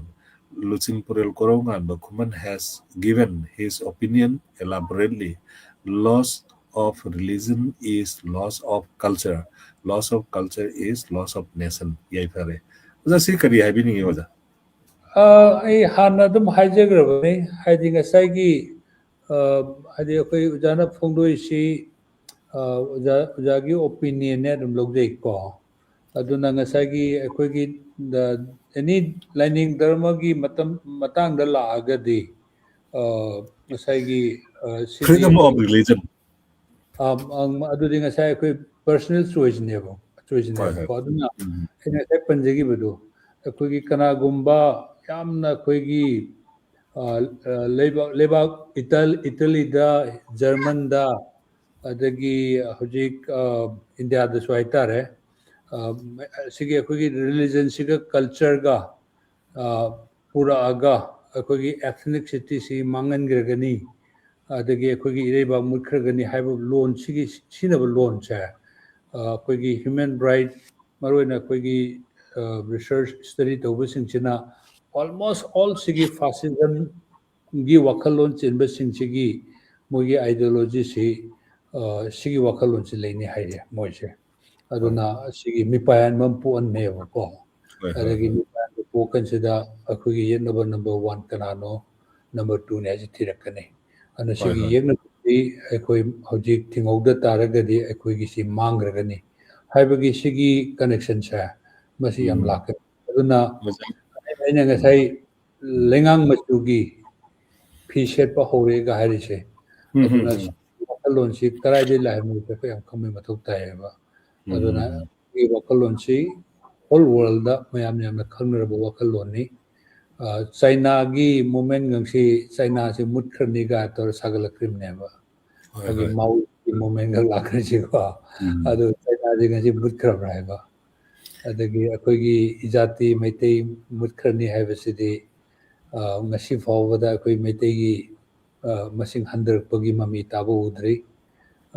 adum ai wakandadi masi Ishwar gi thaujan akoi ima lebak Manipur gi thaujan makhada akoi Meitei thurup mutkrani haibasidi si kanaguma mi pairaga chu ima lebak Manipur na madu ohel ko aduna adumba oemba yaba potudi tungan bo leire wakal ngasai akoi haibagi mayam du lakraba akoi haibagi aina silaba ado gari du sigi akoi mangi ne habi wakan sin problem ne do min but sigi loss of religion is loss of culture hai se oja masi si chumde na khalli oja this is example ngasai pije gre na tangkul singi culture they are more cultural aware now ha Mizo Singsu ko everywhere in the world everywhere akoi so hai ꯑꯩꯈꯣꯏ ꯃꯩꯇꯩꯒꯤ ꯑꯩꯈꯣꯏ ꯑꯆꯧꯕ ꯐꯪꯁꯟ ꯑꯃ ꯌꯥꯎꯔꯕ ꯑꯗꯨꯗꯤ ꯑꯩꯈꯣꯏꯒꯤ ꯃꯩꯇꯩꯒꯤ ꯊꯥꯕꯜ ꯆꯣꯡꯅꯤꯡꯉꯦꯕ ꯏꯟꯗꯤꯌꯥꯒꯤ ꯑꯦꯅꯤ ꯃꯐꯝ ꯑꯃꯗ ꯈ꯭ꯔꯤꯁꯇꯟꯒꯤ ꯑꯆꯧꯕ ꯃꯤꯇꯤꯡ ꯑꯃ ꯇꯧꯒꯟꯗ ꯑꯩꯈꯣꯏ ꯑꯗꯨꯒꯤ ꯇꯧꯅꯤꯡꯉꯦꯕ ꯑꯗꯨꯅ ꯑꯩꯈꯣꯏꯒꯤ ꯅꯤꯉꯣꯜ ꯆꯥꯛꯀꯧꯕ ꯂꯥꯛꯑꯕ ꯑꯩꯈꯣꯏꯁꯤ ꯈ꯭ꯔꯤꯁꯇꯟꯅꯤ ꯍꯥꯏꯗꯅ ꯁꯤꯗ ꯂꯩꯔꯤꯕ ꯍꯣꯏ ꯍꯥꯏꯗ꯭ꯔꯕꯥꯗꯇꯕꯨꯗꯤ ꯑꯩ ꯀꯌꯥ ꯌꯥꯎꯗꯦꯀꯣ ꯗꯤꯜꯂꯤꯗꯗꯤ ꯌꯥꯝ ꯇꯧꯋꯦꯕ ꯗꯤꯜꯂꯤꯗꯁꯨ ꯍꯥꯏꯗ꯭ꯔꯕꯥꯗꯇꯁꯨ ꯑꯩꯈꯣꯏ ꯈ꯭ꯔꯤꯁꯇꯟ ꯐꯦꯃꯤꯂꯤ ꯑꯃꯅꯤ ꯂꯩꯌꯦ ꯃꯣꯏꯗꯤ ꯌꯥꯝ ꯇꯣꯏꯅ ꯆꯠꯂꯦꯕꯀꯣ ꯑꯩꯗꯤ ꯍꯧꯖꯤꯛꯀꯥꯟ ꯑꯍꯜ ꯑꯣꯏꯔꯦꯅ ꯆꯠꯇ꯭ꯔꯦ ꯑꯗꯨꯅ ꯀꯜꯆꯔꯁꯤꯗꯤ ꯀꯜꯆꯔ ꯃꯥꯡꯍꯟꯒꯦ ꯍꯥꯏꯕ ꯋꯥꯈꯜꯗꯨꯗꯤ ꯙꯔꯃꯒ ꯃꯔꯤ ꯁꯨꯡꯂꯩ ꯂꯩꯅꯗ꯭ꯔꯦ ꯀꯜꯆꯔꯒꯤ ꯉꯁꯥꯏ ꯑꯩꯈꯣꯏ ꯃꯩꯇꯩ ꯑꯣꯖꯥ ꯍꯥꯏꯕꯤꯌꯨ ꯑꯩꯈꯣꯏ ꯅꯨꯄꯥꯁꯤꯡꯅ ꯑꯩꯈꯣꯏꯒꯤ ꯃꯄꯥꯟꯒꯤ ꯑꯩꯈꯣꯏꯒꯤ ꯗ꯭ꯔꯦꯁ ꯀꯣꯗꯁꯤꯗꯤ ꯑꯩꯈꯣꯏ ꯈꯔ ꯌꯥꯝ ꯅꯨꯄꯥꯅꯦꯕ ꯂꯧꯁꯜꯂꯦ ꯅꯨꯄꯤꯁꯤꯡ ꯅꯠꯇꯦꯕ ꯍꯣꯏ ꯑꯗꯨꯅ ꯙꯔꯃꯗꯒꯤ ꯍꯦꯟꯅ ꯑꯩꯈꯣꯏ ꯙꯔꯃ ꯅꯠꯇꯕ ꯑꯇꯩ ꯃꯦꯀꯥꯅꯤꯖꯝ ꯃꯌꯥꯝ ꯂꯩꯌꯦ ꯑꯗꯨꯅ ꯑꯩꯈꯣꯏ ꯀꯜꯆꯔ ꯃꯥꯡꯍꯟꯕ ꯂꯩꯌꯦ ꯑꯗꯨꯅ ꯑꯩꯅ ꯉꯁꯥꯏ ꯍꯥꯏꯖꯕꯗꯣ ꯑꯣꯖꯥ ꯀꯜꯆꯔ ꯍꯥꯏꯁꯦ ꯀꯝꯄꯣꯅꯦꯟ ꯀꯌꯥꯃꯔꯣꯝꯅ ꯄꯨꯟꯁꯤꯜꯂ ꯁꯥꯕꯅꯤ ꯍꯥꯏꯔꯤꯕ ꯀꯝꯄꯣꯅꯦꯟꯁꯤꯡꯗꯨꯒꯤ ꯃꯅꯨꯡꯗ ꯀꯣꯒꯅꯤꯇꯤቭ ꯀꯝꯄꯣꯅꯦꯟ ꯍꯥꯏꯕꯁꯤꯒꯤ ꯃꯅꯨꯡꯗ ꯔꯤꯂꯤꯖꯟꯁꯤ ꯂꯩꯕꯅꯦꯕ ꯑꯗꯨꯗꯤ ꯀꯜꯆꯔ ꯃꯥꯡꯕ ꯍꯥꯏꯁꯦ ꯀꯝꯄꯣꯅꯦꯟ ꯄꯨꯝꯅꯃꯛ ꯃꯥꯡꯕꯗꯨꯕꯨꯅꯦꯕ ꯍꯥꯏꯗꯤ ꯀꯜꯆꯔ ꯃꯥꯡꯕ ꯍꯥꯏꯁꯦ ꯀꯝꯄꯣꯅꯦꯟ ꯃꯌꯥꯝꯒꯤ ꯃꯅꯨꯡꯗ ꯀꯣꯒꯅꯤꯇꯤቭ ꯀꯝꯄꯣꯅꯦꯟꯠꯀꯤ ꯃꯅꯨꯡ ꯆꯟꯕ ꯁꯔꯨꯛ ꯑꯃ ꯑꯣꯏꯔꯤꯕ ꯔꯤꯂꯤꯖꯟꯗꯨꯅ ꯕꯦꯁ ꯇꯧꯔꯒ ꯀꯜꯆꯔꯕꯨ ꯃꯥꯡꯍꯜꯂꯤ ꯍꯥꯏꯕꯁꯤꯗꯤ ꯉꯁꯥꯏ ꯑꯣꯖꯥꯅ ꯍꯥꯏꯈꯤꯕ ꯑꯩꯈꯣꯏ ꯃꯥꯡꯈ꯭ꯔꯅꯤ ꯈꯣꯠꯈ꯭ꯔꯅꯤ ꯍꯥꯏꯅ ꯀꯤꯍꯟꯕ ꯐꯤꯌꯔ ꯁꯥꯏꯀꯣꯁꯤꯁ ꯑꯃ ꯁ꯭ꯄ꯭ꯔꯦꯗ ꯇꯧꯕꯗꯣ ꯑꯣꯖꯥ ꯃꯗꯨꯏꯗꯨ ꯗꯣꯟꯗ ꯑꯣꯏꯅ ꯂꯧꯖꯔꯦ ꯃꯅꯤꯍꯥꯔ ꯂꯥꯡꯄꯣꯛꯂꯥꯛꯄꯝ ꯀꯣ ꯑꯗꯨꯅ ꯍꯥꯏꯗꯤ ꯁꯤꯒꯤ ꯋꯥꯐꯝꯁꯤ ꯑꯩꯈꯣꯏ ꯈꯤꯇꯪ ꯑꯩꯈꯣꯏꯒ ꯃꯣꯠ ꯈꯔ ꯃꯥꯟꯅꯗ꯭ꯔꯦ ꯍꯥꯏꯇꯥꯔꯦ ꯌꯥꯖꯅꯤꯡꯉꯤ ꯌꯥꯖꯅꯤꯡꯗꯦꯒꯤ ꯋꯥꯇꯣꯛꯑꯒ loss of religion is loss of culture ꯍꯥꯏꯁꯤ ꯃꯁꯤꯁꯦ ꯃꯣꯠ ꯈꯤꯇꯪ ꯃꯥꯟꯅꯗ꯭ꯔꯦ ꯍꯥꯏꯇꯥꯔꯦ ꯑꯣꯖꯥꯗꯨꯒꯤ ꯑꯣꯄꯤꯅꯤꯌꯟꯅꯦ ꯍꯥꯏꯅꯀꯣ ꯍꯣꯏ ꯍꯣꯏ ꯑꯣꯖꯥꯗꯨꯒꯤꯁꯨ ꯐ꯭रीडम ऑफ स्पीच ꯂꯩꯕꯅꯤꯅ ꯍꯣꯏ ꯑꯣꯖꯥꯗꯨꯒꯤ ꯍꯣꯏ ꯑꯣꯄꯤꯅꯤꯌꯟ ꯍꯥꯏꯅ ꯂꯧꯕ ꯃꯥꯒꯤ ꯌꯥꯏ ꯑꯣꯄꯤꯅꯤꯌꯟ ꯑꯣꯏꯅ ꯂꯩꯖꯕ ꯌꯥꯏ ꯑꯗꯨꯒ ꯑꯩꯒꯤ ꯑꯣꯄꯤꯅꯤꯌꯟꯒ ꯃꯥꯏ ꯑꯣꯄꯤꯅꯤꯌꯟꯒ ꯆꯞ ꯃꯥꯟꯅꯅꯤ ꯍꯥꯏꯕ ꯂꯩꯇꯦ ꯍꯥꯏꯕ ꯑꯣꯖꯥ and then the biggest in such a ꯑꯩꯈꯣꯏ ꯁꯤꯒꯨꯝꯕ ꯋꯥꯔꯤ ꯁꯥꯟꯅꯕꯗ ꯈ꯭ꯋꯥꯏꯒꯤ ꯃꯔꯨꯑꯣꯏꯕꯁꯤꯗꯤ we should be ready to disagree with one another ꯑꯗꯨ ꯍꯣꯏ ꯍꯣꯏ ꯂꯩꯔꯕ ꯑꯗꯨꯗꯤ ꯑꯩꯈꯣꯏꯁꯤ ꯌꯥꯝ ꯅꯨꯡꯉꯥꯏꯅ ꯂꯩꯃꯤꯟꯅ ꯌꯥꯅꯦꯕ ꯍꯣꯏ ꯍꯣꯏ ꯑꯗꯨꯅ ꯃꯥꯁꯤ ꯑꯩꯉꯣꯟꯗꯒꯤ ꯇꯣꯉꯥꯟꯕꯅꯤ ꯑꯩꯒ ꯆꯞ ꯃꯥꯟꯅꯗꯕꯅꯤ ꯍꯥꯏꯅ ꯈꯟꯕꯤꯕ ꯍꯣꯏ ꯍꯣꯏ ꯑꯗꯨ ꯃꯥꯂꯪꯕ ꯂꯥꯏꯁ꯭ꯔꯝꯅ ꯑꯃꯨꯛꯀꯁꯨ ꯏꯕꯤꯔꯛꯏ ꯈ꯭ꯔꯤꯁꯇꯟ ꯑꯣꯏꯕꯗꯒꯤ ꯆꯥꯎꯈꯠꯈꯤꯕ ꯂꯝ ꯈꯔꯇꯪ ꯄꯟꯕꯤꯔꯝꯃꯣ ꯑꯣꯖꯥ ꯑꯗꯨꯒ ꯈ꯭ꯔꯤꯁꯇꯟ ꯑꯣꯏꯔꯨꯕꯗꯒꯤ ꯂꯥꯏꯔꯈꯤꯕ ꯂꯩꯕꯥꯛ ꯂꯩꯈꯤꯕꯔꯥ ꯍꯥꯏꯕꯁꯨ ꯊꯝꯕꯤꯔꯝꯃꯣ ꯌꯥꯝꯅ ꯏꯟꯇꯔꯦꯁꯇꯤꯡ ꯀ꯭ꯋꯦꯁꯟꯅꯦ ꯍꯥꯏꯇꯥꯔꯦ ꯐꯅꯤ ꯀ꯭ꯋꯦꯁꯟ ꯍꯥꯏꯇꯥꯔꯦ ꯑꯗꯨꯕꯨ ꯑꯣꯖꯥꯅ ꯀꯔꯤ ꯈꯨꯝꯕꯤꯒꯗꯕ ꯈꯪꯗꯦ ꯑꯩꯅ ꯎꯖꯕꯗꯗꯤ ꯈ꯭ꯔꯤꯁꯇꯟ ꯂꯥꯏꯅꯤꯡ ꯂꯧꯁꯟꯕꯗꯒꯤ ꯏꯅꯥꯛ ꯈꯨꯟꯈꯤꯕ ꯍꯥꯏꯒꯗ꯭ꯔꯥ ꯅꯨꯡꯉꯥꯏ ꯌꯥꯏꯐꯈꯤꯕ ꯍꯥꯏꯇꯥꯔꯦ ꯑꯁꯤꯗꯤ ꯏꯁꯣꯔꯒꯤ ꯕꯣꯔꯅꯤꯀꯣ ꯑꯗꯨꯒ ꯏꯁꯣꯔꯒꯤ ꯕꯣꯔ ꯐꯪꯕ ꯂꯩꯕꯥꯛ ꯑꯃꯠꯇ ꯂꯥꯏꯔꯈꯤꯕ ꯍꯥꯏꯕ꯭ꯔꯥ ꯀꯩꯅꯣꯝ ꯍꯥꯏꯁꯦ ꯂꯥꯏꯔꯈꯤꯕ ꯂꯩꯕꯥꯛ ꯂꯩꯈꯤꯕ꯭ꯔꯥ ꯍꯥꯏꯁꯦ ꯃꯁꯤꯗꯤ ꯑꯣꯖꯥ ꯑꯩꯒꯤ ꯃꯤꯠꯌꯦꯡꯗꯗꯤ ꯁꯨꯃꯥꯏꯅ ꯏꯁꯣꯔꯒꯤ ꯕꯣꯔꯅꯤ ꯃꯁꯤꯗꯤ ꯑꯁꯤꯗ ꯀꯔꯝꯕ ꯑꯦꯡꯒꯜꯗꯒꯤ ꯌꯦꯡꯉꯒ ꯍꯥꯏꯗꯣꯏꯅꯣ ꯍꯥꯏꯕ ꯑꯃꯁꯨ ꯂꯩꯔꯦ ꯑꯗꯨꯅ ꯄꯨꯝꯅꯃꯛꯁꯤ ꯏꯁꯣꯔꯒꯤ ꯕꯣꯔ ꯍꯥꯏꯁꯤꯗꯤ ꯂꯣꯏꯅ ꯆꯥꯎꯈꯠꯄ ꯍꯦꯟꯅ ꯐꯕ ꯑꯗꯨꯅꯤ ꯍꯥꯏꯅ ꯑꯩ ꯁꯨꯝ ꯂꯧꯖꯅꯤꯡꯉꯤ ꯑꯣꯖꯥꯗꯤ ꯀꯔꯤ ꯍꯥꯏꯕꯤꯅꯤꯡꯉꯤ ꯉꯁꯥꯏꯒꯤ ꯁꯤꯗꯅ ꯑꯃꯨꯛ ꯈ꯭ꯔꯤꯁꯇꯟ ꯑꯣꯏꯕꯗꯒꯤ ꯆꯥꯎꯈꯠꯈꯤꯕ ꯂꯝ ꯍꯥꯏꯕꯅꯤꯀꯣ ꯍꯣꯏ ꯑꯩꯅ ꯍꯣꯏ ꯉꯁꯥꯏ ꯄꯟꯖꯈꯤꯕꯗꯨꯗꯤ ꯙꯔꯃꯗ ꯑꯩꯈꯣꯏꯒꯤ ꯐ꯭रीडम ꯑꯣꯐ ꯔꯤꯂꯤꯖꯟ ꯂꯩꯕ ꯂꯩꯕꯥꯛꯁꯤ ꯃꯈꯣꯏꯁꯤꯅꯦꯕ ꯌꯥꯝ ꯆꯥꯎꯈꯠꯂꯦ ꯍꯥꯏꯁꯦ ꯍꯧꯖꯤꯛ ꯗꯨꯕꯥꯏ ꯆꯥꯎꯈꯠꯂꯦ ꯍꯥꯏꯁꯤ ꯍꯧꯖꯤꯛ ꯃꯨꯁꯂꯤꯝꯒꯤ ꯂꯩꯕꯥꯛꯅꯦ ꯍꯣꯏ ꯍꯣꯏ ꯗꯨꯕꯥꯏ ꯍꯥꯏꯔꯤꯁꯤ ꯃꯨꯁꯂꯤꯝꯅ ꯄꯥꯟꯕ ꯏꯚꯟ ꯗꯦꯃꯣꯀ꯭ꯔꯦꯇꯤꯛ ꯂꯩꯕꯥꯛ ꯅꯠꯇꯦꯕ ꯍꯣꯏ ꯍꯣꯏ ꯚꯣꯠ ꯑꯦꯂꯦꯛꯁꯟ ꯂꯩꯕ ꯂꯩꯕꯥꯛ ꯅꯠꯇꯦꯕ ꯍꯣꯏ ꯍꯣꯏ ꯅꯤꯡꯊꯧꯅ ꯄꯥꯟꯕ ꯂꯩꯕꯥꯛꯅꯦꯕꯀꯣ ꯍꯣꯏ ꯅꯤꯡꯊꯧꯗꯤ ꯍꯣꯏ ꯃꯨꯁꯂꯤꯝ ꯍꯣꯏ ꯍꯣꯏ ꯑꯗꯨꯅ ꯗꯨꯕꯥꯏꯁꯤ ꯍꯧꯖꯤꯛ ꯋꯥꯟ ꯑꯣꯐ ꯗ ꯔꯤꯆꯦꯁ ꯑꯗꯒꯤ ꯃꯌꯥꯝꯅ ꯍꯧꯖꯤꯛ ꯗꯨꯕꯥꯏꯁꯤ ꯌꯥꯝ ꯄꯥꯝꯅꯩꯌꯦꯕ ꯍꯣꯏ ꯑꯗꯨꯅ ꯍꯣꯏ ꯏꯟꯗꯤꯌꯥꯒꯤꯁꯨ ꯅꯝꯕꯔ ꯋꯥꯟ ꯑꯣꯐ ꯗꯤ ꯃꯦꯟ ꯁꯣꯔꯁꯅꯦꯕꯀꯣ ꯗꯨꯕꯥꯏꯁꯦ ꯑꯗꯨꯅ ꯉꯁꯥꯏ ꯃꯣꯏꯁꯤ ꯈ꯭ꯔꯤꯁꯇꯟ ꯅꯠꯇꯦ ꯑꯗꯨꯕꯨ ꯃꯨꯁꯂꯤꯝ ꯂꯩꯕꯥꯛꯅꯤ ꯑꯗꯨꯕꯨ ꯃꯗꯨꯗ ꯂꯣꯏꯅꯃꯛ ꯃꯗꯨꯗ ꯂꯩꯔꯤꯕ ꯃꯤ ꯈꯨꯗꯤꯡꯃꯛꯁꯤꯗ ꯃꯣꯏꯁꯤ ꯁꯤꯒꯤ ꯐ꯭रीडꯝꯁꯤ ꯄꯤꯌꯦꯕ ꯑꯗꯨꯅ ꯅꯨꯄꯤꯁꯤꯡꯒꯤꯗꯃꯛꯇ ꯃꯣꯁ ꯁꯦꯐꯦꯁ ꯄ꯭ꯂꯦꯁ ꯑꯣꯟ ꯑꯔꯠ ꯍꯥꯏꯔꯗꯤ ꯗꯨꯕꯥꯏꯅꯤ ꯍꯥꯏꯅꯔꯤꯕꯅꯦꯕꯀꯣ ꯑꯗꯨꯅ ꯅꯣꯠ ꯑꯣꯟꯂꯤ ꯈ꯭ꯔꯤꯁꯇꯟ ꯑꯦꯅꯤ ꯙꯔꯃ ꯆꯠꯁꯅꯨ ꯑꯁꯤꯗ ꯃꯥꯅ ꯄꯥꯝꯕ ꯙꯔꯃ ꯆꯠꯁꯅꯨ ꯑꯗꯒꯤ ꯃꯤ ꯈꯨꯗꯤꯡꯃꯛꯀꯤ ꯍꯛ ꯑꯁꯤ ꯃꯜꯂꯣꯏꯗꯅꯤ ꯍꯥꯏꯅ ꯂꯩꯕ ꯂꯩꯕꯥꯛꯁꯦ ꯃꯗꯨ ꯃꯁꯤꯁꯤꯅ ꯆꯥꯎꯈꯠꯂꯗꯕ ꯑꯌꯥꯝꯕ ꯆꯥꯎꯈꯠꯂꯝꯒꯅꯦꯕ ꯆꯥꯎꯈꯠꯂꯗꯕꯅꯤ ꯊꯦꯡꯛ ꯌꯨ ꯑꯣꯖꯥ ꯑꯗ ꯁꯟꯖꯤꯠ ꯃꯩꯇꯩꯅ ꯁꯟꯖꯤꯠ ꯃꯩꯇꯩꯅ ꯍꯥꯏ ꯌꯥꯝꯅ ꯅꯨꯡꯉꯥꯏꯖꯩ ꯗꯤꯁꯀꯁꯟ ꯑꯁꯦ ꯑꯣꯖꯥꯒꯤꯗꯣ ꯃꯈꯥ ꯁꯝꯊꯔꯤꯕ꯭ꯔꯣ ꯑꯣꯖꯥ ꯍꯥꯏꯕꯤꯌꯨ ꯑꯣꯖꯥ No, go ahead. I mean, not particular religion. So it can be lining amada based auraga hairoisi haibneba ojana haibase edi any country any state akoigi lining ama khatangna majority oirasu mayam leiminarabasu freedom of religion sibu respect to wall lamadu chakot kani haiba Sanjit Maitayna yamna nungaijay discussion na siya na puning thogat pire thank you adai Priya Kumar na ozagi program khudingda yamna nungaijay na puning thogat pire thank you adai di amakaka ichan palmai haiba mai se kano asi mana haiba se school lamada oza oiradi tolopi ba haise adum tawni hai aduna quite very good Chincoladi khongcoladi chinchole khongsoladi chinchole Kristagi manai thauna leiba tamgi ichininaw sing isorna loina bi bisano amen omni khup aina koi kanau machingni chinaw ermare aigi wa kenoda oja tum walda ichinaw chingni chinaw sing sum yam lai daga koi pangan chinaw sing su yam lai daga maru oida bamon chinaw sing su yam lai aduna aina oja theory of unification the idea of Mitai habama idea of Manipuri habama idea of Manipur habama kaidi ke umbrella mai makhada khairiba akoi category ahum se si da understand to bina bagi matang da aina isinaw sing da aina wari sajaw da moi sum tum thawai yobi ba isinaw sing support to biba pam makha tum lei hai tare moi myam thank you adugi mayok ta leiba mi su mayam mani manglam chathiba mangang haise ngasai mamang de iramado mare Christian chatpa mina sanamahi latpada Jesu natana latpa yade hai adubu lai oina natragasu tradition ama oina imungda sanamahi thambiba kai kaibage oja odamba oja pakum pibi gadra oja asisu migi apamane hai tarane ko thamninga thamjawa Christian pastor na budi koi Christian gi matungi nadi any atai kano toroi damne harak pi ai adu Christian mi do na ai koi sana me gi lani krum basu krum dra basu ai thamni haibada kai deba khudama na aina Christian ro koi di laimen sim latlam me ko aduna laimen koi gi aibu Christian oi lakki ba koi yamim cha do ma di laimen du leire na tumba yadi hai yumda nong phado lakpado aidi yum chapada akoi mungda laimen leibudu pabung ima hoi loi khrumbani na ko adu aidi kaisu kaide ba aduna mangonda di tumba yadi ha engonda di kaisu kaide aduna migi apambani haina ai wakande lawe adubu hadi aingonda choi pio haragadi aidi hoji moji sukrista thajabani na moji sukrista na dum yajare haine ba si sana mai do ana toromi ai toroi aina any adugi akogi blasphemy natragana akogi religious kana hurting the sentimental today adugi potu di myam da thamo oja kanogi mamam chatta aina haining ba makatang di akogi Christianity is monotheism hai theism and atheism nainarpada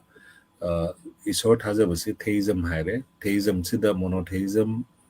dualism polytheism Hindu lainingumba akoi mitegi karigi lai myam kurambagi matausi polytheism da leire monotheism is the isor makantabu kurambagi concept ama leibanina maduda akoi gi trinity gi concept ta mapa macha masung thawai sengmasida akoina mapa dubu machagi miyeng dagi khutang dagi akoina khurumjabagi paring amakak chathabanina atai lai khuramba thamba se khudamoina akoigi ojasu dum habi nai khalli even the Christian family singda akoigi Jesus ki murti thamba macha oja pigna dum akoigi keno decoration oina thamba adegi dum pamjadana photo thamba gumbasi dum leyeba adu sometimes kana umbai chinaw singna hangba leyeba nang masi dup thamoi thara kurambra adu di nateba ko ꯑꯗꯨꯃꯥꯏꯅ ꯑꯩꯈꯣꯏꯒꯤ ꯅꯤꯔꯥꯀꯥꯔ ꯎꯄꯥꯁꯅꯥꯒꯤ concept ꯑꯃꯁꯨ ꯑꯗꯨꯗ ꯂꯩꯕ ꯑꯗꯨꯅ ꯁꯨꯝ ꯅꯥꯀꯟꯒꯤ ꯃꯌꯥꯝꯁꯤꯡꯒꯤ ꯌꯦꯡꯉꯛꯄꯗ ꯉꯁꯥꯏ ꯑꯣꯖꯥꯅ ꯍꯥꯏꯕꯤꯕ ꯃꯥꯒꯤ ꯊꯃꯣꯏꯗꯨꯅ ꯌꯥꯔꯒꯗꯤ ꯀꯩꯁꯨ ꯀꯥꯏꯗꯦ ꯍꯥꯏꯕ ꯑꯩꯁꯨ ꯐꯦꯃꯤꯂꯤ ꯏꯃꯥ ꯏꯄꯥꯒ ꯄꯨꯟꯅ ꯂꯩꯃꯤꯟꯅꯔꯤꯉꯩ ꯃꯇꯝꯗ ꯑꯩꯒꯤ ꯀꯥꯗꯨꯗ ꯑꯩꯈꯣꯏ ꯂꯩꯖꯩ ꯑꯇꯩ ꯏꯃꯨꯡ ꯃꯅꯨꯡꯗꯨꯗ ꯑꯇꯩ ꯄꯨꯝꯅꯃꯛ ꯑꯗꯨꯝ ꯂꯩ ꯑꯗꯨꯒ ꯑꯩꯈꯣꯏ ꯀꯩꯁꯨ ꯗꯤꯁꯇꯔꯕꯦꯟꯁ ꯂꯩꯇꯦ ꯑꯗꯨ ꯍꯧꯖꯤꯛꯇꯤ ꯊꯣꯔꯛꯑꯕꯅꯤꯅ ꯑꯣꯟꯂꯤ ꯖꯤꯖꯁ ꯏꯁ ꯑꯣꯟꯂꯤ ꯃꯥꯏ ꯁꯦꯚꯤꯌꯔ ꯑꯗꯨꯅ ꯏꯄꯥ ꯏꯁꯣꯔꯗꯨꯕꯨ ꯈꯨꯔꯨꯝꯖꯕꯗ ꯑꯩꯈꯣꯏ ꯕꯥꯏꯕꯜꯅ ꯇꯝꯕꯤꯔꯤꯕ ꯁꯔꯨꯛꯇꯨꯒꯤ ꯃꯇꯨꯡ ꯏꯟꯖꯔꯒ ꯃꯣꯅꯣꯊꯦꯏꯖꯝꯗꯨꯗ ꯕꯦꯁ ꯇꯧꯕꯅꯤꯅ ꯑꯇꯩ ꯄꯣꯂꯤꯗ ꯆꯪꯉꯨꯕꯒꯤ ꯗꯔꯀꯥꯔ ꯂꯩꯇ꯭ꯔꯦ ꯍꯥꯏꯅ ꯑꯗꯨꯝ ꯑꯩꯈꯣꯏꯅ ꯃꯗꯨ ꯃꯤꯔꯥꯏꯔꯨꯕꯒꯤ ꯅꯠꯇꯕ ꯑꯩꯒꯤ ꯇꯝꯕꯤꯕꯗꯨꯅ ꯀꯩꯅꯣ ꯑꯣꯏꯕ ꯉꯁꯥꯏꯒꯤ ꯑꯣꯖꯥ ꯍꯣꯏꯒꯤ ꯑꯉꯥꯡꯗꯨꯅ ꯑꯩꯈꯣꯏ ꯂꯥꯛꯑꯒ ꯃꯥ ꯇꯨꯝꯕ ꯌꯥꯗꯦ ꯍꯥꯏꯕ ꯑꯗꯨꯅ ꯃꯥꯒꯤ ꯊꯃꯣꯏꯅ ꯌꯥꯗꯕꯗꯨꯗꯤ ꯅꯝꯐꯨꯗ ꯀꯃꯥꯏꯅ ꯇꯧꯍꯟꯒꯅꯤ ꯑꯗꯨꯁꯨ ꯑꯗꯨꯝ ꯂꯩꯕꯅꯦꯕ ꯑꯗ ꯑꯩꯈꯣꯏꯅ ꯋꯥꯔꯤꯁꯦ ꯀꯃꯦꯟ ꯄꯥ ꯂꯩꯕꯗ ꯑꯣꯖꯥ ꯀꯃꯦꯟꯁꯤ ꯌꯥꯝꯇꯩꯁꯨ ꯂꯣꯏ ꯄꯥꯕ ꯉꯝꯅꯦꯅ ꯊꯥꯖꯗ꯭ꯔꯦ ꯑꯗꯨꯅ ꯑꯩꯈꯣꯏ ꯉꯁꯥꯏꯒꯤ ꯀꯩꯅꯣꯗꯨꯗ ꯉꯥꯛꯇꯪꯒ ꯂꯥꯛꯑꯝꯃꯒ ꯑꯩꯈꯣꯏ ꯃꯌꯥꯝ ꯄꯨꯝꯅꯃꯛ ꯉꯥꯛꯄꯤꯒꯅꯦꯅ ꯍꯥꯏꯔꯝꯃꯒ ꯂꯣꯏꯁꯤꯟꯅꯕ ꯇꯧꯔꯁꯤ ꯑꯣꯖꯥ ꯑꯗꯨ ꯏꯆꯤꯟ ꯏꯅꯥꯎ ꯁꯟꯖꯤꯠ ꯃꯩꯇꯩꯅ ꯍꯥꯏꯕꯁꯦ ꯐꯤꯖꯦꯜ ꯂꯩꯇꯦꯡ ꯑꯃꯁꯨꯡ ꯙꯔꯃꯒꯤ ꯃꯇꯥꯡꯗ ꯈꯔ ꯍꯥꯏꯕꯤꯔꯝꯃꯗꯤ ꯌꯥꯝ ꯅꯨꯡꯉꯥꯏꯅꯤ ꯍꯥꯏꯁꯤꯗ ꯉꯁꯥꯏꯒꯤ ꯂꯣꯏꯍꯧꯗꯕ ꯁꯔꯨꯛꯇꯣ ꯐꯤꯖꯦꯜ ꯂꯩꯇꯦꯡꯒꯤ ꯑꯩꯈꯣꯏ ꯂꯨꯍꯣꯡ ꯈꯣꯡꯗꯣꯡꯕꯗ ꯁꯤ ꯈꯨꯗꯝ ꯑꯣꯏꯅ ꯑꯩꯈꯣꯏꯒꯤ ꯑꯣꯖꯥꯅ ꯍꯥꯏꯕ ꯉꯁꯥꯏ ꯄꯥꯏꯖꯃꯥ ꯀꯨꯔꯇꯥꯒꯨꯝꯕ ꯁꯦꯠꯄ ꯐꯩꯖꯣꯝꯒꯨꯝꯕ ꯁꯦꯠꯄ ꯑꯗꯒꯤꯗꯤ ꯀꯖꯦꯡꯂꯩꯒꯨꯝꯕ ꯍꯥꯞꯄ ꯃꯩꯇꯩꯒꯤ ꯐꯅꯦꯛ ꯐꯤꯔꯣꯜꯒꯨꯝꯕ ꯁꯦꯠꯄ ꯅꯠꯇ꯭ꯔꯒ ꯒꯥꯎꯟꯒꯨꯝꯕ ꯁꯦꯠꯄ ꯅꯠꯇ꯭ꯔꯒꯅ ꯀꯅꯥꯒꯨꯝꯕ ꯏꯆꯤꯟ ꯏꯅꯥꯎꯁꯤꯡꯅ ꯑꯩꯈꯣꯏꯒꯤ ꯈꯥꯃꯦꯟ ꯆꯠꯄꯒꯨꯝꯕ ꯁꯦꯠꯆꯜꯂꯨꯕ ꯑꯩꯈꯣꯏ ꯔꯦꯁꯝ ꯐꯨꯔꯤꯠꯀꯨꯝꯕ ꯂꯤꯠꯁꯜꯂꯨꯕ ꯃꯁꯤꯗ ꯑꯩꯈꯣꯏ ꯏꯆꯤꯟ ꯏꯅꯥꯎꯁꯤꯡꯅ ꯁꯨꯝ ꯈ꯭ꯔꯤꯁꯇꯦꯟ ꯑꯣꯏꯔꯒꯗꯤ ꯑꯩꯈꯣꯏꯒꯤ ꯃꯩꯇꯩꯒꯤ ꯐꯤꯖꯦꯠꯁꯤꯡꯁꯤ ꯁꯦꯠꯄꯤꯔꯅꯨ ꯍꯥꯏꯕ ꯀꯥꯡꯕꯨ ꯑꯃ ꯑꯗ ꯀꯥꯡꯕꯨ ꯑꯃꯅ ꯁꯦꯠꯂꯨ ꯑꯆꯝꯕ ꯈꯔ ꯁꯦꯠꯂꯨ ꯃꯌꯦꯛ ꯅꯥꯏꯕꯒꯨꯝꯕꯁꯤꯡꯁꯤꯗꯤ ꯂꯥꯏꯅꯤꯡ ꯂꯥꯏꯁꯣꯟꯒ ꯈꯔ ꯃꯔꯤ ꯂꯩꯅꯩ ꯃꯗꯨꯒꯨꯝꯕꯁꯤꯡꯗꯣ ꯈꯔ ꯇꯉꯥꯏꯅꯕ ꯇꯧꯕꯤꯌꯨ ꯍꯥꯏꯕꯒꯨꯝꯕ ꯑꯁꯤꯒꯨꯝꯕ ꯋꯥꯈꯜꯂꯣꯟ ꯀꯌꯥꯃꯔꯨꯝ ꯂꯩꯕꯁꯤꯗ ꯑꯣꯖꯥꯁꯤ ꯑꯣꯖꯥꯅ ꯑꯩꯈꯣꯏ ꯅꯣꯔꯃꯦꯜ ꯑꯣꯏꯕ ꯄꯨꯟꯁꯤꯗꯗꯤ ꯃꯥꯒꯤ ꯉꯁꯥꯏꯒꯤ ꯅꯨꯄꯥꯁꯤꯡꯅ ꯃꯄꯥꯟꯒꯤ ꯑꯣꯏꯕ ꯀꯜꯆꯔꯒꯤ ꯐꯤꯖꯦꯜ ꯂꯩꯇꯦꯡꯁꯤꯡꯒꯤ ꯈꯔ ꯍꯦꯟꯅ ꯄꯨꯁꯤꯜꯂꯛꯑꯕꯁꯨ ꯃꯩꯇꯩ ꯆꯅꯨꯁꯤꯡꯗꯨꯗꯤ ꯃꯁꯥꯒꯤ ꯍꯥꯏꯗꯤ ꯇ꯭ꯔꯦꯗꯤꯁꯟꯗꯒꯤ ꯍꯥꯟꯅꯗꯒꯤ ꯂꯥꯛꯄ ꯃꯩꯇꯩꯒꯤ ꯈ꯭ꯋꯥꯏꯗꯒꯤ ꯐꯖꯕ ꯐꯤꯔꯣꯜꯁꯤꯡꯗꯣ ꯃꯈꯣꯏ ꯂꯣꯏꯅ ꯁꯦꯠꯆꯅꯤꯡꯕꯒꯤꯗꯨ ꯂꯩꯕꯅꯤꯅ ꯑꯩꯈꯣꯏ ꯂꯨꯍꯣꯡ ꯈꯣꯡꯗꯣꯡꯕꯗꯁꯨ ꯃꯈꯣꯏ ꯁꯦꯠꯆ ꯆꯥꯖꯕꯁꯦ ꯑꯩꯈꯣꯏꯅ ꯇꯣꯉꯥꯟ ꯇꯣꯉꯥꯟꯕ ꯂꯨꯍꯣꯡꯕꯁꯤꯡꯗ ꯑꯗꯨꯝ ꯎꯏ ꯒꯥꯎꯟ ꯁꯦꯠꯄ ꯀꯥꯡꯕꯨꯁꯨ ꯎꯏ ꯒꯥꯎꯟ ꯁꯦꯠꯇꯕ ꯐꯅꯦꯛ ꯁꯦꯠꯄ ꯐꯩꯖꯣꯝ ꯁꯦꯠꯄ ꯃꯌꯥꯝꯁꯤꯡꯁꯦ ꯎꯏ ꯑꯗꯨꯗ ꯑꯩꯅ ꯍꯥꯏꯖꯅꯤꯡꯕꯗꯤ ꯑꯣꯖꯥ ꯉꯁꯥꯏꯒꯤ ꯈꯥꯃꯦꯟ ꯆꯠꯄꯒꯨꯝꯕꯁꯤꯗꯤ ꯐꯝꯅꯥꯏꯕꯒꯨꯝꯕ ꯀꯔꯤꯒꯨꯝꯕꯅ ꯅꯠꯇ꯭ꯔꯒꯅ ꯃꯥꯏ ꯔꯤꯆꯨꯋꯦꯜ ꯑꯃꯒ ꯃꯔꯤ ꯂꯩꯅꯅ ꯁꯦꯠꯀꯗꯕꯅꯤ나 ꯃꯣꯏꯁꯤꯡꯕ ꯅꯠꯇ꯭ꯔꯒꯅ ꯑꯩꯈꯣꯏ ꯃꯤꯆꯝꯅꯁꯨ ꯁꯦꯠꯄ ꯌꯥꯕ ꯈꯥꯃꯦꯟ ꯆꯠꯄ ꯂꯩꯔꯝꯃꯒꯗꯤ ꯑꯗꯨ ꯑꯗꯨꯝ ꯁꯤꯖꯤꯟꯅꯕ ꯌꯥꯔꯝꯒꯗ꯭ꯔꯥ ꯑꯗꯨꯒ ꯀꯔꯤꯒꯨꯝꯕꯗ ꯅꯤꯡꯊꯧ ꯐꯤ ꯈꯪꯗꯦ ꯑꯩꯈꯣꯏꯒꯤ ꯁꯥꯐꯤ ꯂꯥꯟꯐꯤ ꯈꯪꯗꯦ ꯑꯗꯨꯒ ꯑꯩꯈꯣꯏ ꯃꯅꯥ ꯐꯤ ꯈꯪꯗꯦ ꯍꯥꯏꯔꯤꯕ ꯃꯩꯇꯩꯒꯤ ꯇꯣꯉꯥꯟ ꯇꯣꯉꯥꯟꯕ ꯐꯤꯁꯤꯡ ꯅꯤꯡꯊꯧꯅ ꯃꯅꯥ ꯑꯣꯏꯅ ꯄꯤꯕ ꯅꯠꯇ꯭ꯔꯒꯅ ꯐꯝꯅꯥꯏ ꯅꯣꯡꯊꯣꯟꯕꯅ ꯄꯨꯈ꯭ꯔꯝꯕꯅ ꯀꯔꯤꯅ ꯁꯦꯠꯀꯗꯕ ꯑꯗꯨꯒꯨꯝꯕꯁꯤꯡ ꯂꯩꯕ ꯂꯥꯏꯒꯤ ꯊꯧꯔꯝ ꯄꯔꯦꯡꯁꯤꯡꯒ ꯃꯔꯤ ꯂꯩꯅꯒꯗꯕ ꯄꯣꯠꯂꯝꯁꯤꯡꯗꯨꯗꯤ ꯃꯥꯒꯤ ꯍꯣꯂꯤ ꯃꯦꯇ꯭ꯔꯤꯃꯣꯅꯤꯒꯨꯝꯕꯗ ꯁꯤꯖꯤꯟꯅꯗꯕꯁꯦ ꯐꯩ ꯍꯥꯏꯅ ꯑꯩ ꯑꯗꯨꯝ ꯍꯥꯏꯖꯅꯤꯡꯉꯦꯕꯀꯣ ꯑꯗꯣ ꯐꯤꯖꯦꯠꯀꯤꯗꯤ ꯑꯩꯈꯣꯏꯗ ꯅꯤꯡꯇꯝꯕ ꯂꯩ ꯉꯁꯥꯏꯒꯤ ꯑꯆꯥꯕ ꯐꯤ ꯍꯥꯏꯁꯦ ꯑꯗꯨꯅ ꯗꯣꯅꯥꯠꯀꯤꯗ ꯂꯩꯕꯅꯤꯅ ꯈ꯭ꯋꯥꯏꯗꯒꯤ ꯀꯝꯐꯣꯔꯇꯦꯕꯜ ꯑꯣꯏꯕ ꯄ꯭ꯔꯦꯖꯦꯟꯇꯦꯕꯜ ꯑꯣꯏꯕ ꯁꯤꯡꯂꯨꯞ ꯑꯃꯗꯤ ꯐꯦꯃꯤꯂꯤꯅ ꯂꯨꯍꯣꯡꯒꯗꯕ ꯄꯤꯕꯥ ꯑꯃꯗꯤ ꯅꯤꯉꯣꯜ ꯑꯗꯨꯒꯤ ꯃꯃꯥ ꯃꯄꯥ ꯑꯣꯏꯔꯤꯕꯁꯤꯡꯗꯨꯒ ꯆꯔꯆꯀꯤ ꯑꯩꯈꯣꯏꯒꯤ ꯑꯍꯜ ꯂꯃꯟꯁꯤꯡꯒꯅ ꯌꯥꯅꯔꯒ ꯂꯦꯞꯃꯤꯟꯅꯕꯗꯨ ꯑꯗꯨꯝ ꯇꯧꯕꯗ ꯑꯩꯈꯣꯏꯒꯤꯗꯤ ꯈ꯭ꯔꯤꯁꯇꯟꯒꯤꯗꯤ ꯈ꯭ꯋꯥꯏꯗꯒꯤ ꯐꯔꯦ ꯍꯥꯏꯅ ꯑꯗꯨꯝ ꯈꯜꯂꯦꯕ ꯑꯣꯖꯥ ꯑꯗꯣ ꯑꯣꯖꯥ ꯈꯤꯇꯪ ꯑꯣꯖꯥꯒꯤ ꯁꯥꯏꯠꯇꯒꯤ ꯈꯤꯇꯪ ꯑꯃ ꯇꯧꯕꯤꯌꯨ ꯑꯣꯖꯥ ꯐꯣꯂꯥꯃꯟ ꯀꯩꯅꯣ ꯌꯥꯏꯌꯦ ꯀꯩꯅꯣꯅꯤ ꯑꯩꯈꯣꯏꯁꯤ ꯂꯨꯍꯣꯡꯕꯒꯤ ꯃꯇꯥꯡ ꯈ꯭ꯔꯤꯁꯇꯟ ꯂꯨꯍꯣꯡꯕꯒꯤ ꯃꯇꯥꯡꯗ ꯑꯣꯏꯅ ꯀꯩꯅꯣ ꯇꯧꯔꯕꯅꯤꯅꯀꯣ ꯍꯥꯏꯗꯤ ꯃꯌꯥꯝꯒꯤ ꯑꯣꯄꯤꯅꯤꯌꯟ ꯑꯩꯈꯣꯏꯒꯤ ꯗ꯭ꯔꯦꯁ ꯈ꯭ꯔꯤꯁꯇꯟ ꯑꯣꯏꯈ꯭ꯔꯕꯅꯤ나 ꯁꯦꯠꯂꯒꯅꯨ ꯅꯣꯏꯒꯤ ꯇꯣꯉꯥꯟꯒꯤ ꯇꯧꯔꯣ ꯈꯣꯠꯂꯣ ꯍꯥꯏꯕ ꯃꯌꯥꯝ ꯌꯥꯎꯋꯤꯗꯅ ꯑꯗꯨꯅ ꯅꯝꯕꯔ ꯋꯥꯟ ꯑꯩꯈꯣꯏ ꯏꯟꯗꯤꯌꯥꯁꯤ ꯂꯣ ꯍꯥꯏꯕ ꯑꯃ ꯂꯩꯔꯤ ꯑꯩꯈꯣꯏ ꯈ꯭ꯔꯤꯁꯇꯟ ꯃꯦꯔꯦꯖ ꯑꯦꯛꯀꯤ ꯃꯇꯨꯡ ꯏꯟꯅ ꯑꯩꯈꯣꯏ ꯀꯅꯥ ꯃꯇꯧ ꯀꯔꯝꯍꯥꯏꯅ ꯂꯨꯍꯣꯡꯒꯗꯕꯅꯣ ꯂꯨꯍꯣꯡꯗ꯭ꯔꯤ ꯃꯃꯥꯡꯗ ꯀꯔꯤ ꯀꯔꯤ ꯇꯧꯒꯗꯕꯅꯣ ꯑꯗꯒꯤ ꯂꯨꯍꯣꯡꯕꯁꯤꯅ ꯀꯅꯥꯅ ꯂꯨꯍꯣꯡꯒꯗꯕꯅꯣ ꯍꯥꯏꯕꯅꯆꯤꯡꯕꯁꯤ ꯍꯧꯖꯤꯛꯀꯤ ꯃꯦꯔꯦꯖ ꯑꯦꯛꯁꯤꯗ ꯂꯣꯏ ꯌꯥꯎꯔꯒ ꯂꯩꯔꯤꯕꯅꯤ ꯑꯗꯨꯅ ꯑꯩꯈꯣꯏ ꯃꯅꯤꯄꯨꯔꯁꯨ ꯏꯟꯗꯤꯌꯥꯒꯤ ꯏꯁꯇꯦꯠ ꯑꯃ ꯑꯣꯏꯕꯅꯤꯅ ꯍꯧꯖꯤꯛ ꯑꯦꯛꯁꯤ ꯂꯣꯏꯅ ꯑꯩꯈꯣꯏ ꯑꯗꯨ ꯆꯠꯅꯔꯤꯕꯅꯦꯕꯀꯣ ꯑꯗꯨꯅ ꯍꯥꯏꯔꯤꯕ ꯑꯦꯛꯁꯤꯗ ꯑꯩꯈꯣꯏ ꯈ꯭ꯔꯤꯁꯇꯟ ꯃꯦꯔꯦꯖꯇ ꯁꯤꯒꯤ ꯗ꯭ꯔꯦꯁꯁꯤ ꯁꯦꯠꯄ ꯌꯥꯏ ꯁꯤꯒꯤ ꯗ꯭ꯔꯦꯁꯁꯤ ꯁꯦꯠꯀꯗꯕꯅꯤ ꯍꯥꯏꯕꯒꯤ ꯀꯔꯤꯝꯇ ꯗꯤꯁꯀ꯭ꯔꯤꯞꯁꯟ ꯄꯤꯕ ꯂꯩꯇꯦ ꯑꯣꯖꯥ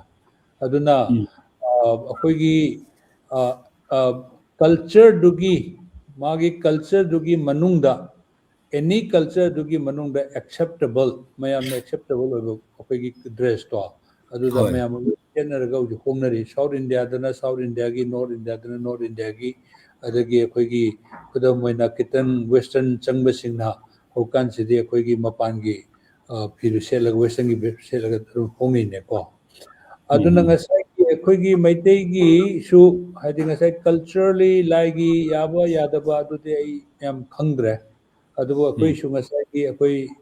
ꯑꯩꯈꯣꯏ ꯑꯦꯅꯤ ꯃꯩꯇꯩꯒꯤ ꯂꯨꯍꯣꯡꯕꯗ ꯁꯦꯠꯄ ꯌꯥꯕ ꯗ꯭ꯔꯦꯁ ꯃꯩꯇꯩꯒꯤ ꯂꯨꯍꯣꯡꯕꯗ ꯁꯦꯠꯂꯤꯕ ꯗ꯭ꯔꯦꯁ ꯑꯗꯨꯒꯤ ꯗ꯭ꯔꯦꯁ ꯑꯗꯨ ꯑꯩꯈꯣꯏ ꯈ꯭ꯔꯤꯁꯇꯟꯒꯤ ꯂꯨꯍꯣꯡꯕꯗ ꯁꯦꯠꯀꯦ ꯍꯥꯏꯕꯗꯤ ꯍꯥꯏꯕ ꯃꯇꯝꯗ ꯃꯗꯨꯗꯤ ꯃꯤꯗꯨꯒꯤ ꯑꯄꯥꯝꯕꯅꯦꯕ ꯑꯗꯨꯅ ꯑꯩꯈꯣꯏ ꯑꯩ ꯋꯥꯈꯜꯗ ꯈ꯭ꯔꯤꯁꯇꯟ ꯑꯣꯏꯔꯕꯅꯤꯅ ꯄꯣꯠꯂꯣꯏ ꯁꯦꯠꯄ ꯌꯥꯔꯣꯏ ꯍꯥꯏꯕꯗꯨ ꯑꯩ ꯋꯥꯈꯜꯗ ꯑꯗꯨꯒꯤꯁꯨ ꯑꯗꯨ ꯑꯩꯈꯣꯏ ꯍꯥꯏꯕ ꯑꯗꯨ ꯊꯤꯡꯕꯒꯤ ꯍꯛ ꯑꯩꯈꯣꯏ ꯆꯔꯆꯇ ꯂꯩꯒꯅꯤꯁꯨ ꯊꯥꯖꯗꯦꯀꯣ ꯑꯗꯨꯅ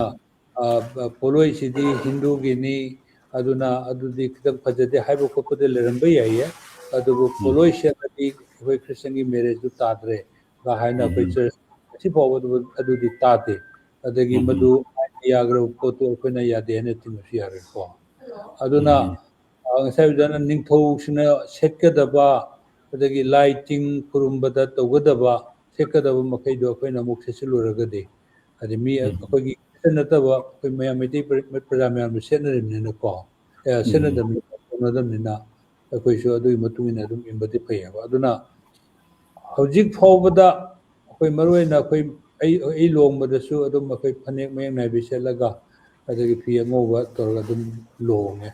ꯑꯗꯣ ꯑꯩꯈꯣꯏ ꯋꯥꯏꯠꯂꯤ ꯑꯦꯛꯁꯦꯞ ꯇꯧꯋꯦ ꯑꯗꯒꯤ ꯉꯁꯥꯏ ꯑꯩꯅ ꯑꯩꯈꯣꯏ ꯀꯜꯆꯔ ꯃꯌꯥꯝ ꯆꯪꯉꯛꯄꯁꯤ ꯃꯅꯨꯡ ꯊꯤꯡꯕ ꯉꯝꯃꯣꯏ ꯍꯥꯏꯁꯦ ꯅꯨꯄꯤꯁꯤꯡꯅ ꯑꯩꯈꯣꯏꯒꯤ ꯀꯜꯆꯔꯁꯤ ꯉꯁꯤ ꯐꯥꯎꯕ ꯉꯥꯛꯑ ꯊꯝꯃꯦ ꯍꯥꯏꯕꯅꯤ ꯑꯗꯨꯕꯨ ꯂꯨꯍꯣꯡꯕꯁꯤꯒꯤ ꯃꯇꯥꯡꯗꯗꯤ ꯉꯁꯥꯏꯒꯤ ꯃꯌꯥꯡꯒꯤ ꯂꯨꯍꯣꯡꯕꯩ ꯃꯑꯣꯡꯁꯨ ꯃꯌꯥꯝ ꯂꯥꯛꯏꯗꯅꯀꯣ ꯍꯧꯖꯤꯛꯁꯦ ꯍꯥꯏꯗꯤ ꯃꯌꯥꯡꯁꯤꯡꯅ ꯇꯧꯕꯒꯤ ꯃꯑꯣꯡ ꯖꯒꯣꯏ ꯁꯥꯕꯒꯤ ꯃꯑꯣꯡ ꯏꯚꯟ ꯄꯣꯠꯂꯣꯏ ꯍꯥꯏꯕꯁꯤ ꯐꯥꯎꯕ ꯍꯥꯟꯅ ꯂꯩꯔꯝꯃꯣꯏ ꯑꯗꯨ ꯂꯩꯔꯝꯃꯦ ꯈꯟꯗꯦ ꯑꯗꯨꯕꯨ ꯍꯤꯟꯗꯨꯏꯖꯝ ꯂꯥꯛꯈꯤꯕ ꯑꯃ ꯂꯥꯛꯈꯤꯕꯗꯒꯤ ꯑꯗꯨ ꯂꯥꯛꯈꯤꯔꯝꯕꯁꯨ ꯌꯥꯏꯌꯦ ꯑꯗꯨꯒꯨꯝꯅ ꯑꯩꯈꯣꯏ ꯃꯩꯇꯩꯒꯤ ꯃꯔꯛꯇꯁꯨ ꯑꯍꯣꯡꯕ ꯐꯖꯅ ꯂꯥꯛꯀꯅꯤ ꯊꯤꯡꯕ ꯉꯝꯃꯣꯏ ꯑꯗꯨ ꯈ꯭ꯔꯤꯁꯇꯟꯒꯤ ꯑꯩꯈꯣꯏ ꯈ꯭ꯔꯤꯁꯇꯟꯒꯤꯁꯨ ꯑꯩꯈꯣꯏꯅ ꯁꯤꯐꯥꯎꯕꯗꯤ ꯌꯥꯕ ꯍꯥꯏꯕ ꯄꯥꯁꯇꯔꯁꯤꯡ ꯂꯣꯏ ꯈꯪꯉꯤꯅꯦꯀꯣ ꯑꯗꯨꯒꯤ ꯃꯇꯨꯡ ꯏꯟꯅ ꯇꯧꯕ ꯑꯗꯨ ꯆꯥꯎꯕ ꯑꯃꯅ ꯅꯣꯏꯗꯤ ꯈ꯭ꯔꯤꯁꯇꯟ ꯑꯣꯏꯈ꯭ꯔꯕꯅꯤꯅ ꯑꯗꯨ ꯁꯦꯠꯄ ꯌꯥꯔꯣꯏ ꯍꯥꯏꯕꯁꯤ ꯃꯤꯗꯨꯅ ꯍꯥꯏꯖꯕ ꯌꯥꯏꯌꯦ ꯑꯗꯨꯕꯨ ꯑꯇꯝꯅꯅ ꯃꯗꯨ ꯊꯕꯛ ꯑꯣꯏꯅ ꯇꯧꯔꯛꯑꯗꯤ ꯃꯗꯨ ꯑꯩꯈꯣꯏ ꯑꯥꯏꯟꯒꯤ ꯃꯈꯥꯗ ꯃꯤꯠꯌꯦꯡ ꯑꯃ ꯆꯪꯉꯛꯄ ꯃꯊꯧ ꯂꯥꯛꯀꯅꯤ ꯈꯜꯂꯦ ꯍꯣꯏ ꯑꯗꯨ ꯀꯩꯅꯣꯒꯤ ꯑꯩꯈꯣꯏ ꯄꯥꯁꯇꯔ ꯅꯠꯇ꯭ꯔꯒꯅ ꯑꯦꯜꯗꯔꯁꯤꯡ ꯆꯔꯆ ꯑꯃꯒꯤ ꯁꯤꯡꯂꯨꯞꯇꯨꯅ ꯃꯈꯣꯏꯒꯤ ꯈ꯭ꯔꯤꯁꯇꯟ ꯃꯦꯔꯦꯖ ꯑꯦꯛꯀꯤ ꯃꯈꯥꯗ ꯃꯥꯅ ꯀꯔꯤ ꯀꯥꯏꯗꯕ ꯑꯥꯏꯟꯒꯤ ꯃꯤꯠꯌꯦꯡꯗꯒꯤ ꯀꯥꯏꯗꯕ ꯃꯑꯣꯡꯗ ꯃꯈꯣꯏꯒꯤ ꯄꯦꯔꯦꯟꯁ ꯂꯨꯍꯣꯡꯗꯣꯔꯤꯕ ꯅꯤꯉꯣꯜ ꯄꯤꯕꯥ ꯑꯅꯤꯗꯨꯒꯤ ꯄꯦꯔꯦꯟꯁꯀ ꯌꯥꯅꯔꯒ ꯃꯌꯥꯝꯗ ꯄ꯭ꯔꯖꯦꯟꯇꯦꯕꯜ ꯑꯣꯏꯕ ꯃꯑꯣꯡꯗ ꯁꯦꯠꯄꯤꯕꯁꯤ ꯑꯩꯈꯣꯏ ꯑꯣꯖꯥꯅꯁꯨ ꯑꯗꯨꯝ encourage ꯇꯧꯕꯤꯔꯦꯀꯣ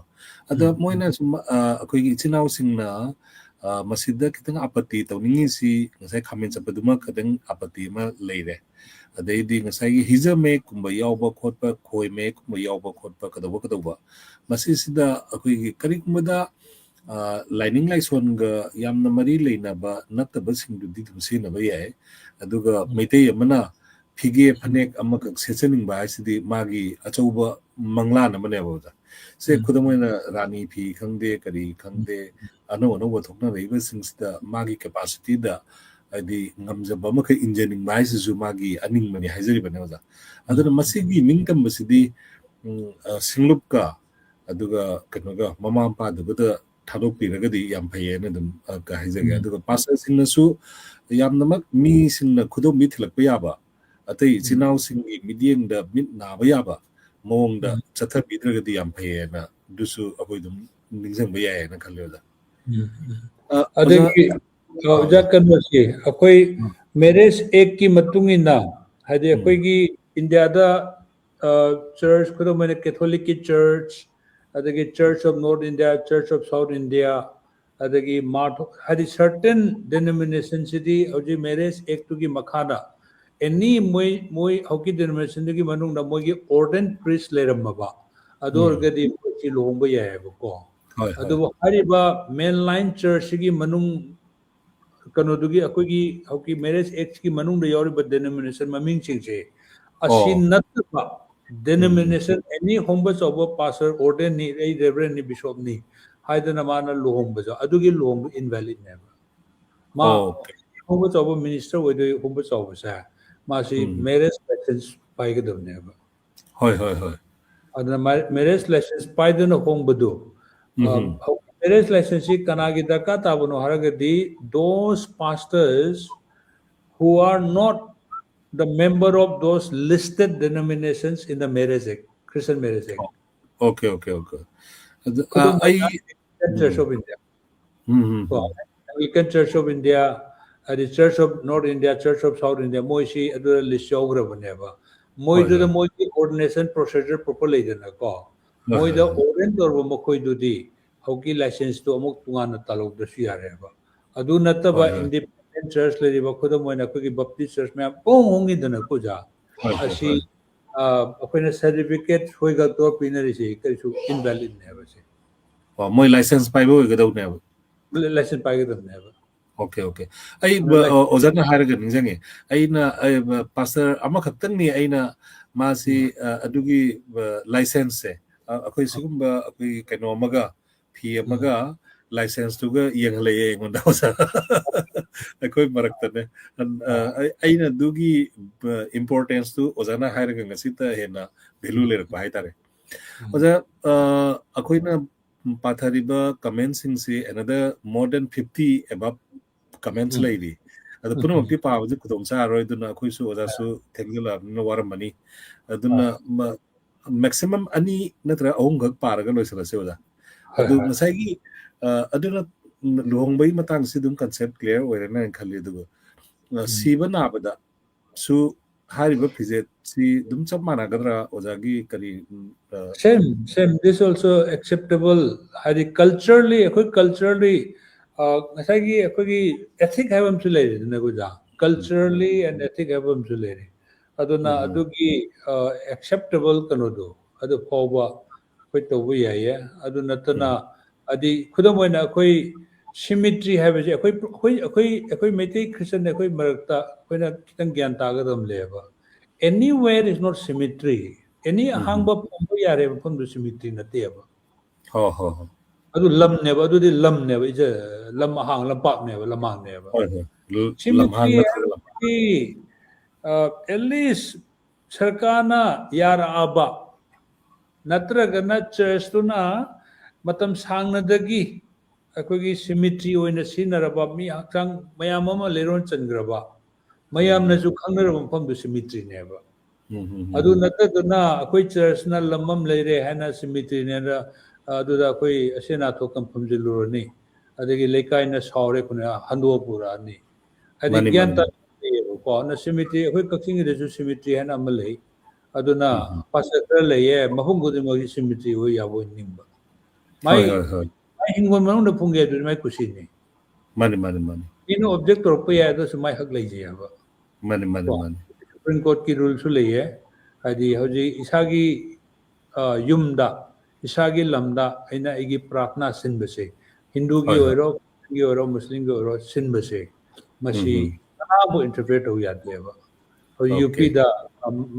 masagi imung da yumda prarthna to am phawi case leidene ko any private yumda inkonda magi prarthna sinjabadu kanamta disturb to yade it is magi masagi right na ko judgment purely adumaina koi asena thokko desu leron isagi hingonda chanbadudi symmetry ko yade ai ingonda ai ipa inter ai chino ai leron chanmani habi hai symmetry ne ayade okay ai hingon ne bodo hoi dudi number 1 church na at least sai khara matang khara aduda akoi church ki member mayam leron chal lakraba mayam ju khamnaraba natragana sarkana nokoi gi kaksingda leriba nokoi mayam gi nokoi symmetry oina wala masi koijarwana pira aba ado symmetry aduna akoi gi any aina lam masi hingora hamam da si pune tongdare ba koi dakta ana adugi do adu yade long sena ozat nan si luhong bada ꯑꯩꯈꯣꯏꯒꯤ ꯂꯨꯍꯣꯡꯕ ꯑꯃ ꯆꯠꯄ ꯃꯗꯨꯗ ꯑꯩꯈꯣꯏꯒꯤ ꯅꯨꯄꯥ ꯑꯃ ꯃꯥꯅ ꯑꯩꯈꯣꯏꯒꯤ ꯊꯥꯖꯕ ꯏꯆꯤꯟ ꯏꯅꯥꯎ ꯑꯃ ꯃꯥꯒꯤ ꯁꯨꯝꯅ ꯑꯩꯈꯣꯏ ꯂꯦꯡꯌꯥꯟꯁꯤ ꯑꯗꯨꯝ ꯑꯩꯁꯨ ꯑꯗꯨꯝ ꯁꯤꯖꯤꯟꯅꯩ ꯂꯦꯡꯌꯥꯟꯁꯤ ꯑꯗꯨꯝ ꯅꯨꯡꯉꯥꯏꯕ ꯑꯣꯖꯥ ꯍꯣꯏ ꯂꯦꯡꯌꯥꯟꯁꯤ ꯌꯥꯜꯂꯒ ꯆꯠꯄꯁꯤ ꯃꯥ ꯑꯃꯨꯕ ꯂꯦꯡꯌꯥꯟ ꯌꯥꯜꯂꯒ ꯂꯥꯛꯄ ꯑꯗꯨ ꯃꯥꯅ ꯃꯥꯏꯀ꯭ꯔꯣꯐꯣꯟ ꯄꯥꯏꯗꯅ ꯉꯥꯡꯕ ꯁꯛꯄ ꯀꯩꯗꯧꯕ ꯇꯧꯕꯗꯨꯗ ꯂꯨꯍꯣꯡꯕ ꯃꯇꯝꯁꯤꯗ ꯑꯩꯅ ꯑꯃꯨꯕ ꯑꯃꯈꯛ ꯂꯦꯡꯌꯥꯟ ꯑꯣꯏꯅ ꯂꯥꯛꯏꯁꯦ ꯑꯁꯤ ꯑꯅꯥꯗ ꯆꯠꯄꯣꯏ ꯃꯌꯥꯝꯅ ꯈꯟꯕꯤꯕꯁꯨ ꯌꯥꯏ ꯑꯗꯨ ꯁꯤꯃꯩ ꯁꯟꯗꯣꯛꯆꯒꯦ ꯑꯩꯁꯤ ꯂꯨꯍꯣꯡꯕꯗ ꯑꯃꯨꯕ ꯁꯦꯠꯂꯛꯏꯁꯦ ꯑꯁꯤ ꯑꯅꯥꯒꯤ ꯋꯥꯈꯜ ꯈꯟꯕꯒꯤ ꯑꯃꯨꯕ ꯁꯦꯠꯄ ꯅꯠꯇꯦ ꯑꯗꯨꯅ ꯑꯩꯅ ꯁꯦꯠꯆꯕꯁꯤꯗꯤ ꯑꯩ ꯈꯨꯃꯟ ꯃꯆꯥꯅꯤ ꯈꯨꯃꯟꯒꯤ ꯃꯆꯨꯗꯤ ꯑꯃꯨꯕꯅꯤ ꯑꯗꯨꯅ ꯃꯗꯨꯕꯨ ꯑꯩꯁꯤ ꯈꯨꯃꯟ ꯁꯂꯥꯏꯒꯤ ꯃꯆꯥꯅꯤ ꯍꯥꯏꯕꯗꯨ ꯃꯌꯥꯝꯅ ꯁꯛ ꯇꯥꯛꯆꯅꯕꯒꯤ ꯂꯦꯡꯌꯥꯟ ꯑꯃꯨꯕꯁꯦ ꯑꯩ ꯌꯥꯟꯖꯔꯛꯄꯅꯤ ꯍꯥꯏꯅ ꯑꯗꯨꯃꯥꯏꯅ ꯇꯧꯅ ꯃꯥꯅ ꯍꯥꯏꯕ ꯑꯗꯨ ꯑꯗꯨꯃꯥꯏꯅ ꯑꯩꯈꯣꯏꯒꯤ ꯋꯦꯁꯇꯔꯟ ꯀꯟꯇ꯭ꯔꯤꯁꯤꯡꯗ ꯀꯔꯤ ꯍꯥꯏꯇꯥꯔꯦ ꯑꯁꯤ ꯑꯅꯥꯗ ꯑꯃꯨꯕ ꯁꯤ ꯁꯦꯠꯅꯕꯒꯤꯁꯦ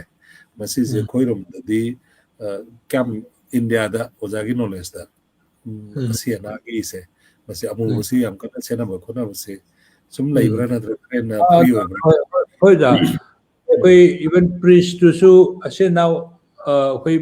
ꯂꯩꯔꯣꯟ ꯆꯟꯕꯒꯤ ꯃꯇꯥꯡꯗꯗꯤ ꯃꯥꯁꯨ ꯑꯩꯈꯣꯏꯒꯤ ꯀꯩꯅꯣꯗꯣ ꯀꯦꯁꯦꯛꯇꯣ ꯑꯃꯨꯕ ꯁꯦꯠꯂꯛ ꯃꯔꯨ ꯑꯣꯏꯅ ꯑꯩꯈꯣꯏ ꯀꯩꯅꯣ ꯀ꯭ꯂꯔꯖꯤꯛ ꯁꯔꯠꯁꯤ ꯑꯃꯨꯕ ꯀꯂꯔꯒꯤ ꯁꯦꯠꯀꯅꯦꯕ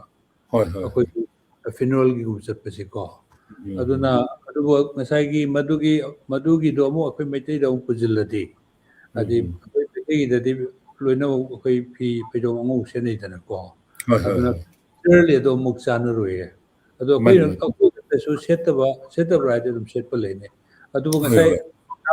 ꯀꯜꯆꯔꯦꯜꯂꯤ ꯆꯨꯅꯕ ꯆꯥꯅꯕ ꯑꯗꯨ ꯌꯦꯡꯉꯒ ꯀꯣ ꯑꯗꯨꯒꯤ ꯃꯇꯨꯡ ꯐꯩ ꯑꯩꯈꯣꯏ ꯃꯔꯛꯇꯁꯨ ꯑꯗꯨꯝ ꯎꯏꯌꯦꯕꯀꯣ ꯑꯩꯈꯣꯏ ꯀꯩꯅꯣꯗꯣ ꯑꯇꯩ ꯏꯃꯨꯡ ꯑꯁꯤ ꯑꯅꯥ ꯊꯣꯛꯏꯕ ꯏꯃꯨꯡꯗꯨꯗꯤ ꯂꯣꯏꯅꯃꯛ ꯐꯤꯗꯨ ꯍꯣꯡꯉ ꯂꯥꯛꯀꯅꯤ ꯐꯤ ꯑꯉꯧꯕ ꯁꯦꯠꯂꯒ ꯑꯗꯒꯤ ꯉꯁꯥꯏꯒꯤ ꯄ꯭ꯔꯤꯁ ꯑꯣꯏꯗꯣꯔꯤꯕ ꯄꯥꯁꯇꯔꯗꯨꯅ ꯃꯥꯒꯤ ꯒ꯭ꯔꯥꯎꯟꯗꯨ ꯑꯃꯨꯕ ꯁꯦꯠꯂ ꯂꯥꯛꯀꯅꯤ ꯈ꯭ꯔꯤꯁꯇꯟ ꯅꯠꯇꯕꯁꯤꯅ ꯌꯦꯡꯒꯟꯗꯗꯤ ꯌꯥꯝ ꯑꯣꯠ ꯑꯣꯏꯌꯦꯕ ꯑꯗꯨꯏꯗꯣ ꯑꯗꯨ ꯑꯃꯨꯛ ꯁꯥꯎꯠ ꯏꯟꯗꯤꯌꯥꯗ ꯑꯃꯨꯛ ꯌꯦꯡꯉꯛꯑꯗꯤ ꯍꯤꯟꯗꯨꯒꯤ ꯑꯩꯈꯣꯏꯒꯤ ꯗꯤꯁꯦꯝꯕꯔ ꯖꯅꯋꯥꯔꯤ ꯊꯥꯁꯦ ꯃꯣꯏꯒꯤ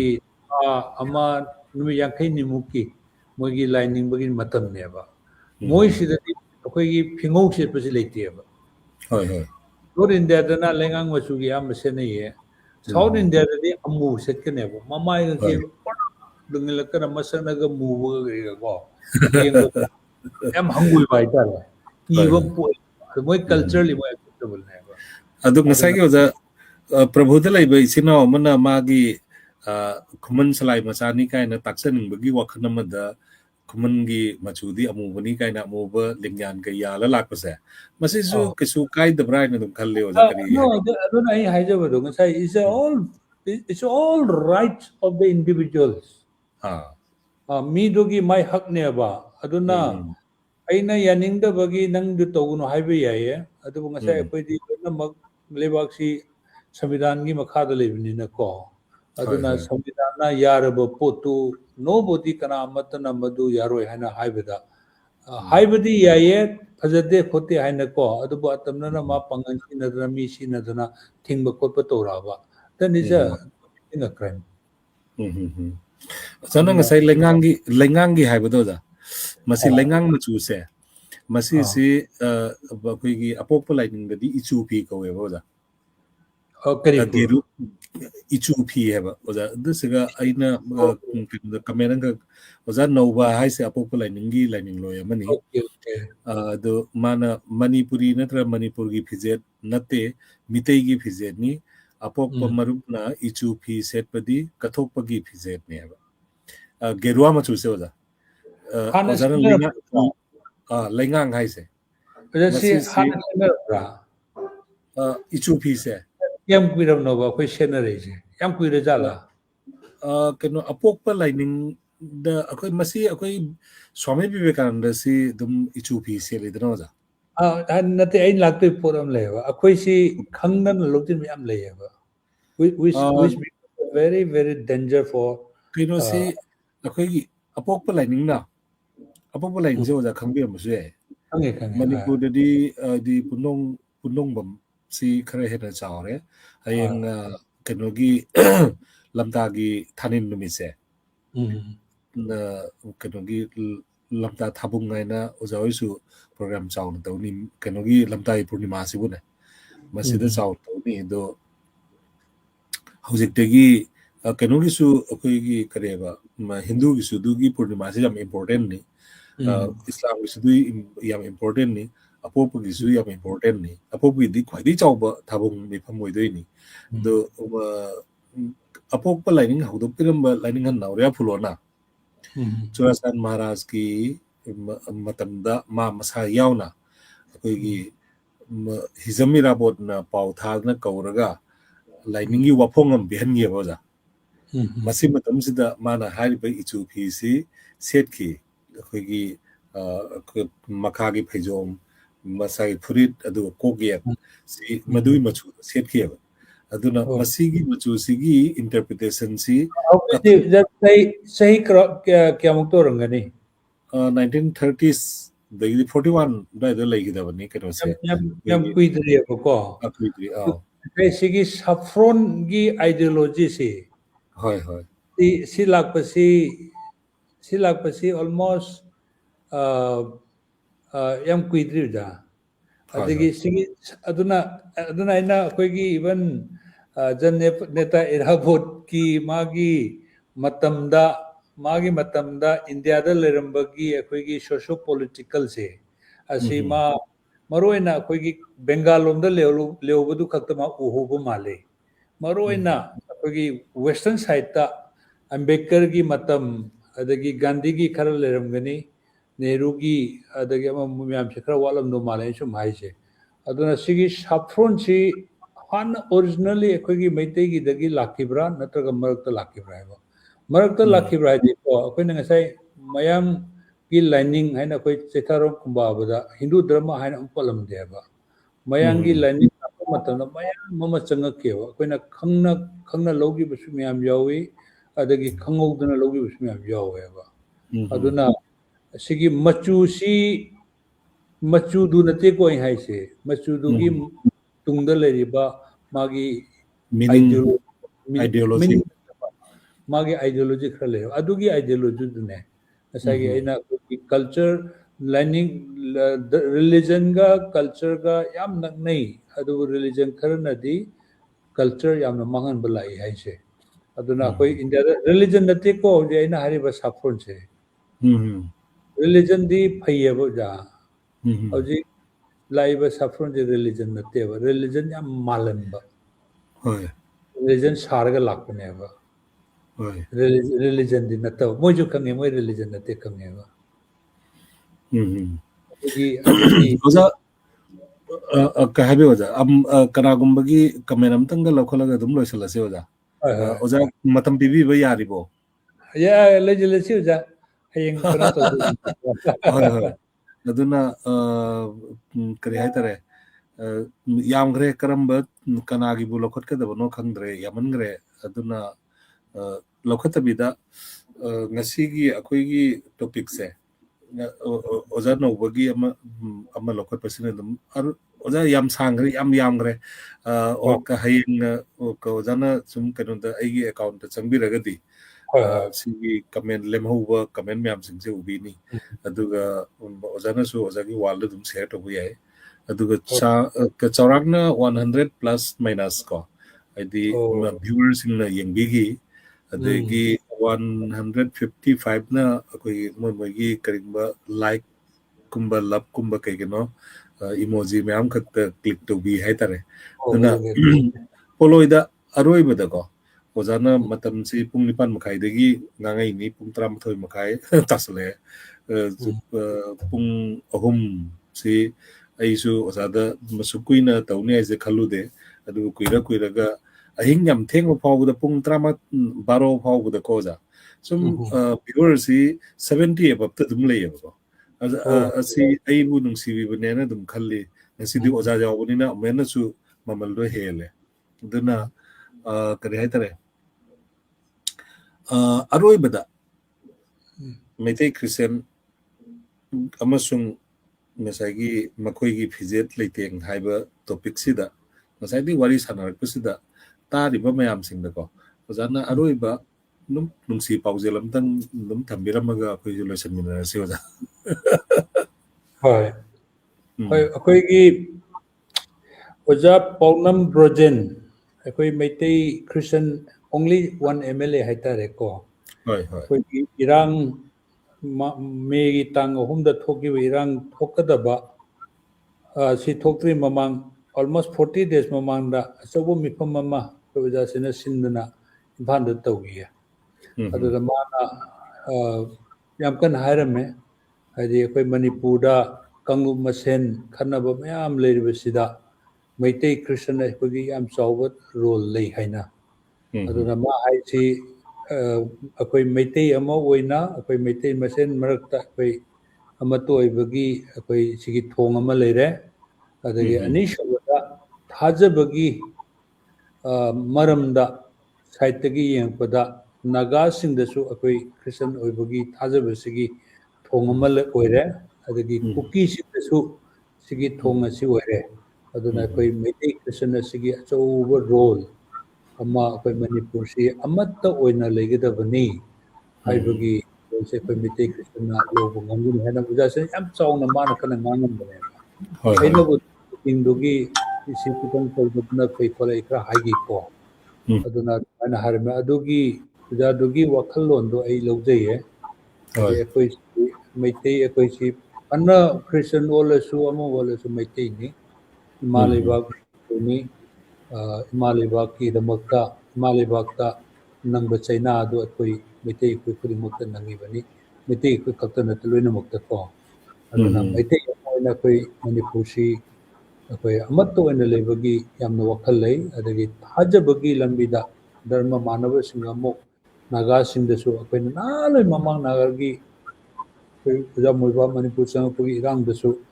ꯑꯩꯈꯣꯏ ꯄꯤꯁ ꯀꯦꯝꯄꯦꯟ ꯇꯧꯗꯅ ꯑꯩꯈꯣꯏ ꯌꯥꯝ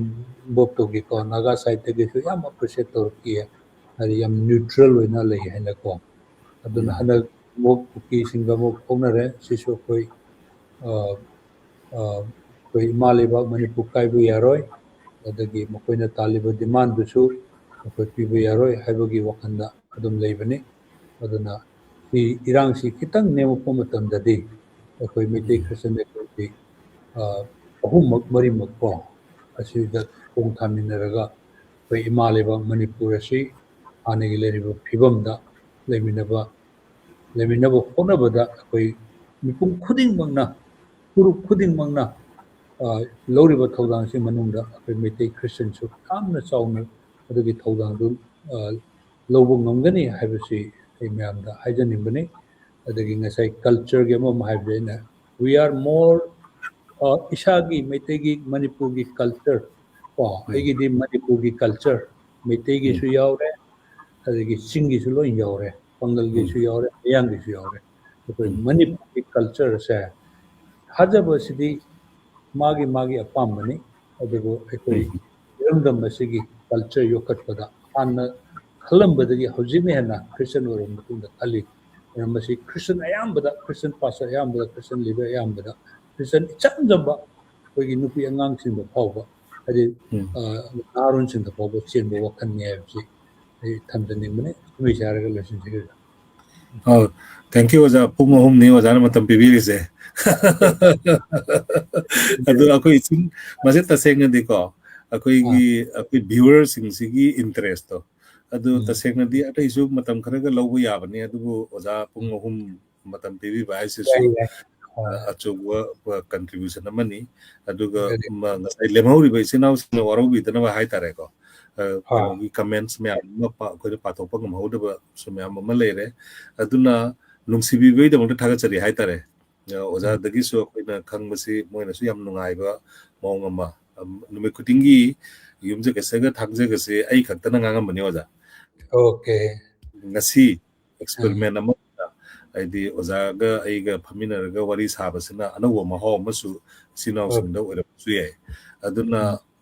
ꯀꯔꯤ ꯍꯥꯏꯇꯥꯔꯦ ꯍꯧꯖꯤꯛꯁꯨ ꯃꯤ 9-10-30ꯒꯤ ꯃꯊꯛꯇ ꯂꯩꯔꯤ ꯑꯣꯖꯥ. ꯃꯣꯏ ꯃꯌꯥꯝꯁꯦ ꯊꯥꯗꯣꯛꯑꯒ ꯆꯠꯄꯁꯨ ꯑꯃꯨꯛꯀ ꯄꯥꯝꯗ꯭ꯔꯤꯃꯦꯕ. ꯋꯥꯔꯤ ꯁꯥꯟꯅꯕꯒꯤ ꯑꯃꯨꯛ ꯑꯃꯨꯛꯀ ꯁꯤꯟꯕꯤꯔꯛꯑꯣ ꯑꯣꯖꯥ 어저 ꯀꯣ 어저 ꯁꯤꯟꯕꯤꯔꯒ ꯅꯩꯅꯁꯦ ꯑꯗꯨ ꯑꯩꯈꯣꯏ but I'm very appreciate ꯑꯣꯖꯥꯒꯤ ꯄ꯭ꯔꯣꯒ꯭ꯔꯥꯝꯁꯤ ꯂꯣꯏꯅ ꯌꯥꯎꯕ ꯉꯝꯗ꯭ꯔꯒꯁꯨ ꯑꯩ ꯑꯗꯨꯝ ꯑꯌꯥꯝꯕ ꯑꯗꯨꯝ ꯌꯦꯡꯉꯦ ꯀꯣꯟꯅ ꯑꯩꯈꯣꯏ ꯂꯥꯏꯚ ꯀꯩꯅꯣꯗ ꯌꯦꯡꯉꯦ ꯑꯗꯨꯒ but I'm very appreciate ꯌꯥꯝ ꯑꯣꯖꯥꯕꯨ ꯍꯔꯥꯎꯖꯩꯌꯦ ꯊꯥꯒꯠꯆꯩꯌꯦ ꯑꯣꯖꯥꯒꯤ initiative oh ꯍꯧꯖꯤꯛ many people has critiqued to you ꯑꯗꯣ ꯍꯧꯖꯤꯛꯇꯤ ꯑꯣꯖꯥ ꯃꯁꯤꯒꯤ ꯀꯩꯅꯣꯁꯦ ꯑꯩꯅ ꯁꯤꯒꯤ ꯐꯣꯔꯃꯦꯠꯁꯤꯗ ꯇꯧꯔꯕꯅꯤ나 ꯑꯁꯤꯗꯒꯤ ꯍꯦꯛ ꯂꯣꯏꯕꯒ ꯗꯥꯎꯟꯂꯣꯗ ꯇꯧꯔꯒ ꯑꯗꯨꯝ ꯌꯨꯇ꯭ꯌꯨꯕꯇ ꯑꯗꯨꯝ ꯊꯥꯒꯠꯈ꯭ꯔꯒꯦ ꯃꯇꯝ ꯆꯨꯞꯄꯒꯤ ꯂꯩꯍꯧꯅꯕ ꯐꯦꯁꯕꯨꯛꯁꯦ ꯑꯩꯒꯤꯁꯦ ꯊꯥ ꯑꯃꯈꯛꯇꯪ ꯂꯩ 30 days 28 days to 30 days కి ꯃꯅꯨꯡꯗ ꯄꯨꯝꯅꯃꯛꯁꯦ ꯂꯣꯏ ꯃꯥꯡꯈꯤ ꯑꯗꯣ ꯐꯦꯁꯕꯨꯛꯇ ꯀꯨꯏꯅ ꯂꯩꯇꯦ ꯈꯪꯗꯦ ꯃꯥꯏ ꯀꯔꯤ ꯁꯤꯁꯇꯦꯝꯅꯣ ꯈꯪꯗꯦ ꯊꯥ ꯑꯃꯈꯛꯇꯪ ꯂꯩꯍꯜꯂꯤ ꯑꯗꯨꯅ ꯑꯩꯒꯤ ꯃꯃꯥꯡꯗ ꯏꯇꯣꯝꯇ ꯇꯧꯈꯤꯕ ꯃꯌꯥꯝꯁꯤꯡꯗꯣ ꯑꯌꯥꯝꯕ ꯃꯥꯡꯈ꯭ꯔꯦ even the YouTube ꯁꯨ ꯀꯣ ꯑꯗꯨ ꯑꯗꯨꯃꯥꯏꯅ ꯇꯧꯕ ꯌꯥꯎꯕꯅꯦ depends ꯃꯥꯡꯍꯟꯈꯤꯕ on what is the content ꯀꯥꯟꯗꯤ ꯂꯣꯏ ꯃꯣꯅꯤꯇꯔ ꯇꯧꯕꯅꯤꯅꯀꯣ ꯍꯣꯏ ꯍꯣꯏ ꯍꯣꯏ ꯑꯗꯣ ꯑꯩꯈꯣꯏꯒꯤ ꯑꯣꯖꯥꯒ ꯉꯁꯤ ꯑꯩꯒ ꯋꯥꯔꯤ ꯁꯥꯖꯔꯤꯁꯤꯗꯤ ꯌꯨꯇ꯭ꯌꯨꯕꯅ ꯃꯥꯡꯍꯟꯕ ꯌꯥꯕ ꯃꯑꯣꯡꯗꯤ ꯂꯩꯇꯦ ꯑꯗꯨꯅ ꯑꯐꯕ ꯊꯕꯛꯅꯦꯅ ꯈꯜꯂꯤ ꯑꯗꯨꯒ ꯑꯩꯅ ꯌꯥꯝ ꯅꯨꯡꯁꯤꯔꯤꯁꯦ ꯀꯩꯅꯣꯅꯦ ꯚꯤꯗꯤꯑꯣꯗꯨꯗꯤ ꯀꯜꯍꯧꯔꯅꯦꯕꯀꯣ ꯀꯟꯇꯦꯟ ꯑꯩꯈꯣꯏꯒꯤ ꯀꯃꯦꯟ ꯃꯌꯥꯝꯁꯤꯡꯗꯣ ꯑꯗꯨꯁꯨ ꯎꯄꯥꯏ ꯂꯩꯇꯗꯅ ꯑꯣꯖꯥ ꯂꯣꯏꯅ ꯀꯣꯄꯤ ꯇꯧꯔꯒ ꯋꯥꯔꯗ ꯐꯥꯏꯜ ꯑꯃꯗ ꯍꯥꯞꯆꯤꯜꯂꯒ ꯁꯦꯚ ꯇꯧ ꯊꯝꯃꯤ ꯅꯨꯡꯁꯤꯗꯅꯀꯣ ꯑꯗꯨꯅ ꯁꯨꯝ ꯃꯇꯝ ꯆꯨꯞꯄꯒꯤ ꯍꯤꯡꯍꯧꯅꯕ ꯑꯩ ꯌꯨꯇ꯭ꯌꯨꯕꯇ ꯑꯃꯨꯛ ꯑꯞꯂꯣꯗ ꯇꯧꯖꯒꯦ ꯑꯗꯨ ꯈꯔꯅꯤ ꯃꯇꯨꯡꯗ ꯑꯅꯗꯔ ꯑꯦꯛꯁꯄꯦꯔꯤꯃꯦꯟ ꯑꯃꯗ ꯍꯥꯏꯗꯤ ꯁꯥꯏꯃꯜꯇꯦꯅꯁꯂꯤ ꯑꯩꯈꯣꯏꯒꯤ ꯐꯦꯁꯕꯨꯛꯀ ꯌꯨꯇ꯭ꯌꯨꯕꯀ ꯑꯅꯤꯃꯛꯇ ꯑꯩꯈꯣꯏꯒꯤ ꯂꯥꯏꯚꯁꯦ ꯊꯥꯕ ꯌꯥꯕ ꯑꯗꯨꯏꯁꯨ ꯅꯣꯡ ꯅꯤꯅꯤ ꯃꯇꯨꯡꯗ ꯈꯤꯇꯪꯒ ꯍꯩꯒꯠꯂꯛꯑꯒ ꯍꯥꯏꯇꯥꯔꯦ ꯈꯤꯇꯪꯒ ꯍꯩꯒꯠꯂꯛꯑꯒ ꯑꯗꯨꯃꯥꯏꯅ ꯊꯥꯈ꯭ꯔꯒꯗꯤ